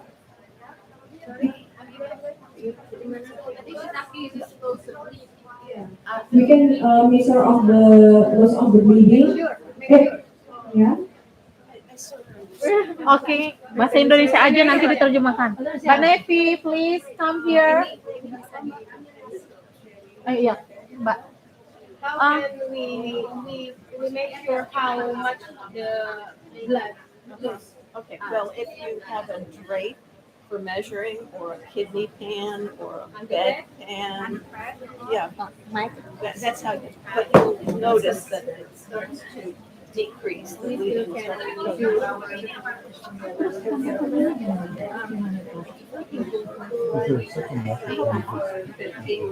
Mic is there. The mic is there. You cannot hear. So she just raised.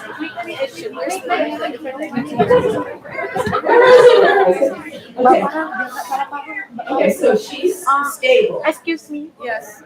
Supaya tidak salah paham, ini soal praktek. Tolong Mbak kesini supaya diterjemahin, ya. She just asked me to help translate so that we are not misunderstood anything because it's about practice. Okay. Come here. The microphone. Maybe together.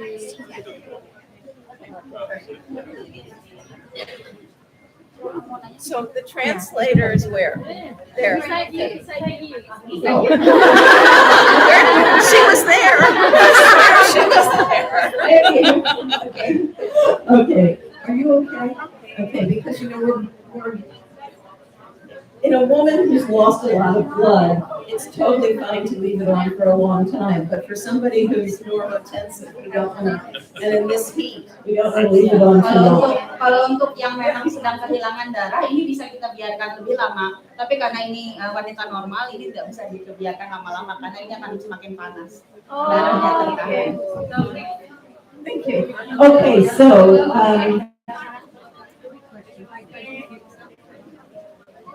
I didn't hear what was the pressure reading that you said.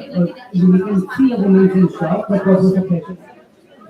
when you would put it on? A pulse over 100, a blood pressure, systolic blood pressure less than 100.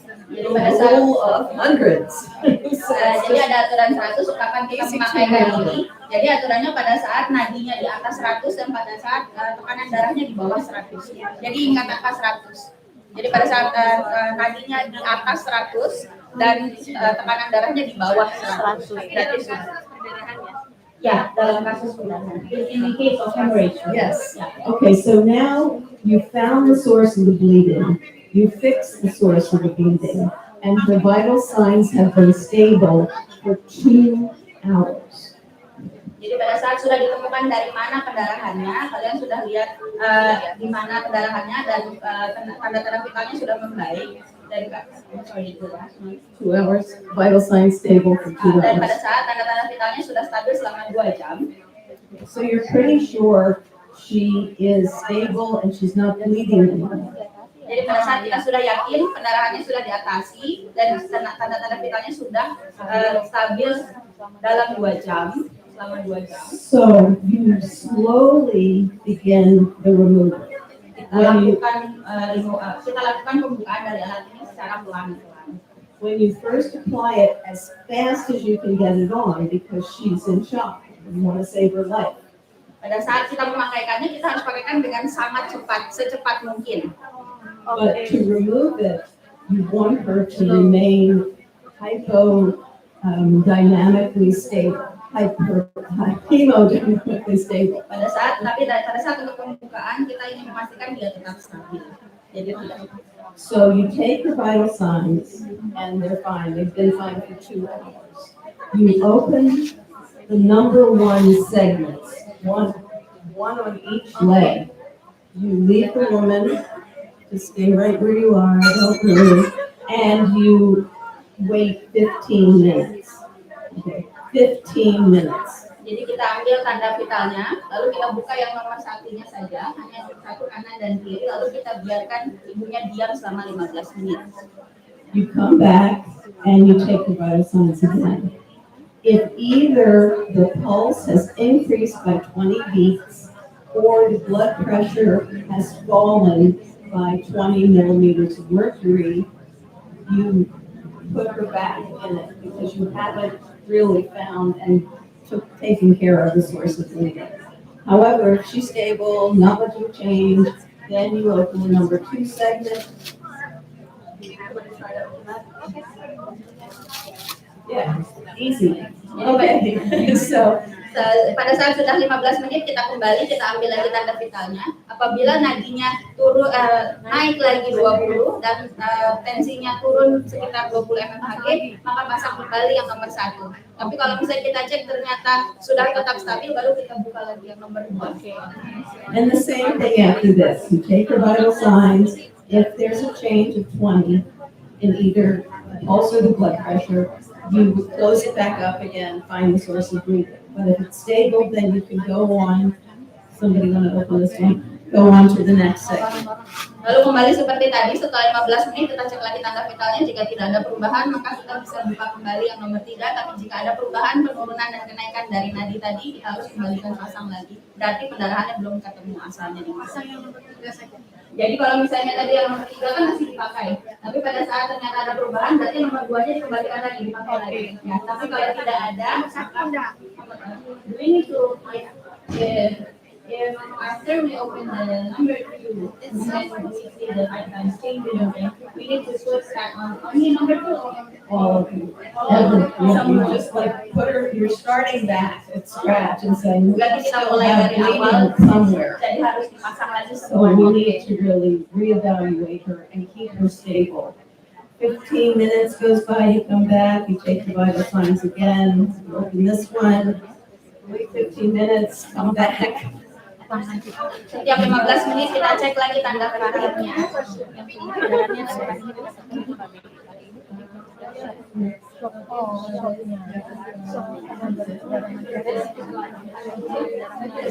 It's fine. We really had that question because sometimes you'll find the two things together.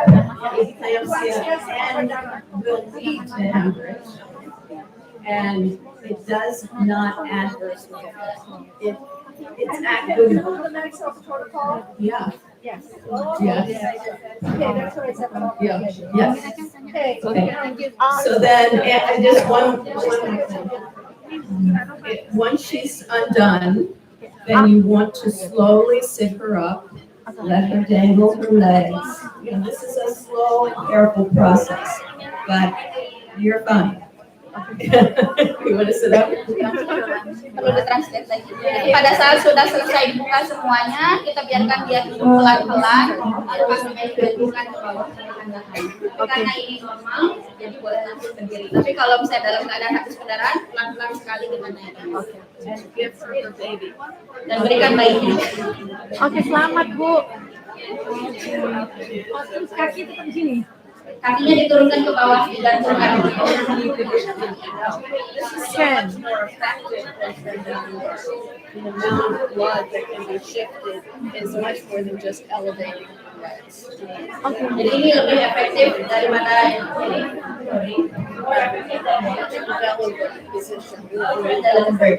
Ini lebih efektif daripada yang kakinya dinaikkan ke atas. Let's just go one at a time. Oh my God. Ya, tanya satu-satu. This method could be a good effect with anemia infertility maybe.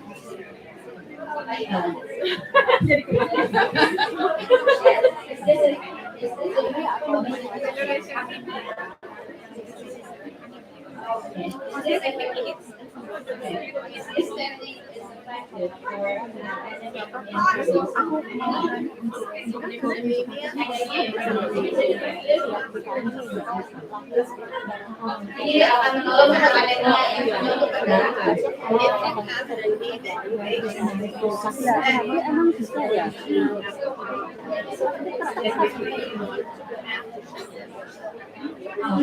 Kalau memiliki pasien dengan riwayat anemia yang kita curigai akan mengalami pendarahan, kita boleh melakukan ini setelah dia melahirkan. Oke, aku ada pertanyaan.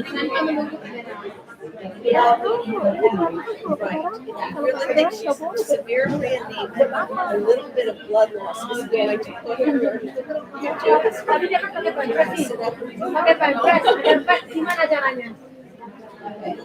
When she's using an underwear, she is having a brown line, and then how can we Yes, remove the underpants. harus underwear-nya diambil dulu dan dipasangkan dulu. or you could put it back on again after you got her in this. Atau bisa ditaruh lagi di dalam underwear-nya kalau lagi suka itu pasangkan. How do you spell your name? Yes. Do you have social media? Sorry, do you have social media? I have a Facebook. Facebook, but Instagram? I'm not using Instagram. Facebook, the name? Please. Device, brand new. I want to follow you. Disinfected, washed, and dried, refolded over 100 times. Ini bisa dicuci, disterilkan lebih dari 100 kali. Aku ada pertanyaan. Yes, price. Price depends on how many you order. But if you order a small quantity, it's $60 per garment. And if you order a large quantity, it's probably about $37 per garment. Jadi kalau untuk harga tergantung dari berapa banyak dipesan. Kalau misalnya pesannya sedikit sekitar $60, kalau misalnya pesanannya banyak sekitar $37. Oh, nggak nyampe 1 juta, anda tuh 1 juta ke bawah. Kan ini boleh dipasang setelah persalinan. Berarti pasien lahir langsung boleh kita pasang. Pemasangan ininya apakah pada saat si ibu proses persalinan sudah standby di bawah atau nanti dulu kalau kita No, habis. Oke.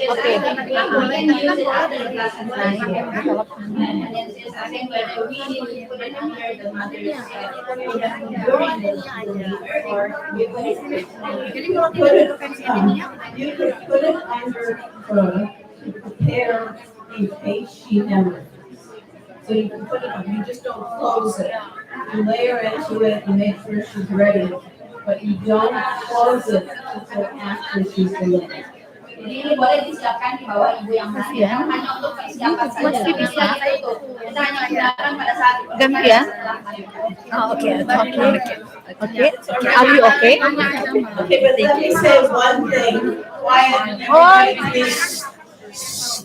If you only have one or two and your clinic is relatively busy, you don't want to tie it up on a woman who isn't hemorrhaging because somebody could walk in the door in shock and it would be under her. You can't use it without washing it.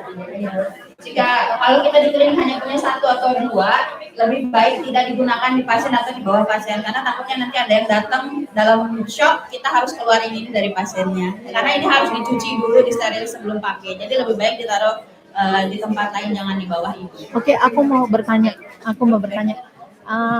Kan tadi posisinya seperti ini tidur. Nah, padahal kan udah terpasang alatnya. Padahal tadi saya dengar bisa dilakukan explore. Nah, pada waktu explore rahim itu, apakah stay kakinya seperti itu atau berdiri? Bagaimana gitu? The example is she's laying down with her legs straight and then the visor on. But you said that we can still use it even when we are exploring the uterus. Yes. How we can use it? tetap bisa kayaknya. Oh, bisa. Masih bisa Oke. ditekuk kakinya. Jadi ini keadaannya terbuka, jadi masih bisa tetap. Can we try one leg when this is Kasihan banget. I'm okay. I hope so. You must be okay. Ya, kalau udah tekuk bisa. If you see this, she can bend her knee. The other thing I didn't show you can translate. Selain ini ada yang saya belum tunjukkan kepada semuanya. Dalam keadaan dipakai, dengkulnya masih bisa ditekuk ya, kakinya masih bisa ditekuk. Iya. Oh gitu. It's okay. I'm just trying to demonstrate. Oh ini kali ya. I Light said rock. when you put it on, you can do anything that you would normally do, including massaging her uterus. Light rock. Saya sudah menjelaskan China. tadi bahwa pada saat dikenakan kita tetap bisa melakukan pertolongan seperti biasa. Bahkan pijatan uterus masih tetap bisa dilakukan. You can assess the tone of her uterus and you can massage it if you need to, or you can even do a bimanual massage. Jadi kita masih bisa tetap meraba uterusnya, kita tetap bisa massage, bahkan kita bisa tetap memasukkan tangan ke dalam vagina. Okay.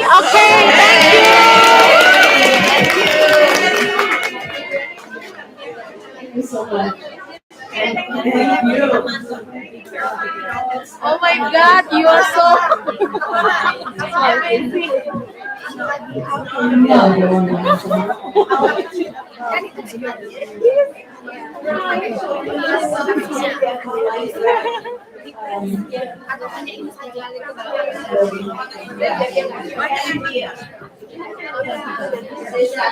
Whether we still need to have an injection of oxytocin to have the bleeding, or we just need this one. Add oxytocin, use it. Do everything that you would normally do. This is Tiny shock. bump. It's really not compress the uterus or cause a contraction. It will slow the bleeding down, but it's not meant to replace uterotoxin. Jadi kalau memang memiliki oksitosin tetap dilakukan suntikan oksitosin karena ini tidak membantu kontraksi uterus, ini hanya membantu supaya pendarahannya tidak kemana-mana dan menjaga tetap ada di bagian jantung dan yang vital saja. Untuk make sure ya, berarti this tool is used to prevent the blood flow to the bottom, but the blood flow to the Yeah. We want the blood, we want blood flow up here. It's like a water balloon. You fill a balloon with water. If you squeeze the bottom part, it all goes to the top. And that's the principle. Yeah. Oke. Jadi prinsipnya dari alat ini hanya menekan aliran darah supaya tidak ke arah bagian bawah tubuh. Jadi dia hanya menahan aliran darah supaya tetap di bagian atas, bagian jantung, paru-paru dan otak supaya tidak terjadi shock. Oke, thank you Mbak Farah. Thank you so much. You saved me. She gave me a life raft. And Michelle is going to put up the URL for the company that can sell this to you. Jangan ditunjukkan di URL-nya untuk pemesanan dari And the best way to get it is to get all together and make one order because the shipping will. Jadi cara terbaik untuk memesannya bareng-bareng, memesannya secara grup supaya shippingnya satu kali dan lebih. Okay. We will do it. Thank you. Bye-bye. Thank you.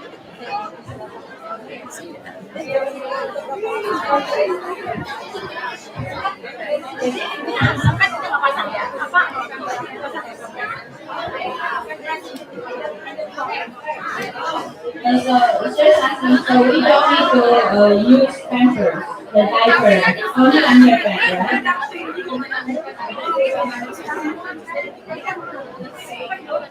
Okay.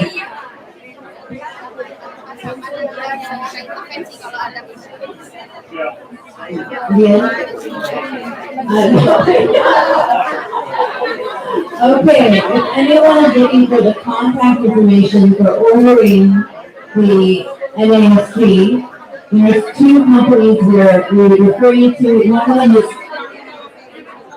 viaglobalhealth.com.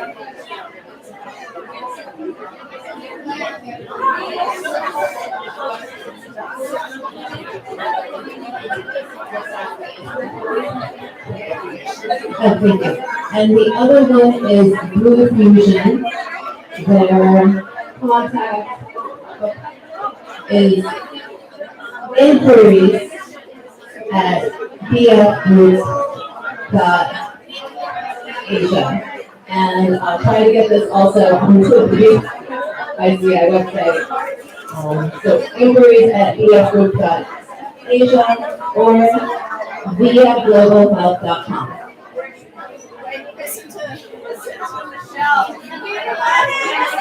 Oh, here it is. Hai, banyak orang bertanya. Bagaimana saya dapat menjual apa namanya? Michelle has information. Okay. Ini bisa beli lewat sini. So, via Global Health, can you zoom out? I don't know if you can. So, viaglobalhealth.com is one of the two companies that can, where you can order the life wrap. There's two sizes. I think you see that. Small and large. So, this is the small. What program you need? This is what you want. You want a small one in Indonesia. This small one will fit me. Okay, somebody as tall as I am, or as big as I am, but more important, it will be tight enough for a smaller woman. All right. And the other, there we go, Blue Fusion, which is inquiries at bfgroup.asia. We'll put it on the website. Okay.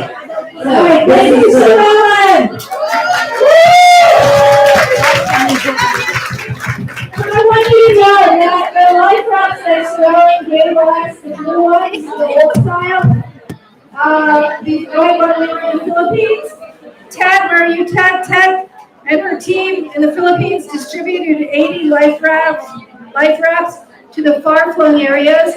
where there were no hospitals after the typhoon. No hospitals. And you know what? We use this and it saved many, many, many lives. So especially for the midwives that are in a far-flung area, kalau tinggal di jauh dari rumah sakit, betul atau siapa tahu, ini penting banget, okay? It's really good lifesaver. Okay.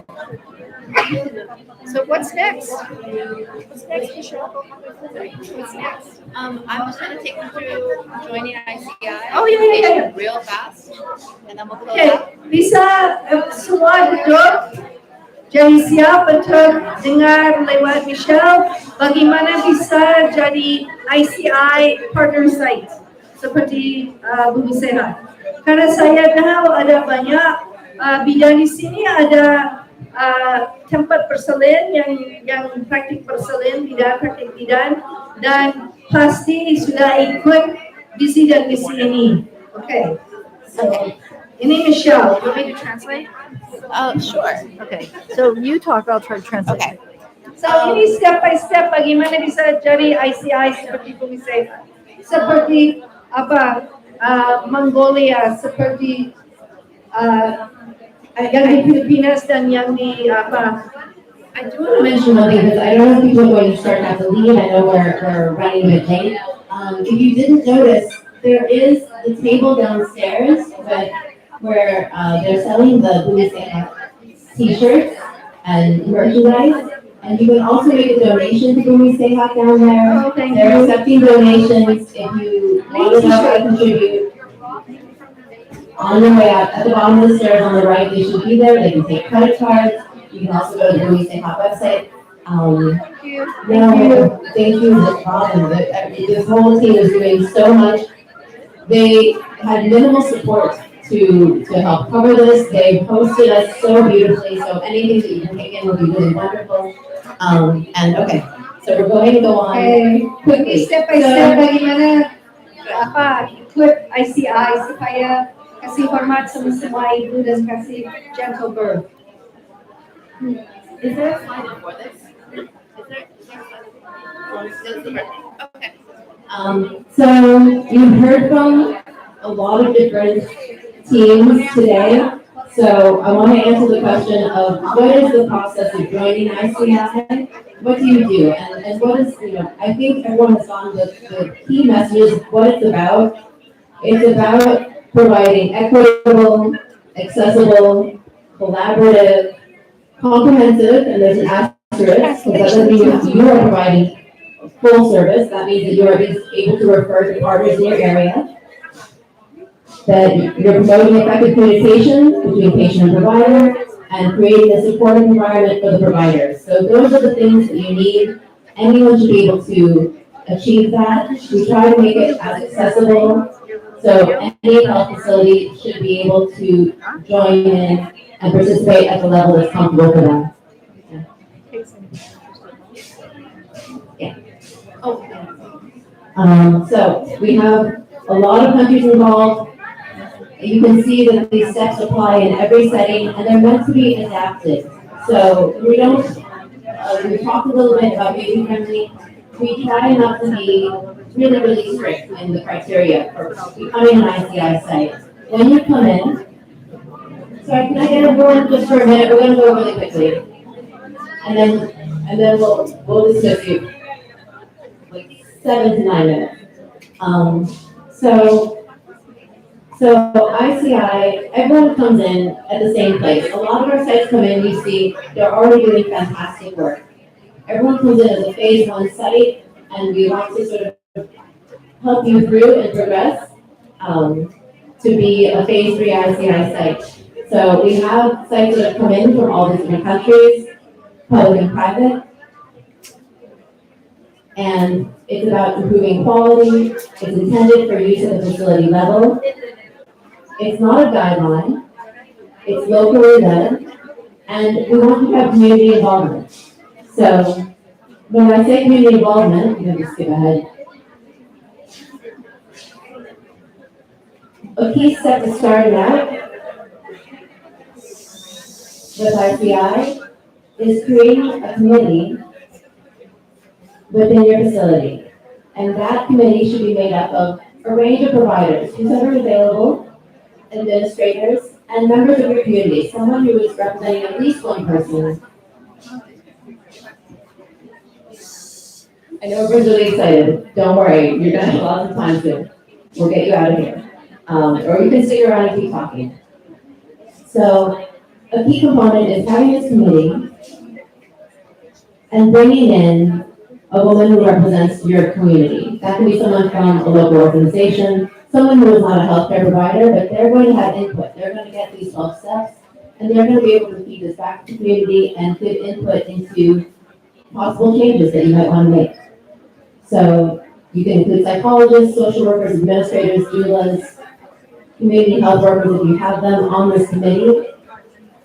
It just needs to meet a few times a year. And we really want to emphasize breaking down hierarchies to the extent possible. So the first step of joining the ICI is creating this committee.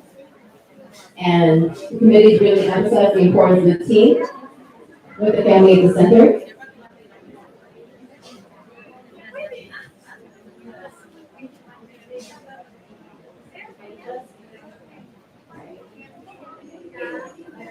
And then once we've got the committee, there is an application form. So you can go on the ICI website, you can submit through the contact us form and say that you want to apply and you want to get the application.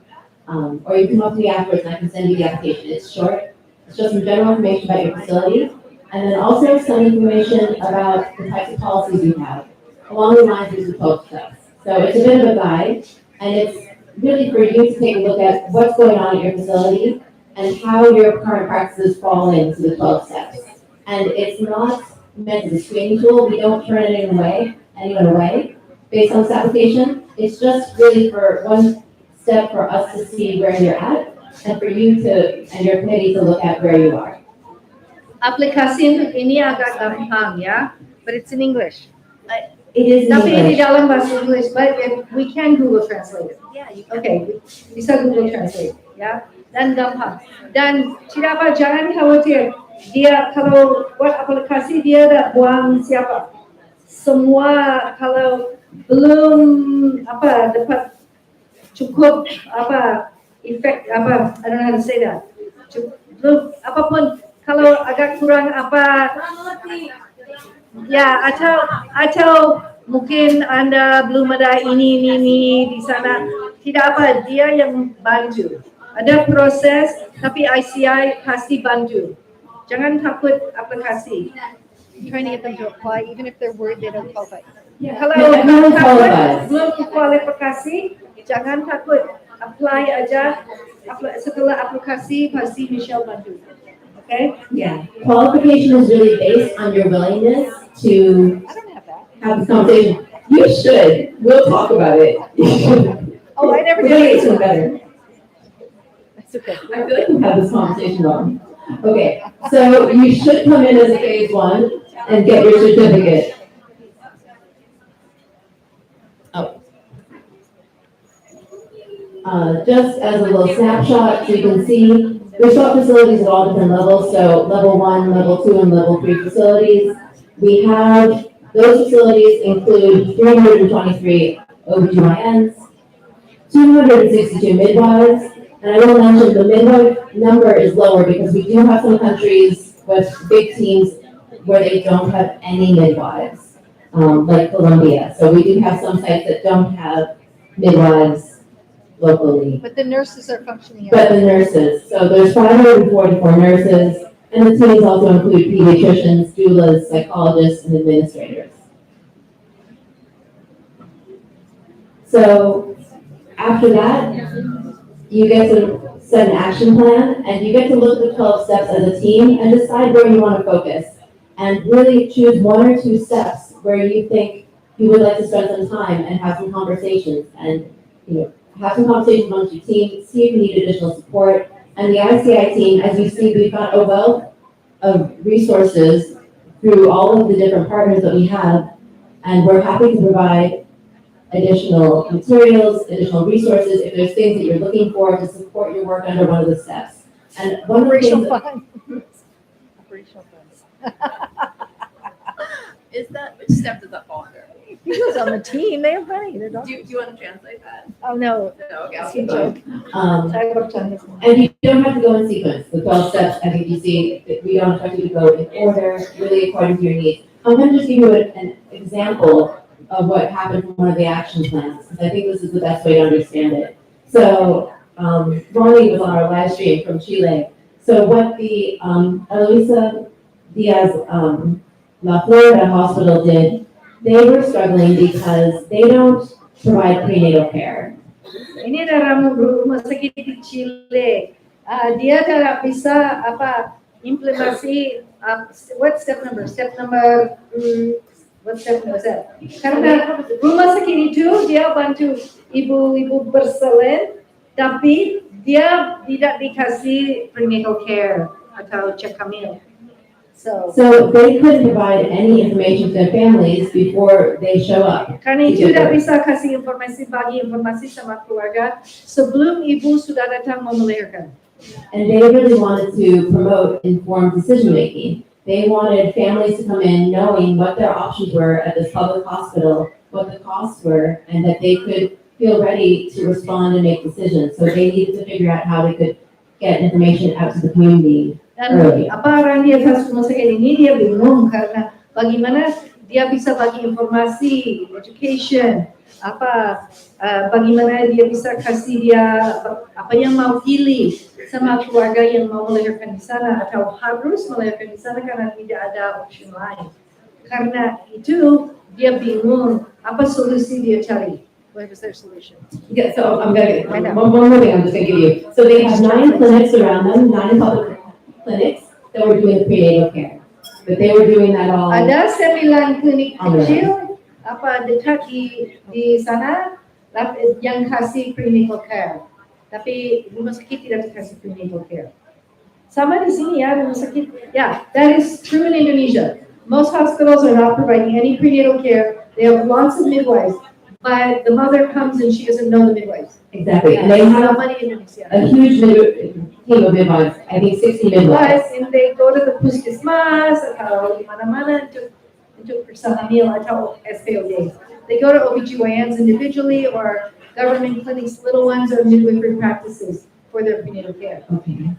So we were convening meetings with some other ICI sites, and we said, well, what if we develop some kind of birth preferences tool? And so we had the Chilean team, the Colombian team, and the team from Turkey, and they were chatting and then sharing different tools that they had been using in Colombia and Turkey to communicate with their patients. And so through the ICI meetings, they worked to develop, and they each made improvements to their own form. And so the Chilean team came up with a birth preferences tool that they would then send out to those clinics and do a one-day training so that each clinic now has all the information they want to get out of their patients that they could give, and they would give a paper form at 24 weeks and start working with the women about what their options were. Okay, contoh, rumah sakit besar, dia mau bagi informasi supaya yang orang di puskesmas, orang di praktik bidan atau di SPOG, dia bisa bagi informasi lengkap sama semua ibu mau melahirkan di rumah sakit besar.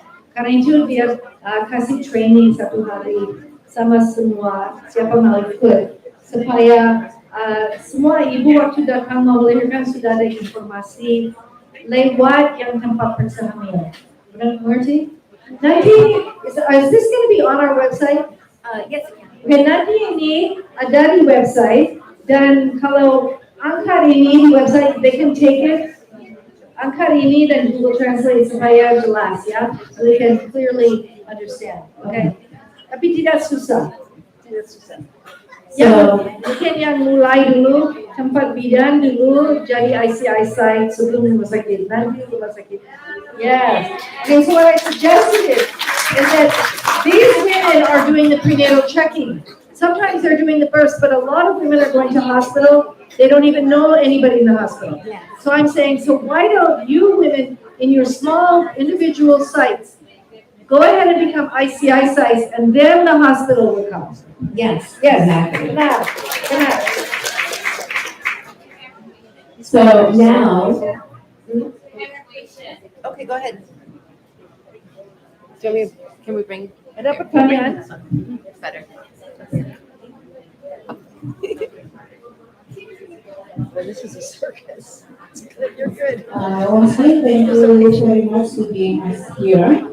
We have question. This is all. I think this is the same question for all midwives in Indonesia. Yeah.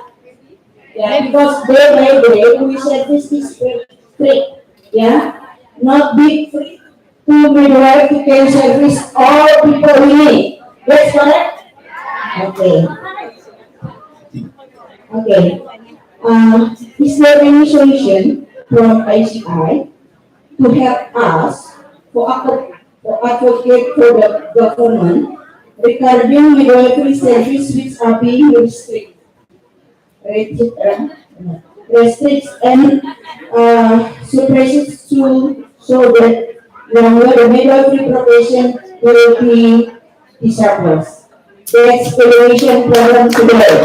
Day by day. That's why all midwives is crying in Indonesia because we cannot do with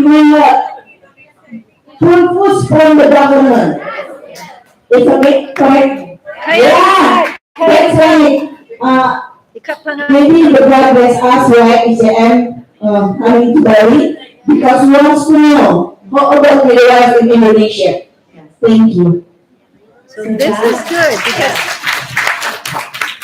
our Pogi, our OB, masalah di sini Pogi kuat sekali ya. Ya, dia lebih banyak power kepada ED. So the OBGYN Association is like seperti dia ada satu kaki di atas ini kita ya. They are stepping on the Midwives Association. So tapi ingat, ini ICI, ini visi dan misi FIGO. FIGO, Federation International Gynecologists and Obstetricians, dia payung di atas semua POGI, ACOG, apa ada, di mana-mana di dunia. POGI harus comply sama ini, tapi belum implementasi karena waktu FIGO baru buat ini visi dan misi, baru ada pandemi. Tidak diimplementasi, tapi di mana yang dalam bahasa Indonesia, the document, ada dokumen dalam bahasa Indonesia, bisa dapat download, can we download from our website? Ya, sudah? Oke, sebentar Aris mau taruh ini di website, ya, ini ICI bisa download lewat ICI website. Anda bisa download ini dan print dan kasih semua SPOG, ya. Saya tidak tahu kapan. I know, I love you. Karena itu saya kasih dia satu meeting. Thank you. Give her that. Give the doctor that. Right there. The doctor. Thank you, Doc. Nah, kalau kita harus sirkulasi informasi karena pasti ada SPOG tidak mau ikut ini. Contoh, siapa bidan di sini mau praktik water birth? Ya, semua bidan bisa. Pasti, oke. Kalau tidak ada risiko tinggi, kalau bisa, karena Indonesia ada banyak air, dia keluar water di Indonesia. Di Karangasem tidak ada, tapi biasa ada. Oke, tapi FIGO dia dikasih recommend kepada FIGO dalam what does it say here? Water therapy, which yes, ada di ICI water birth. Nah, FIGO belum implementasi sampai POGI. Tapi jangan marah-marah sama POGI atau sama SPOG, ya? Karena kalau ini kata keluar yang jelek atau mungkin kata keluar yang manis tapi di dalam itu ada. Karena kadang-kadang kita lihat praktis dia, kita harus kalem, harus dan buat nafas seperti kita bilang sama ibu yang padu, breathe, ya, oke, dan jadi teman sama SPOG. Saya teman sama Dr. Padi, ya. Waktu Dr. Pari dia masih resident di Jogja, dia bel saya nangis karena istri mau partu. Dia bilang, ibu saya tidak bisa sampai ke sana. Karena dah dapat libur, dia nangis karena sudah mulai ngulas. Saya langsung bantu istri dia, ya. Saya sama bidan Bumi Sehat, ya. Dan kita selalu hidup ini pasti teman kuat, ya. Karena dia kasih hormat sama bidan Bumi Sehat kasih hormat sama dia. Kita harus kasih hormat dulu, ya. Kasih hormat, jangan bagi kata jelek. Tapi print ini ICI dan kasih bilang, oh ini dari Vigo, ya. Kita harus bersama kerja supaya hak asasi manusia bisa untuk ibu mau melahirkan bisa hidup. Okay? Pasti we can, yes? Can we? Pasti bisa. Yes, we can. Okay, so for example, kalau ingin mau water birth di Indonesia, mulai sama ICI dulu, okay? Step by step, baby step cukup. Baby step is enough, okay? So we just had a whole conversation. I got that.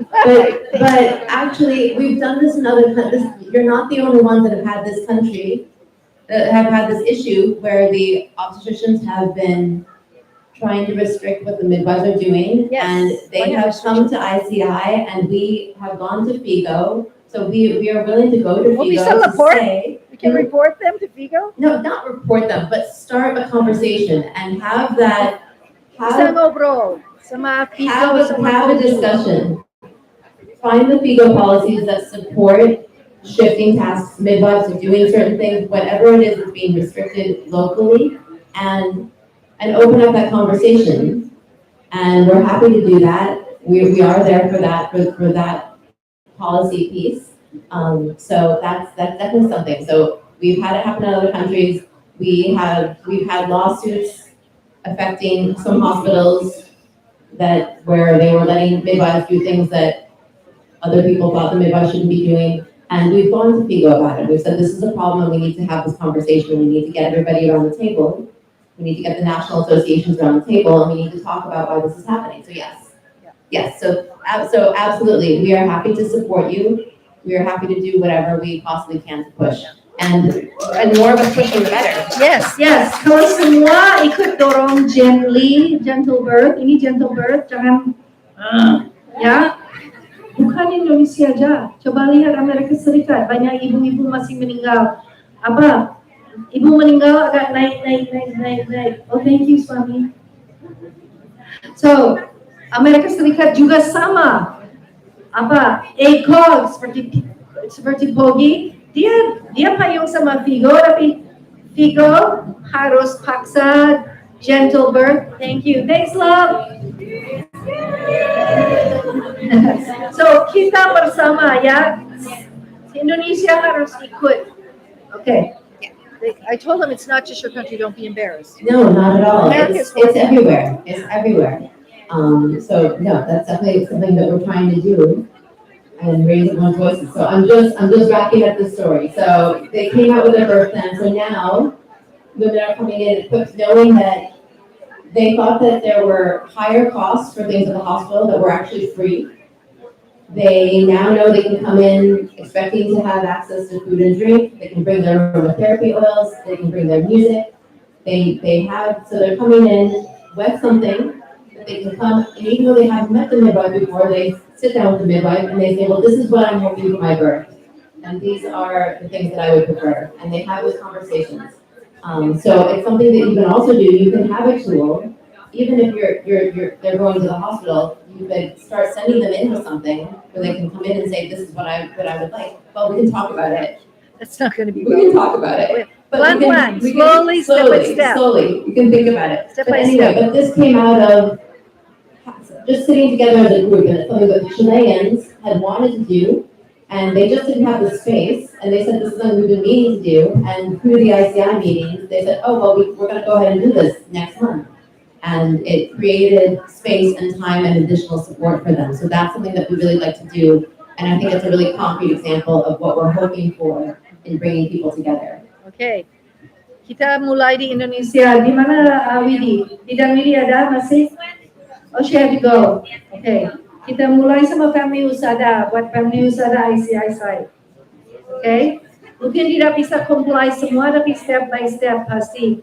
Karena administrasi satu rumah sakit dekat di Gianyar di sini, pasti dia mau apa yang bidan pemisahan minta dia dikasih sekarang. Dia mau kooperasi, mau bersama ya. It's true. Okay. So we have a hospital we're going to start working on. Let's do it. Very near here. Okay. And Another one so we're going to abandon. another piece we like to give the teams. So when we heard about the history with INBCO had developed questionnaires to get feedback from women about their birth experience. And so ICI has adapted those questionnaires. They're electronic, they're available in many languages. So we also offer those questionnaires as a tool, a questionnaire for the women and a questionnaire for the birth companion. That could be a doula, it could be the father, it could be another family member, to hear about. And so that way the facility can have the opportunity to hear and get some feedback about how their births are going. And it's an opportunity to capture more voices from the family than just having them on the committee, but it's another opportunity, and they don't have to be done year round, but periodically you can survey families to get feedback and to just see if there are certain areas where you would like to see improvements or changes, or just to recognize where you're doing really well. I keep trying to change my slides on there. Okay, so I think that's it. This is just a few of the questions. So questions about staff included me when making decisions about my care and provided me with the information I need to make decisions. I was free to move around during labor and encouraged to do so. During labor, I was able to have a person of my choice be with me. And so that's just a really, because we're so late. So that's a quick idea of what the ICI sites do in order to participate and to start creating some of this change that we're talking about. There's obviously a lot more, but we can't stay all night. We have to leave at some point. So the website, so you can get on the website, icichildbirth.org. You can join the mailing list. The 12 steps are available right now in 24 languages in the summary version. And we also have a lot of the full length, sorry. Nowhere to go. My email address is up here. So you can join our mailing list on the website. You can also email me directly, mtharian@icichildbirth.org. Andre's not here, but he's with us in spirit. And his email address is up here. Deborah is up here. So you can reach out to us. We want to get in touch with you. We want you to get on the website and sign up, get an application, however you're able to engage. And we're going to hold webinars this year, so you can at least engage with us virtually. We won't be coming together physically again. It's another way for us to keep this conversation going. I think that's it. Deborah, have I forgotten something? Okay. Andre Deborah, is at the University of Ottawa. Deborah? And again. Thank you, Michelle. Woo! Thank you. So what is my impression about ICI is it's integration of the all professionals together. So when we talk about doula, the professionals, doctors not accepted doulas, and midwives is not. In that case, we putting all these WHO guidelines together, and we listening is seeing ICI 12 steps, and as a group of people. It's not only one person or one hospital asking the ICI and also the doulas and also women. And what we aim is that we want everyone is happy. The observers happy, and midwives happy, girls happy, and mothers happy. That is what we aim at, and that is, I think, the good approach. And then also, we always show this evidence. For example, when doing the doula, we started with some studies, and we show that is the evidence we need that. Otherwise, if we working hard, but we cannot show what we've done, it's very difficult to make a change. So my personal our teams is I'm starting to recruit my colleagues what I wanted and introducing this all I said workshops and sitting together and then how we can implement it.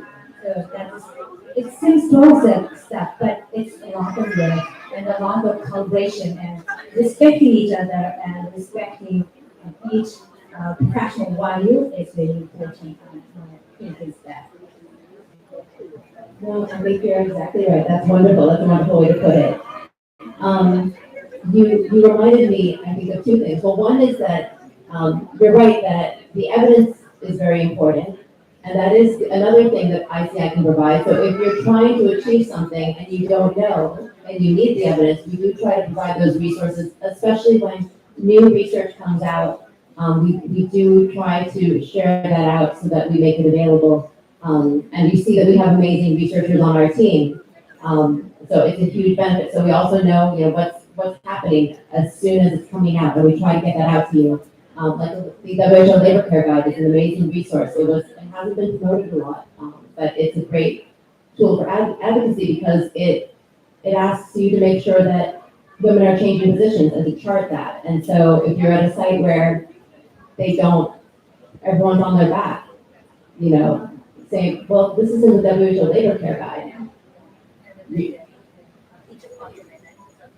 Exactly. And the Interparty Guidelines supporting it. So there's that. And I'm afraid I'm so tired I might be forgetting something. You reminded me. I'm not going to remember. I'm so tired. Sorry. No? Okay. Should we just have a stand-up circle? Yeah. Yes. Okay. Yes. So this has been a day. Do you all feel really full of many emotions? Oxytocin. Oxytocin is just flowing. Could everyone stand? We want to thank everyone, each one of you for being here, each one of you for the difference that you're making in the world for mother, babies, families. We hope all of you will be on our ICI site, more and more sites coming today. Thank you to all our presenters for being here. Thank you again, Team Bumi Sehat, for your incredible love and care this day. And Ibu Robin, without words, right, for your vision, love, and care. And we have Ibu Mala, who's going to lead us all in a song. Some of you know it. Okay, so wherever you are, we want to hear your English, but very simple. Yeah? Come on. Okay, if you speak English, but even Indonesians can sing this. Yes, everyone. We have many Indonesian doulas love this song. Okay, here we go. All I ask of you. Okay, you guys. All I ask of you is forever to remember me. Is forever to remember me as loving you.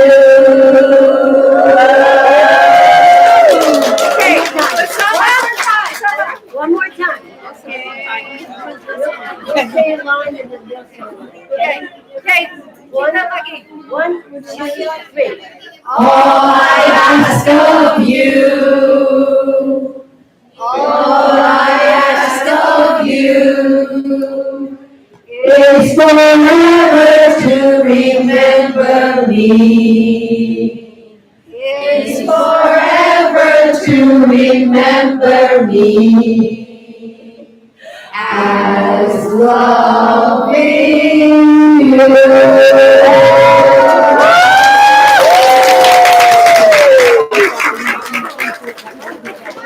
We love you, and there's now tea and coffee outside on this floor. Just go out around, and we can have tea and a little snack. Yeah, makan bersama, minum Okay, teh. I love you.